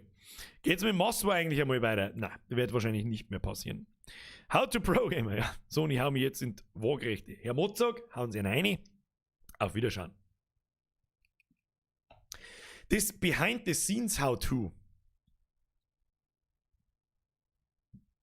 Das Ding ist, es ist viel unspektakulärer, wie das vielleicht dann am Schluss ausschaut. Ich schmerze einen Scheiß ein, ich lasse Beutel und Text durchfliegen, das war's. Was soll ich da groß erzählen dazu? Entweder wie soll ich sagen, entweder ich habe einen guten Tag und es schreibt sich relativ einfach und es ist halbschaurig lustig, oder ich habe keinen guten Tag und es schreibt sich gar nichts, oder es ist einfach gar nicht lustig. Ob es dann letztendlich lustig ist oder nicht, was für mich das Wichtigste ist, so eine Mischung aus Information und lustig und meine Art halt einfach, das entscheidet dann ihr, nicht ich. Ich versuche das so gut zu machen, wie ich kann und dann sehen wir schon. Boah, ist ein Panzer! Vergesst nicht wieder den Drilling. Gute Besserung. Besserung kann man noch nicht, ich bin ja nicht krank. Ja? Am Dienstag kannst du mich als krank bezeichnen. Dienstag war schlimm und dann habe ich mir am Mittwoch gedacht, Alter, wenn ich mich jetzt auf die Nacht herkomme und umeinander blähe und umeinander wirke wie ein Behinderter, dann kann ich mir Ohrwäschel wegschmeißen gehen. Aber gut. Der Heinz Bär schreibt, Tinnitus, ich gehe seit 19 Jahren auf Metal-Festivals und werde bestimmt noch auf Festival gehen, bis ich in Gruben falle. Somit ist mir klar, der Tinnitus ist der Endgegner. Bei mir kommt, ich habe auch schon immer ein leises Summen und ein leises Piepsen in die Ohren. Schon immer. Auch wegen Konzerten und Festivals und was weiß ich. Und natürlich hast du da keine Ohrstöpsel drin, so wie es eigentlich da so jetzt, weil, weißt du selber, was es ist. Aber das am Montag war einfach zu krass. Wie gesagt, da hätte es mich einfach fast umgehauen. Und das ist nicht normal. Und das hast du halt normal nur, wenn du eben einen Gehörsturz hast oder was weiß ich. Irgendwas, was halt mehr ist als bloß, oh hoppala, das war mal kurz laut. Oh, jetzt habe ich schon ein bisschen Brumseln im Ohrweischel. Schlafst du mal am nächsten Tag ist es weg. Ja, so war es halt nicht. So. How to Browser Game. Weißt du, was noch so ein kleines Träumchen war von mir? Ich meine, so ein kleines Spiel habe ich schon gemacht. Ja, Bumsuf. Wer kennt Bumsuf? Nicht. Wer weiß nicht, was Bumsuf ist? Ab in den Chat. Das mich interessieren, ob Leute da sind, die nicht wissen, was Bumsuf ist. Auf mich bezogen. Währenddessen zuselt ich mal genüsslich an meiner Dampfe.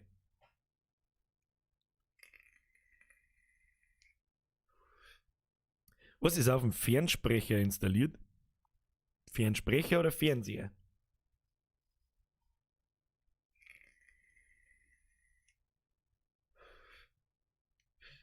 Auf alle Fälle schreibt keiner rein, dass er es nicht kennt. So ein kleines Spiel, wenn man es so will, habe ich auch schon gemacht. Ja? Bumsuf halt. Kann man das jetzt wirklich als Spei bezeichnen? So wirklich? Nein. Nein, kann man nicht. Ist schon ein Spiel, ja, aber nicht so, wie man jedes halt denkt. Herr Blackshadder, was für einen Film kannst du mir gerade empfehlen? Netflix und so. Interstellar. Was ist denn auf Netflix noch gerade da? Fuck, was ist denn auf Netflix noch gerade da? Das ist eine gute Frage, oder? Wenn die alte da ist, schau dir mit ihr Interstellar. Mag's, gefällt dir. Sehr, sehr spannender, aufregender, sentimentaler, liebevoller, hochintelligenter, sauguter Film. Wer stimmt zu? Oder wer stimmt nicht zu? Der kann gleich abhauen. Netflix neue Filme, was haben wir da? Nix von den neuen Filmen habe ich irgendwie angeschaut, weil alles irgendwie Schrott ist, keine Ahnung. Das ist eine gute Frage, das ist wirklich eine gute... Weißt du, was du da anschaust? Wenn du dann einen der geilsten Gangster, so Laien-Gangster-Filme anschauen möchtest, die jemals gemacht worden sind, dann suchst du nach Bube, Dame, König, Gras. Beziehungsweise, ich weiß nicht, ob der englische Titel drin ist, Lock, Stock and Two Smoking Barrels. Unglaublicher, geiler Film. Guy Ritchie-Film gibt's auf Netflix. Leider Gottes gibt's Snatch nicht, was einer meiner Lieblingsfilme ist. Da spielt sogar Brad Pitt mit zum Beispiel und Jason Statham spielt auch bei Bube Dame König Gras mit. Sehr gute Filme. Eine meiner Lieblingsfilme ist Bube Dame König Gras, Snatch, Rock'n'Roller, Guy Ritchie Filme halt einfach. So, jetzt bei sowas. Spiel mal. Das war nur so ein kleines Träumchen, aber ernsthaftes. NX, schön und gut. Ja, wer Interesse hat, ja, NX läuft nach wie vor noch. Das ist mein Browser-Game. Browser-Game ist aber halt von 2005. Das interessiert halt keine alte Sau mehr. NX, annex-online.de, kostet nichts. Es gibt kein Pay-to-Win. Es gibt keine Werbung. Es gibt einfach gar nichts. Ja? Gibt einfach gar nichts. Einfach spielen, Spaß haben, dafür aber auch nichts erwarten. Wenn irgendwas kaputt ist, ich meine, das habe ich allein gemacht, komplett alleine. Von null weg. Dann ist es halt so. Dann natürlich hat das Spiel kleine Fehler, ich bin nicht perfekt, hallo, wo sind wir eigentlich? Und kannst spielen. Ist ein netter Zeitvertreib, gibt ein paar Leute drin, die suchten das extrem hart. Ich fange zwar immer wieder neue Runden an, aber was neuer Content betrifft, wird nicht mehr kommen. So. Aber ich darf gern ein Spiel machen auf dem Handy. Mich interessiert einfach, im ersten Moment interessiert mich einfach App-Programmierung. Das interessiert mich einfach. Auch wenn es bloß so laienhaft ist, wie ich jetzt das da mit Bumsoft da gemacht habe, weil im Prinzip ist das nichts anderes wie Internetseiten auf JavaScript-Basis und CSS und so weiter, aber das kann ich halt. Ja? Also da weiß ich halt einfach, was ich einigermaßen zumindest, was ich tue. Bloß habe ich halt nie gewusst, wie ich das aufs Handy bringe. Und das hat mich schon sehr motiviert, muss ich sagen. Das hat Spaß gemacht, einfach. Das ist wieder so das Gefühl von damals, wo ich mir diese Mediengestalter-Geschichte mit Photoshop und HTML und CSS und PHP programmieren und MySQL und den ganzen Scheiß beibracht habe. Und das war alles was Neues und das hat Spaß gemacht und das stickt mir. So fühlt sich das da bei der App-Programmierung auch wieder an. Und das, wo ich mich am meisten damit motivieren kann, ist halt einfach mit Spiele, weil ich das halt auch selber gern tue.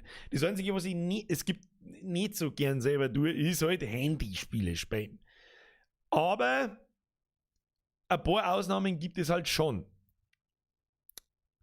Und die Frage ist halt, ich hab eine Idee, die da sogar ganz gut zu meinem Kanal und allgemein zu meinem ganzen, was ich da überhaupt so mache, passen mit dem Spiel. Aber ich sage auch ganz ehrlich, sage ich von vorweg, ganz offen und ehrlich, das allererste Mal eigentlich überhaupt, das wird so viel Arbeit, dass ich dafür, dass da irgendwas zurückkommen muss, was das betrifft. Okay? Da ich aber keinen Bock nicht drauf habe, dass ich es wie andere mache und euch für den größten Rotz Unmengen an Geld aus der Hosen ziehe, wenn ich mit Diamanten kaufe für 130 Euro, da habe ich mich gefragt, wer zur Hölle macht das? Sowas mag ich halt nicht machen, das ist mir auch klar, das hasse ich auf den Tod, wird es nicht geben. Aber halt irgendwas. Ich weiß halt auch nicht was, ich habe mich noch nicht so weiter mit der Sache, ich weiß ja noch nicht einmal, was für eine Art von App, ich weiß es nicht. Und dann, wie man sowas monetarisiert, ja, dass wenn ich da 1000 Stunden Arbeit einstecke, dann hätte ich halt auch gern den einen oder anderen Euro dafür, weil warum nicht, dann muss ich ja kein schlechtes Gewissen nicht haben. Das gibt's 1000 Wege. Über Werbung, keine penetrante Werbung, wo du alle 2 Sekunden mit so einem Banner zugeschissen wirst, den du 8-mal wegdrückst, bevor du einen Move im Spiel machen kannst. Oder was gibt's noch? Und dann einen Premium-Account halt für 3 Euro im Monat oder 5 Euro im Monat, wo dann halt keine Werbung ist. Oder irgendwie so. Keine Ahnung. Aber nicht, wie soll ich sagen, von Haus aus die App schon mal für 10 Euro und dann kostet jeder kleine Scheiß, den du im Spiel machen möchtest. Ja, keine Ahnung, kaufe die nächsten 5 Züge für 18 Euro. Das ist absolute Abzocke und da habe ich halt einfach keinen Bock drauf. Sowas wird es nicht geben. Aber dass das Ding monetarisiert ist, wenn ich in diesem Ausmaß versuche, Apps zu produzieren, ich glaube, da ist mir auch keiner Base. Glaube ich.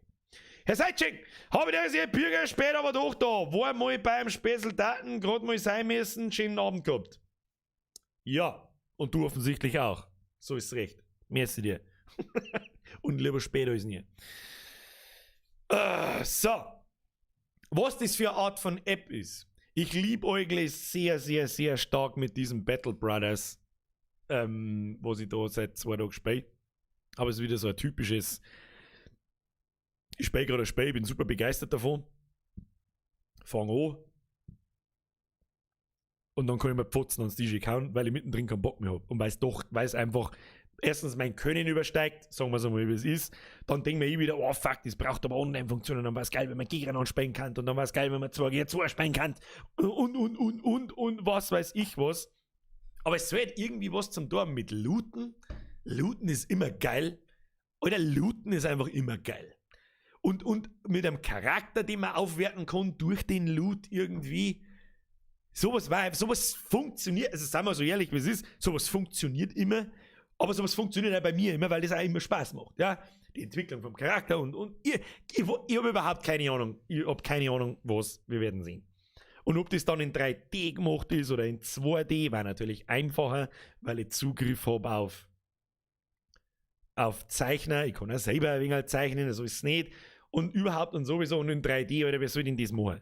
Das ist halt wieder sowas, das mehr halt einfach ich mache, dass ich am Schluss sagen kann, schau dir das an, bam, Alter, hab ich gemacht.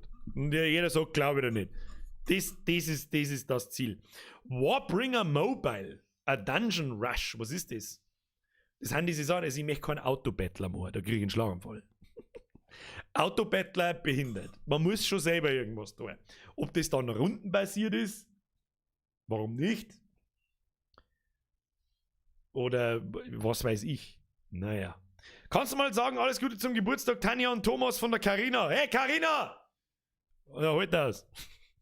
Tanja und Thomas! Alles Gute zum Geburtstag von mir und von der Carina. Hab ich gehört. Bussi aufs Nussi. Die Hauptfigur muss der Gustl sein. Ja, da glaube ich, wird der Herr Augustiner was dagegen haben. Wenn's nur Sachen machst, die du kannst, wird's da ja fad. Ja, auch nicht unbedingt. Weil was soll ich Neues machen? Das ist also ein bisschen das Problem der Zeit natürlich auch. Irgendwann geht mir mal die Zeit aus. Irgendwann weiß ich einfach nur, was soll ich Neues machen. Aber das tat ich halt gern. Das tat mich so krass sticker, dass ich da einfach gern anfange. Dann verkacke ich das erste Projekt sowieso, dann fange ich sowieso nochmal von vorne an.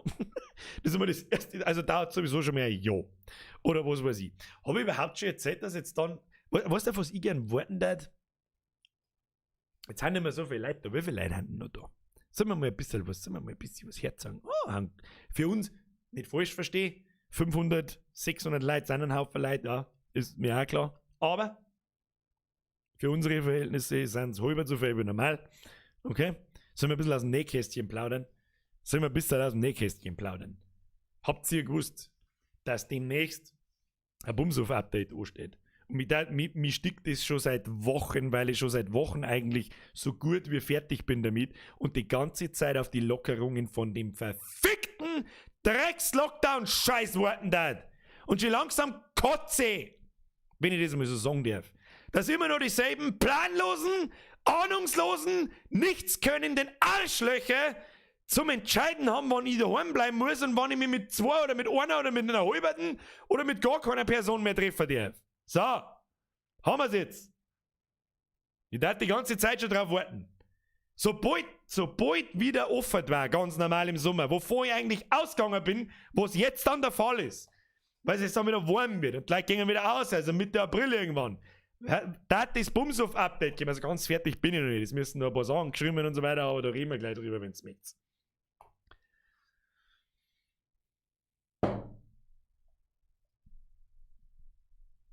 Bumshof mit Multiplayer über Kamera kommt nicht. Sonst hätte es ja gebracht während dem Lockdown. Ihr Zipfen. Na, kommt nicht. Lass ich mit Absicht weg, weil das Arbeit umsonst ist. Irgendwann ist der Lockdown wieder vorbei, dann haben wir den Modus für die Webcam und kann ich mir Pfotzen ans DJ hauen. So, so viel dazu. Tragt man dann wie was? Bürger monitoren, Bumshof mit Multiplayer kann. Nein, Hauptfigur Babypartner. Nein, sobald wieder offen ist, 3 voll durch und macht die Waschmaschine. Ja, da bin ich dabei, Alter. Wieso betrifft der Lockdown eine Handy-App? Weil man sie da trifft und sauft. Ganz einfach. Singleplayer-Modus. Den gibt's immer. Du stell dir einfach vor, du bist schizophren und gibst deinen Namen einfach 2 mehr ein. Mit Bürger 1, Bürger 2. So. Jetzt pass auf. Ist da irgendwas drin, was keiner sehen darf? Nein. Okay. Machen wir folgendermaßen. Wir machen das jetzt.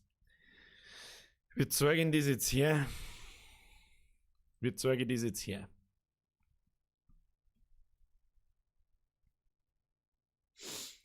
Wie zeige ich das jetzt her?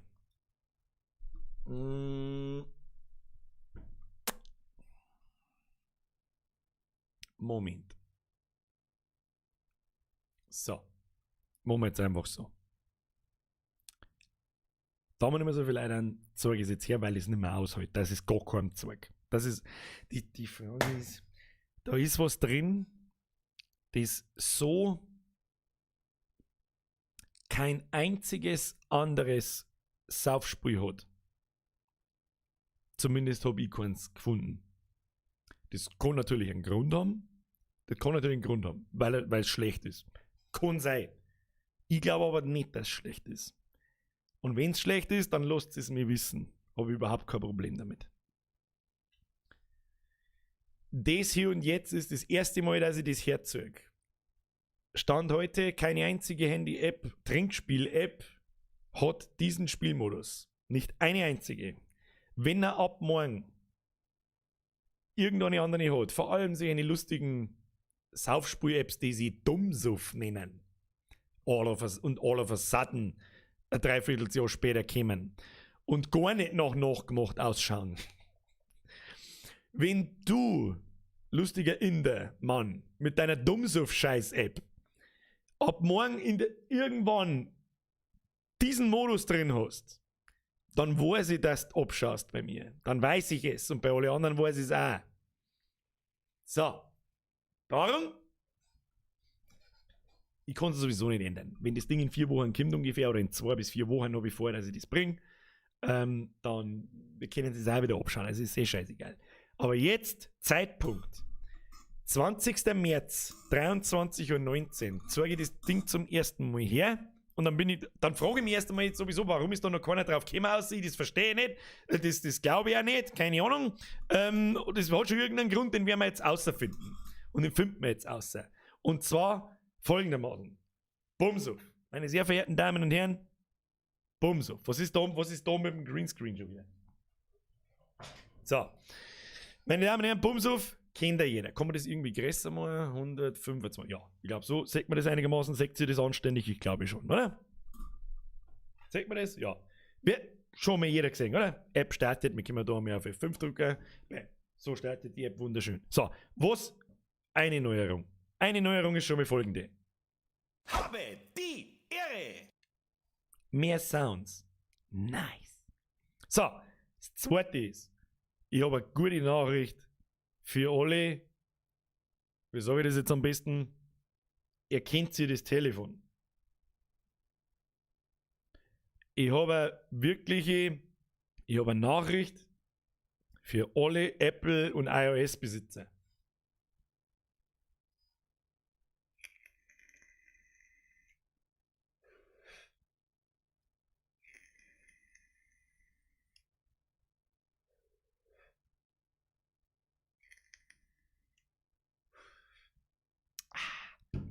Kauft euch ein anständiges Handy. Dann fangen wir an. Was ist neu?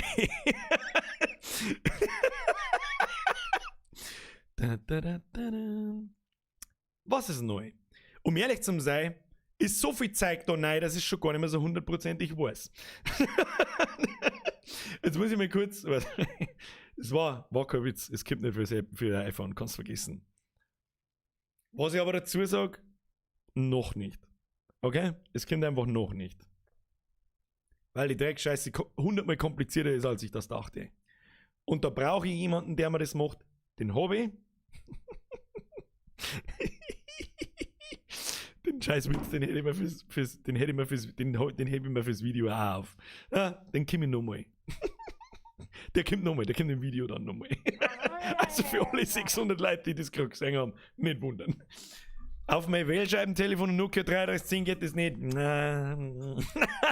der Wählscheibe kannst du mal machen, so, da kannst du einfach mal so mit dem Finger rundum fahren so und einfach reinstechen und da, wo du reinstichst, so wie Schlucks aufs Teil. Passt.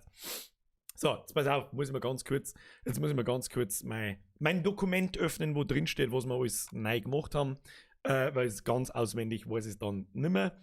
Weil wir doch schon sehr lange da ohne werkeln, um ehrlich zu sein.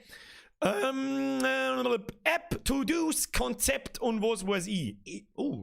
halbe die Seiten Ideen für Kommendes. Das ist ja schon mal nicht schlecht. Jetzt muss ich mir das bloß da so ein bisschen umschirmen. So, jetzt bei so Wort. Da können wir jetzt hin und her schalten. Wunderschön. So, nochmal. Zu diesem Thema iOS. Können wir uns ja mal unterhalten. Ja? Also erstmal für alle, die die App nicht kennen. Das ist mein Trinkspiel, habe ich selber gemacht, mit sehr viel Liebe und Zeit und Aufwand. Gibt es nur im Play Store für Android-Geräte unter Bumsuff. Name steht da oben, B-U-M-Suff. Kostet nichts, viel Spaß damit, habe ich dere. So, warum gibt es das für iOS nicht? Erstens, Hauptgrund war, ich hasse Apple. Ich hasse diese Scheißdrecksfirma auf den Tod. Okay? So. Der Feind, Alter! 11,11 € sind 2 und du weißt es. Was schreibe? Alter, jetzt hör auf, wir spulen regelmäßig Bumsuff über Skype. Glaubst du mir, dass man das auch kann, wenn man sie nicht trifft? Dann passt's ja eh. Dann brauchen wir ja gar keinen extra Webcam-Modus. Es ist halt wahrscheinlich mit den Aufgaben, die nur bestimmte Personen sehen dürfen, ist halt kacke. Die muss man dann aber halt ausschalten. Das geht alles. Sag ich euch jetzt schnell, können wir ja drüber schmerzen. Herr der Feind, 11,11 € ist zu viel. Vielen herzlichen Dank. Bussi aufs Nussi. Grüße an deine Bumsuff-Gruppen. Jetzt pass auf. Apple. So. Dann hat man aber ein einziger Kommentar von einem von einer Apple-Jünger. Hat mir so ein bisschen die Augen geöffnet. Da wo ich sage, okay, da hat er nicht ganz unrecht. Da hat er einfach nicht ganz unrecht. Und zwar, dass schon schade ist und eigentlich auch dumm ein bisschen von mir, das füge jetzt ich hinzu, es ist ein bisschen dumm, dass ich für mein Apple-Haus euch mit einem Apple-Handy blüten lasse. Das kann mir jetzt wieder jemand so auslegen oder so auslegen. So, ja, damit halt die Apple halt auch noch kriegt und noch mehr Geld verdient wahrscheinlich. Oder halt, so wie ich es gerade gesagt habe, da hat er nicht ganz unrecht. Da hat er nicht ganz unrecht, der mir das geschrieben hat. Alter, Bürger, lass uns halt als Apple-Leute nicht blüten, bloß weil du Apple hast. Da hat er einfach nicht ganz unrecht. Darum habe ich mich mit jemandem unterhalten, der das kann, der das Ding auf Apple portieren kann. Kann ich nicht, weil ich mir dafür kein Apple-Gerät kaufe. Das wird nicht passieren. Es wird aber nicht passieren. Auf Teufel komm raus nicht passieren. Und dann schauen wir, dass wir das Teil irgendwie im Apple Store, im App Store zur Verfügung stellen können. Wir gucken. Ja? Da der aber gerade extrem viel zum Tor hat, habe ich gesagt, Alter, das ist überhaupt kein Stress nicht. Dann sage ich ihnen, sie sollen sich ein gescheites Handy kaufen dabei. So, irgendwann kommt's. Schauen wir mal wann. Ich weiß noch nicht wann. Wir werden sehen. So. Und das ist pure Absicht, dass ich das da in einem iPhone herzeige. Pure Absicht. Wer das auch noch nicht gespannt hat, dem kann ich halt auch nicht helfen. So. Also, jetzt passt so. Was ist alles neu? Jetzt muss ich erst einmal schauen. Kleine Fixes, Texte, Settings-Button zerstört alles, verschwindender Weiter-Button. Ich meine, ein Spiel kennt ja jeder, da gehen wir jetzt einfach einmal weiter. Zack, ich habe da einen Debugger-Modus, der tut mir automatisch da Namen rein, damit ich das in 100 Mal machen muss und das ist jetzt aber irrelevant. Fangen wir an. Bla, der Weiter-Button. Der Scheiß da, verschwindet irgendwann. So wird nicht mehr passieren. Liegt mit der Aufgabenanzahl zusammen, die einfach schlecht im Hintergrund programmiert war. Dann kann das passieren, passiert jetzt nicht mehr. Hab haufenweise Texte angepasst und so weiter und so fort. So. Gehen wir wieder zurück ausgehen. Was zum Beispiel auch kaputt war, wenn ich im Spiel drin rechts oben aufs Zahnradl gehe, blub, dann war der Bildschirm einfach weg und die App kaputt. Hast du es zumachen müssen, wieder aufmachen müssen. Das hat mir bis heute keiner gemeldet. Das ist, glaube ich, sogar immer noch so. Bin mir nicht sicher. Naja, ist ja wurscht. Dann, wo haben wir stehen bleiben? Neuer Modus. Neuer Spielmodus. Achtung, wir gehen mal in die Einstellungen. Was erkennen wir da? Einen neuen Modus namens, kann ich jetzt da nicht mehr sagen, Quiz. Yay! Es gibt einen ganz einfachen Spielmodus, kostet nichts. Wir können mal gleich dazu, es ist ein kostenloser Spielmodus. Der stellt eine Frage, da steht, also die wählt eine Person aus. Die Person stellt einer Person eine Frage, die oft sehr einfach sind, kann man sich wunderschön blamieren. So Erdkunde-Fragen und so ein Scheiß. Was ist die Hauptstadt von Deutschland und so einen billigen Mist. Und auch schwierigere Fragen, da haben 150 Stück, glaube ich, haben ungefähr drin. Die sind wunderschön erweiterbar. Da können wir wieder miteinander was machen. Das heißt, ich rotze 200 Fragen da rein und dann machen wir mit der Community 200 neue Fragen. Und dann schreibe ich einen Merci dazu und einen Namen dazu und dann ist es eine tolle Sache. Wunderschön. Kommt random dazu. Du kannst das weiterhin wie gewohnt, kannst du die einzelnen Modi aus- und einschalten, auf die du keinen Bock hast. Dann gibt's als nächstes, Moment, zeige ich her, eine Major-Änderung. Sprengi Schnauze. Zu dem kommen wir noch. Schnauze Sprengi. So, dann kommen wir zu einer Major-Änderung. Es gibt das Quiz-Ding ist nicht dieser sagenumwobene, super tolle Modus, den kein anderer nicht hat. Hat mit Sicherheit ein paar andere. Ich weiß nicht, aber ich bin nicht irgendwann draufgekommen. So, okay, Handfragen drin. Blub, kannst einen ausschalten, wie gewohnt, wie alle anderen Modi auch. Dann die Major-Änderungen. Es gibt in dieser App ausnahmslos 5-Sterne-Bewertungen und 1-Sterne-Bewertungen. Dann lese ich diese 1-Sterne-Bewertungen einmal durch oder die vielleicht ein bisschen schlechteren Bewertungen und die haben alle das gleiche Problem. Nämlich eigentlich das, was uns zwar auszeichnet, was aber in einem Spiel nicht so 100%ig wichtig ist. Nämlich, dass die Preisen nichts lesen können. Und zwar, ich kriege von allen sehr nette Nachrichten, so, Bürger, unfassbar geile App, kreativer als die anderen, lustiger als die anderen, aber Alter, was wir schreiben es gern, so nach 50 Runden ist es einfach unmöglich, bayerisch zu lesen. Dann bin ich da gesessen und mir gedacht, da hat er eigentlich gar nicht so Unrecht. Was ist, wenn das fremde Leute finden, ja, nach Trinkspiele suchen oder was weiß ich, und das mehr ja auch irgendwo, seien wir uns einmal ehrlich, wir beschränken uns da nur auf Bayern und Österreich und der Preis selbst sitzt da und kann es nicht spielen, bloß weil er darf aber gern. Dann ist da unten ein lustiges kleines Symbol mit einer mini-bayerischen Flagge. Keine Sorge, das Spiel bleibt ursprünglich auf bayerisch, das ist aber sowieso klar. Mir übersetzt man das jetzt nicht alles auf Hochdeutsch, wo sind wir denn? Aber wir haben einen bayerisch- und Deutsch-Sprachwechsler, was der Preisenmodus ist.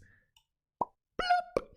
Und das Schöne daran ist, die Texte ändern sich on the fly, du musst nichts ändern, du musst nichts irgendwie speichern oder sonst irgendwas, du drückst auf Deutsch, bam, und es ist Deutsch. Aus. Das ist fucking alles, okay?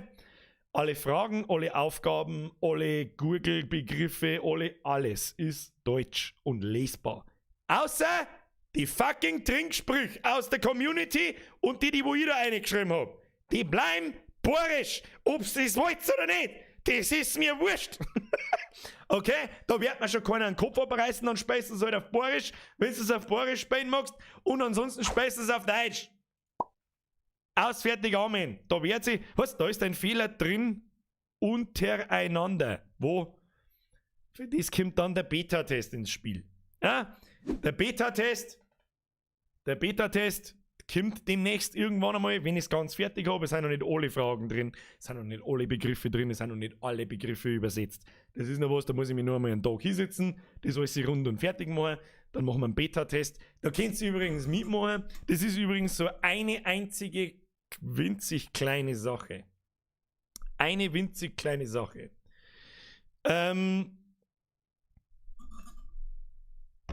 Die meine Mitglieder, meine YouTube-Mitglieder als Zucker kriegen. Ja, das ist einmal der extra Discord-Kanal in meinem Discord. Wer nicht weiß, dass ich einen Discord habe, ich habe einen Discord, Link ist in der Beschreibung oder im Chat, Ausrufezeichen Discord, egal. Die lade ich zu diesem Beta-Test ein. Ja, weil ich mit denen einfach da drinnen viel einen engen Kontakt habe. Ich habe einen eigenen Chat-Kanal, wo ich mich in Ruhe unterhalten kann, und das sind nicht 5 Millionen Leute, sondern das sind halt einfach eine überschaubare Anzahl an Leuten. Denen stelle ich diesen Beta-Test zur Verfügung. Und die haben da immer gern mitgemacht und da waren Leute dabei, die haben das Ding wirklich auf Herz und Nieren getestet, und das mache ich halt so. Wer da mitmachen möchte, ab in den Channel eine damit. So, Preismodus, Easy Mode, weil es mit 0,2 Liter Kölschglasel spielen. Dann ist natürlich auch in die Zukunft gedacht, dass wir das Ding irgendwann mal auf Englisch und auf mehrere Sprachen übersetzen. Ja, aber da ist noch das ist dann irgendwann in Season, was für Season haben wir jetzt eigentlich? Das ist Season 2, wir haben jetzt in Season 3, die hätte ich eigentlich gern After the Lockdown genannt, aber leider Gottes muss es heißen, leck mich am Arsch Lockdown oder was weiß nie was. So, dann Sprachwechsler, super tolle Sache. Hat mir sehr viel Zeit gekostet, diesen Scheißdreck erst einmal einzubauen, dass es einfach wechselt, ohne dass ich irgendwie mehr da muss und auch für die Zukunft gerüstet ist. Und dann vor allem die scheißbohrischen Texte.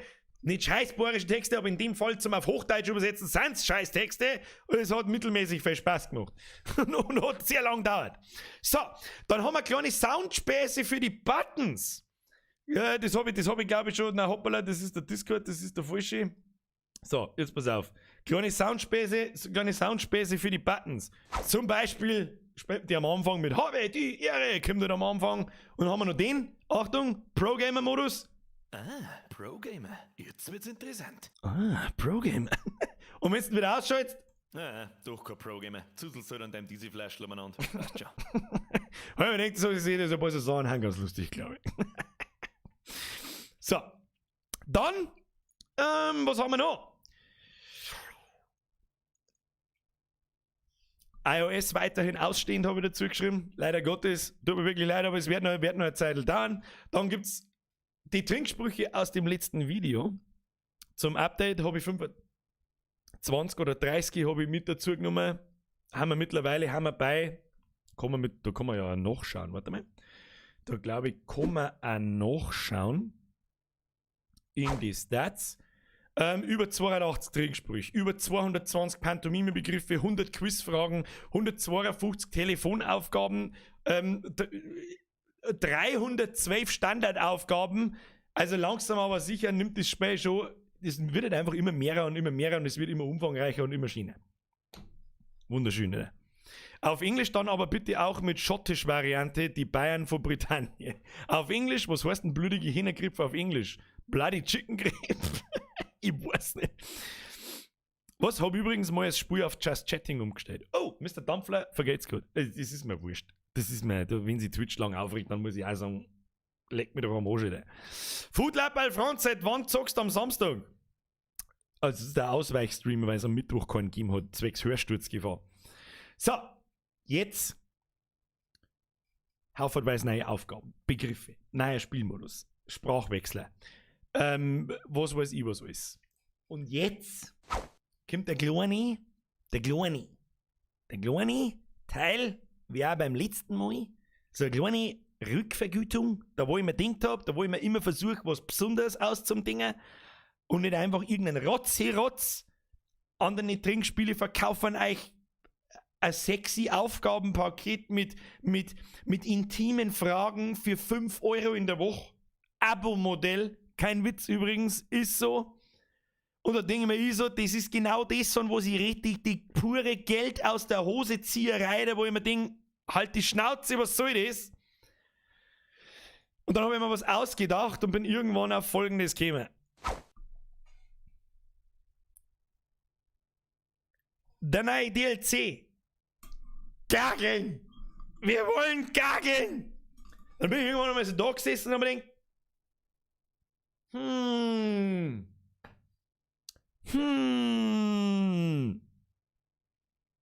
eigentlich war es doch immer ganz lustig. Eigentlich war es doch lustig. Scribblio ist doch immer ganz lustig. Da steht ein Begriff, einer muss zeichnen, die anderen müssen raten. Warum? Warum bauen wir das nicht in ein verdammt Saufspiel ein? Verstehe die Frage nicht, oder? Gageln. Einfacher beschrieben geht's nicht. Einer zeichnet, alle anderen raten. Einer zeichnet, der Rest muss raten. Über 250 Begriffe, kein Stift und Papier. Und jetzt kommt das Besondere. Kein Problem, du kannst direkt am Handy zeichnen. Und wie das ausschaut, hoffe ich, zeige euch jetzt auf die Schnelle. Schalten wir alle Modi aus, außer die Standardaufgaben, die bleiben immer aktiviert. Und ein Gageln-DLC. Okay. Zack, zack. Jacqueline und die 7 Zwerge. Jacqueline sauf einen Schluck für jeden in der Runde, der kleiner ist wie du. Okay. Ja, brauchen wir nicht. Wir brauchen eine, die rot blinkt. Gib mir! Oh, das haut er schon wieder super hin. Das kann doch nicht sein.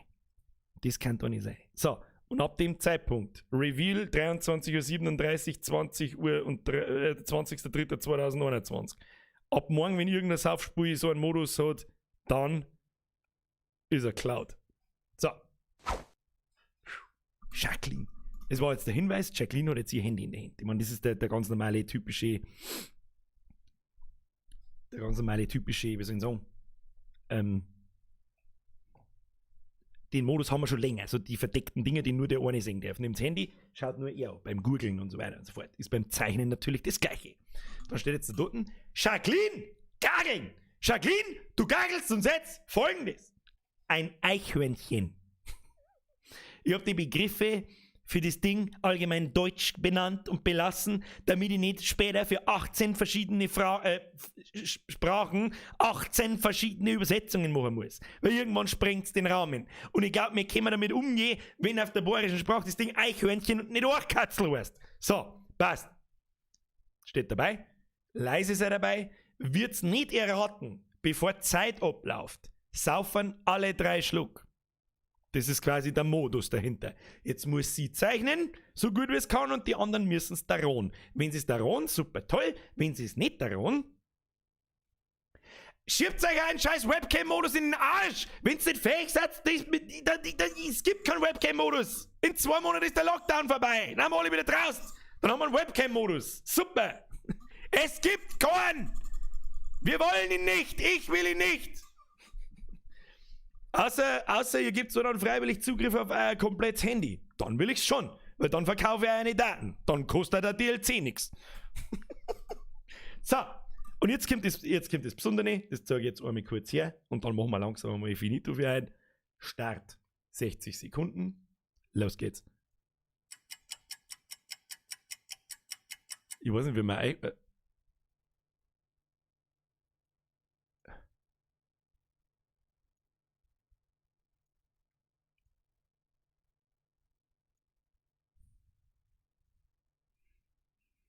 Ich weiß nicht, wie man Orchkatzel zeichnet. So.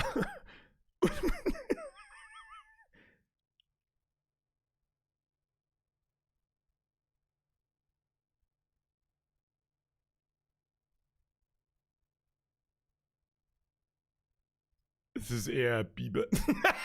So. Da oben läuft der Timer. Da ist eine Farbpalette.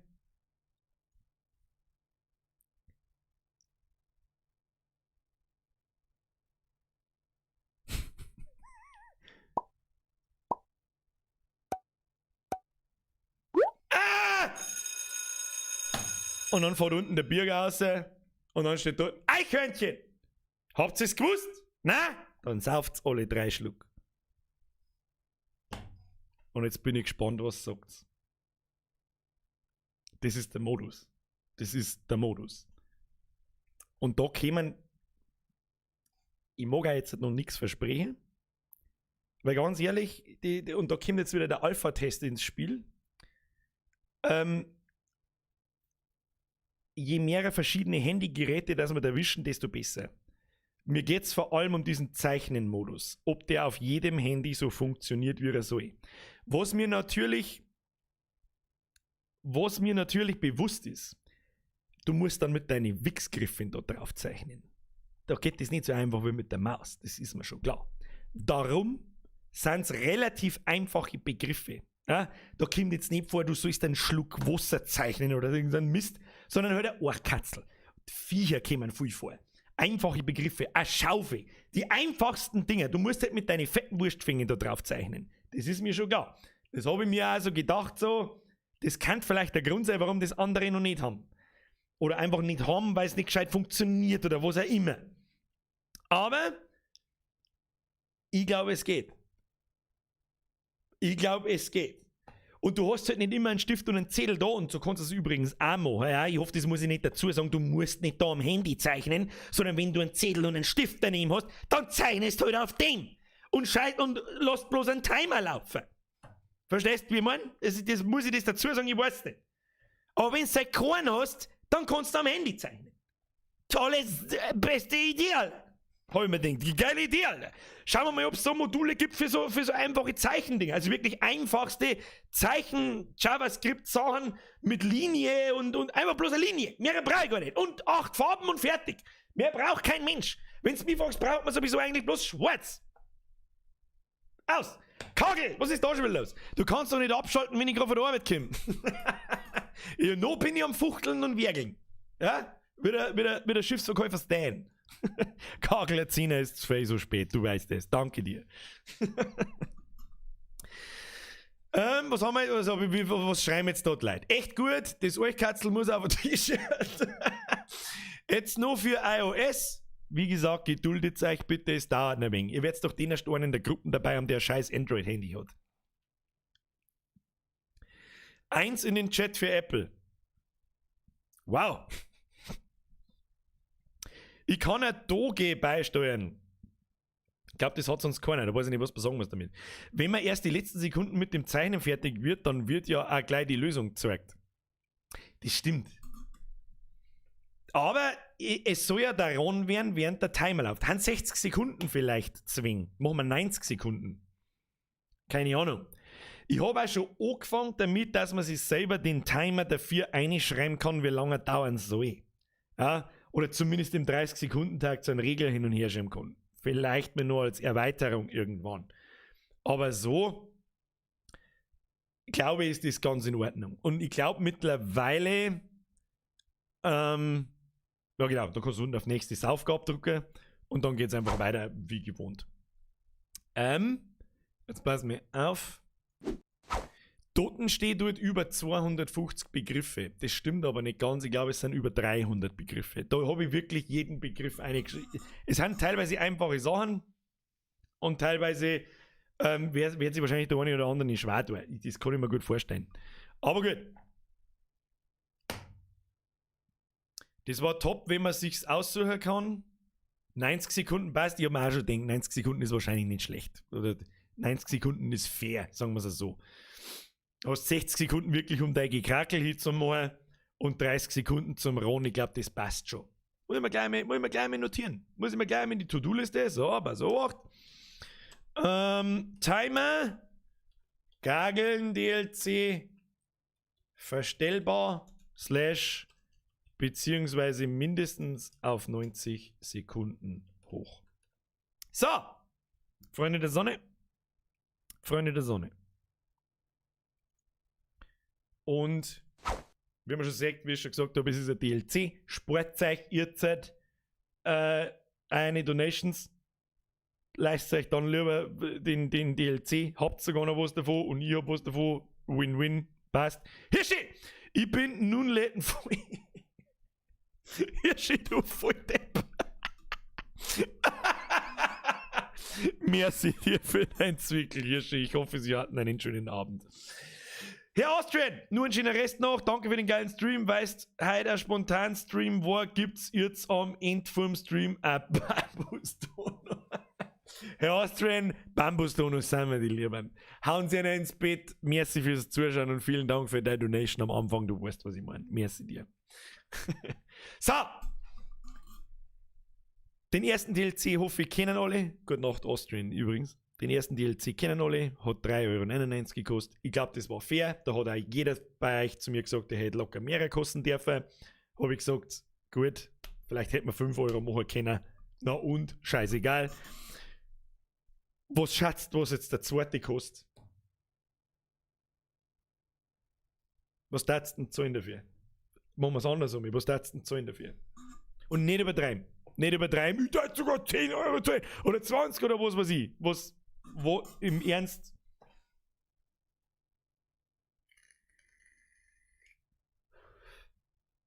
Das gleiche halt. 3,99 €.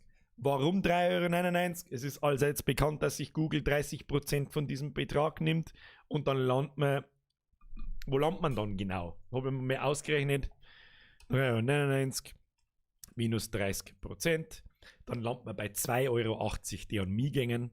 Und so rechnet ich eigentlich. Ja, so rechnet ich eigentlich. An mich gingen 2,80 €. Und ich glaube, dass für den. Da schreiben teilweise sogar Leute 8,99 €. Das war mir zu viel.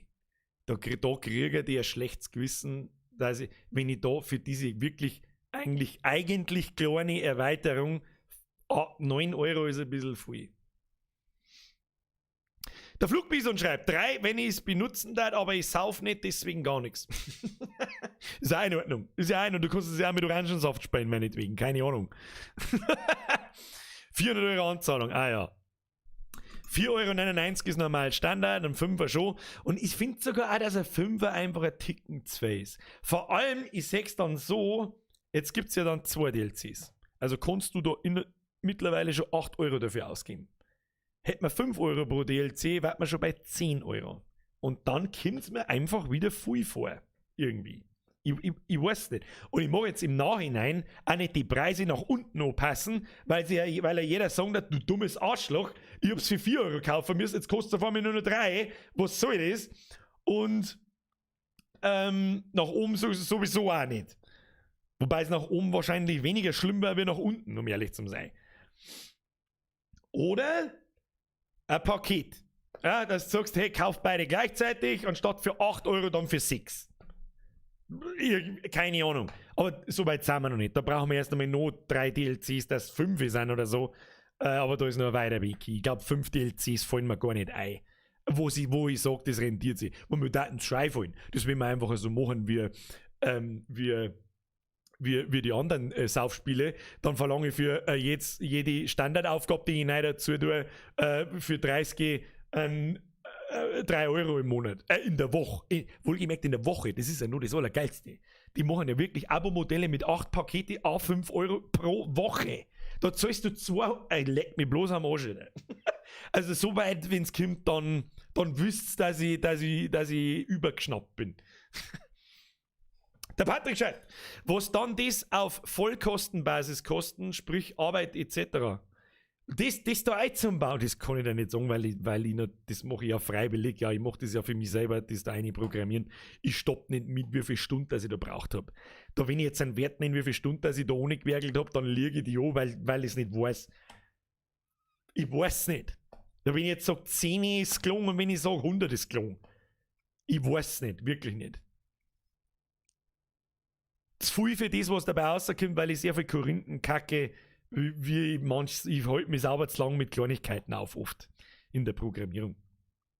Der Pfingstel einerseits schreibt, mach 5 Euro, dann bleiben da 3,50 Euro. Ja, das ist mir schon klar. 5 minus 30%, dann bleiben wir halt 3,50 Euro, das ist mir schon klar, aber dann kostet der DLC 5 Euro. Ich weiß nicht, wie übel wird man das genommen? Wer nimmt mir das übel, wenn ich das Ding auf 5 Euro erhöhe? Wer? Die ihn ja schon haben und für günstiger gekauft haben, nicht. Alle zukünftigen, ich finde 5 Euro ist halt schon wirklich nicht wenig. Irgendwie, keine Ahnung. Finde ich, ist nicht wenig.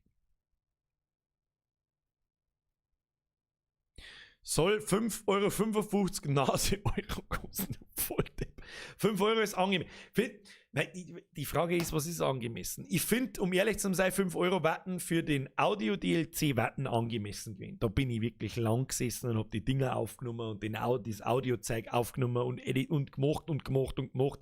Und es ist wirklich, da verkaufe ich meinen Namen. Sagen wir es, wie es ist. Ja, da verkaufe ich mich als Marke und da kann ich 5 Euro draufschreiben.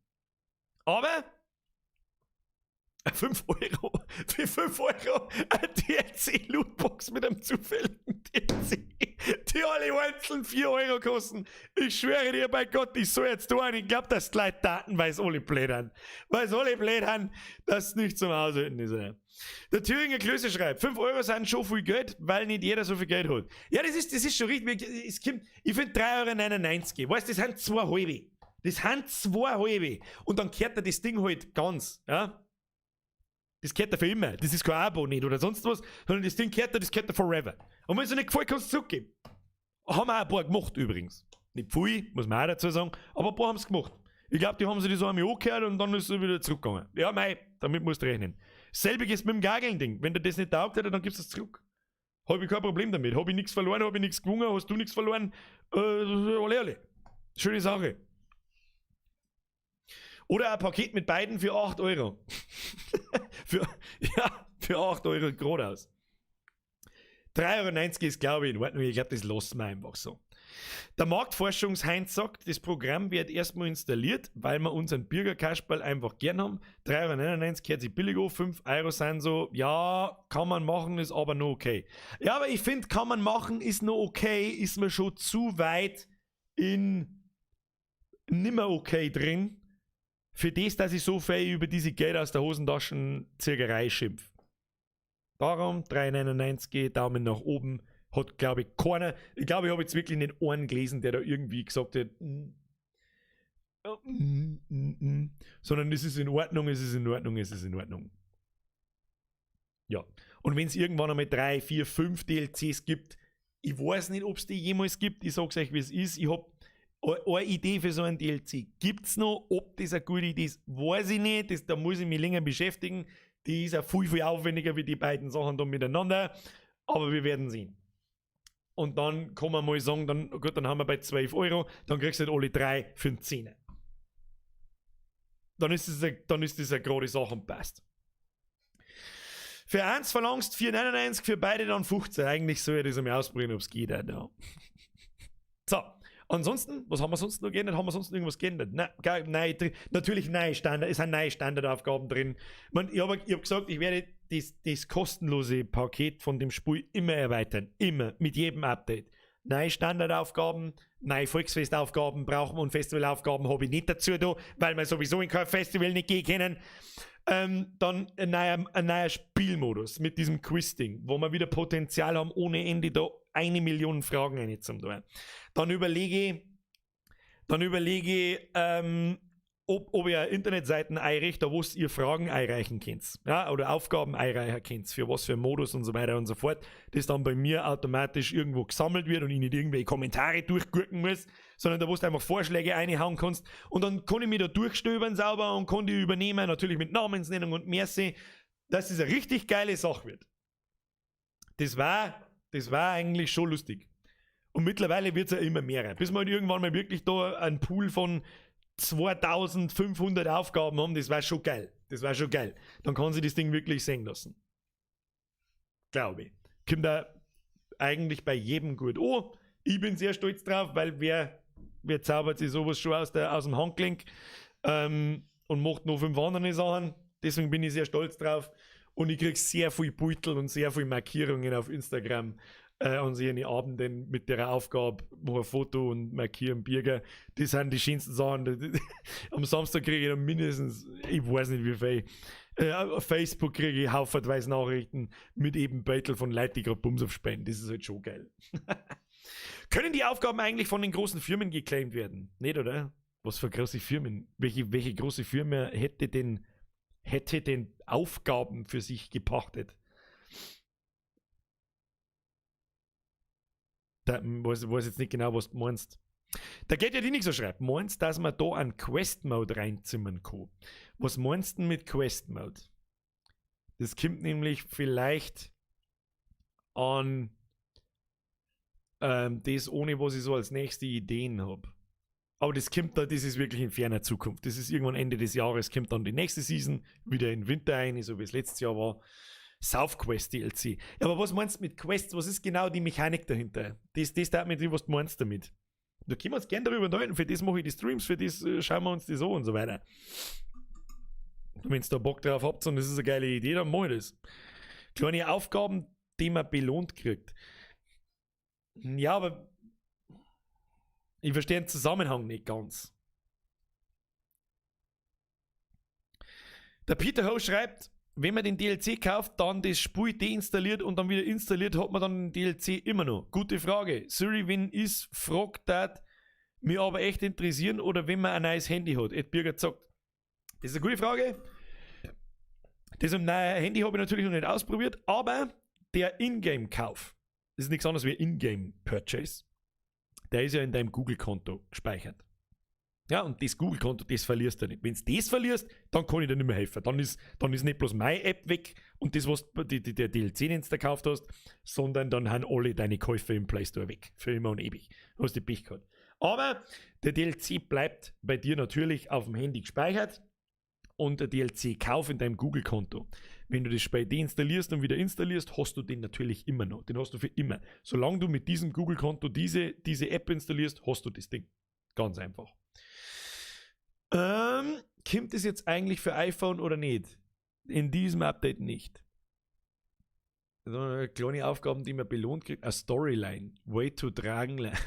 Sollte sich nichts fein, oder? Da weiß ich jetzt nicht, was du meinst damit. Im Prinzip heißt das ja im Oktoberfest-Modus schon ähnlich.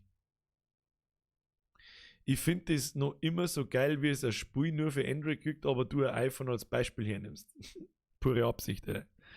So, ich muss ins Bett, schönen Stream nur euch. Subjekt Alpha, hau dich ins Bett, gute Nacht, merci fürs Zuschauen.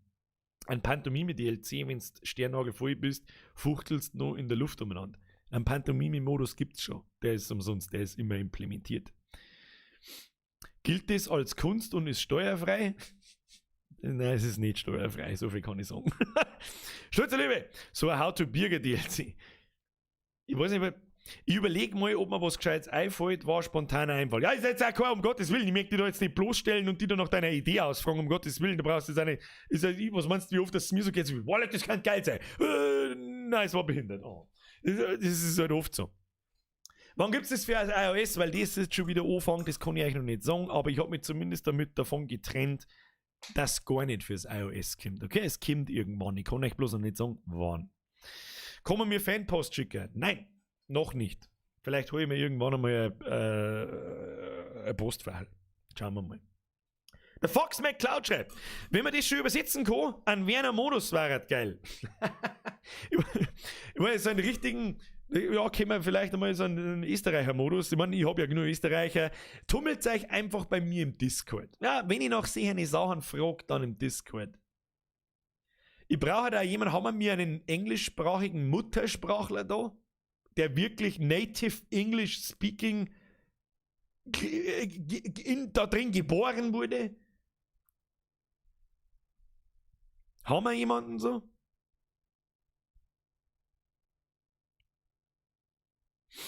Sebastian Riederer, kann man das über den PC oder über den Fernseher laufen lassen? Nur unter bestimmten Umständen. Du musst halt irgendwie eine Android-App auf dem Gerät installieren. Aber wenn Österreich, dann aber nicht, dann Werner Dialekt bitte nicht. Quest ist eine geile Idee. Jetzt mal sorgen gehe, ist ein Schnaps extra oder so. Ja. Ist eine ganz normale Aufgabe eigentlich. So, mit so Regeln des Abends habe ich noch was vor. Da kann man noch mehr draus machen. Mit so Regeln, die einfach dauerhaft gelten und man muss sich das momentan noch merken. Es gibt so eine Regel des Abends, spät sind zum Beispiel, wenn der eine trinkt, dann werden 2 Namen random ausgesucht. Wenn der eine trinkt, muss der andere nicht auch trinken. Und dann ist die Aufgabe weg und ihr müsst euch das merken. Da war es zum Beispiel geil, wenn das noch irgendwo steht und was für eine Regel aktiv ist und wer da daran beteiligt ist und dass dann mehr sich in die Regeln gibt, die sich dann halt abwechseln. Ja? Dann muss der andere seinen Schuh als Hut aufsetzen und so lange umlassen, bis die Regel wieder endet und lauter so ein Scheiß. Das war schon lustig. Da kann man noch viel mehr machen, das hat noch Potenzial fürs nächste Update dann. Wenn man speibt, dann müssen alle einen Shot trinken. Wie bei Klatschen. Einfach alles durch Google Translate pressen, kann nur lustig werden. Gute Nacht, Meisterbürger, geiler Stream wie immer. Herr Darksound Germany, merci dir fürs Zuschauen, wie immer. Bisschen wie bei Munchkins, da darf auch einer mit die richtigen Karte eine Regel ausmachen. Ja, mit so einem Kartending habe ich auch noch eine Idee. Aber ich weiß noch nicht so ganz, wie ich das da einbaue, weil das Problem immer so ein bisschen ist, dass nur einer das Ding in der Hand hat. Das hält mir da so ein bisschen auf. So, Freunde, und jetzt brauche ich was zum Trinken. Jetzt streamen wir seit 4 Stunden. Ich mag jetzt nicht mehr. Ich bin alt, fett und muss ins Bett. So. Bums of Trading Card Game. Booster Lootboxen, der Rubel rollt. Das ist das nächste, wo ich nicht hin möchte. Das wird nicht passieren. Solange wir das so machen und das für euch in Ordnung ist, ich habe kein Problem damit, dass mir irgendjemand sagt, Alter, 4 Euro hast du einen Arsch offen was für diesen Rotz oder was auch immer, dann sagt es mir bitte. Das ist überhaupt kein Problem. Ich tue mich eher besaubert zu viel, habe ich wahrscheinlich mit, ist das jetzt teuer oder so, überhaupt was verlangen. So. Und jetzt halt Futzen, Bums auf installieren, eine Späne ins Viech. So. Und jetzt da ich sagen, schleichen wir uns davor. Jetzt ist 12. Leute, vielen, vielen herzlichen Dank fürs Zuschauen. Anno hat Spaß gemacht. Schaut mir fast so, als darf man das nächste Woche mal unterbringen. Vielleicht entscheide ich mich morgen aber auch für was ganz Besonderes. Ich meine, das war nicht das erste Mal, dass das vorkommt. Wir spielen auf alle Fälle diese Woche Daisy, was noch dazukommt, weiß ich noch nicht. Anno oder der Mimi Montag oder einfach mal irgendeinen Blödschiss anschauen, weil es total wurscht ist. Wir werden sehen. Ansonsten würde ich sagen, installiert euch jetzt noch schnell, wenn es zusammenhakt, Bums auf, Saft nachzuhalten und dann passt es. Ist mir wurscht. Vielen herzlichen Dank fürs Zuschauen. Wenn es euch gefallen hat, Daumen nach oben da lassen, Daumen narrisch gefallen, aktiviert die Glocke, nicht vergessen, und was Twitch tut, das ist mir wurscht, die schreiben einfach und dampfe die noch schnell. Nice. Und jetzt gehen wir ins Bett. Vielen Dank für die ganzen Donations heute. War heute auch schon wieder Eskalation wie halt jedes Mal. Vielen Dank an die ganzen neuen Mitglieder, waren auch ein paar dabei. Und vielen Dank an die ganzen alten Mitglieder. Das bedeutet mir wirklich sehr, sehr, sehr, sehr viel. Das ist so wirklich der ultimative Indikator dafür. So haben die Leute noch Bock drauf, was du eigentlich machst oder nicht. Vielen, vielen herzlichen Dank. Und ich hoffe, es war kein Problem, dass wir am Mittwoch nicht da waren. Dafür haben wir heute da, und zwar gleich doppelt so lang. Bis Montag. Was wir da deren sage ich euch morgen in der Ankündigung im Discord und auf YouTube. Und jetzt schleicht euch endlich davon. Kruzifix Press F für die Moderatoren, da wo ich gar nicht weiß, ob die heute die ganze Zeit da waren, aber es ist auch total wurscht heute. Haut euch eine, bis Montag, 20 Uhr. Habe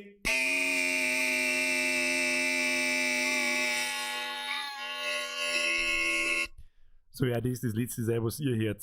Wenn das auch für mich das Letzte ist, was ich höre.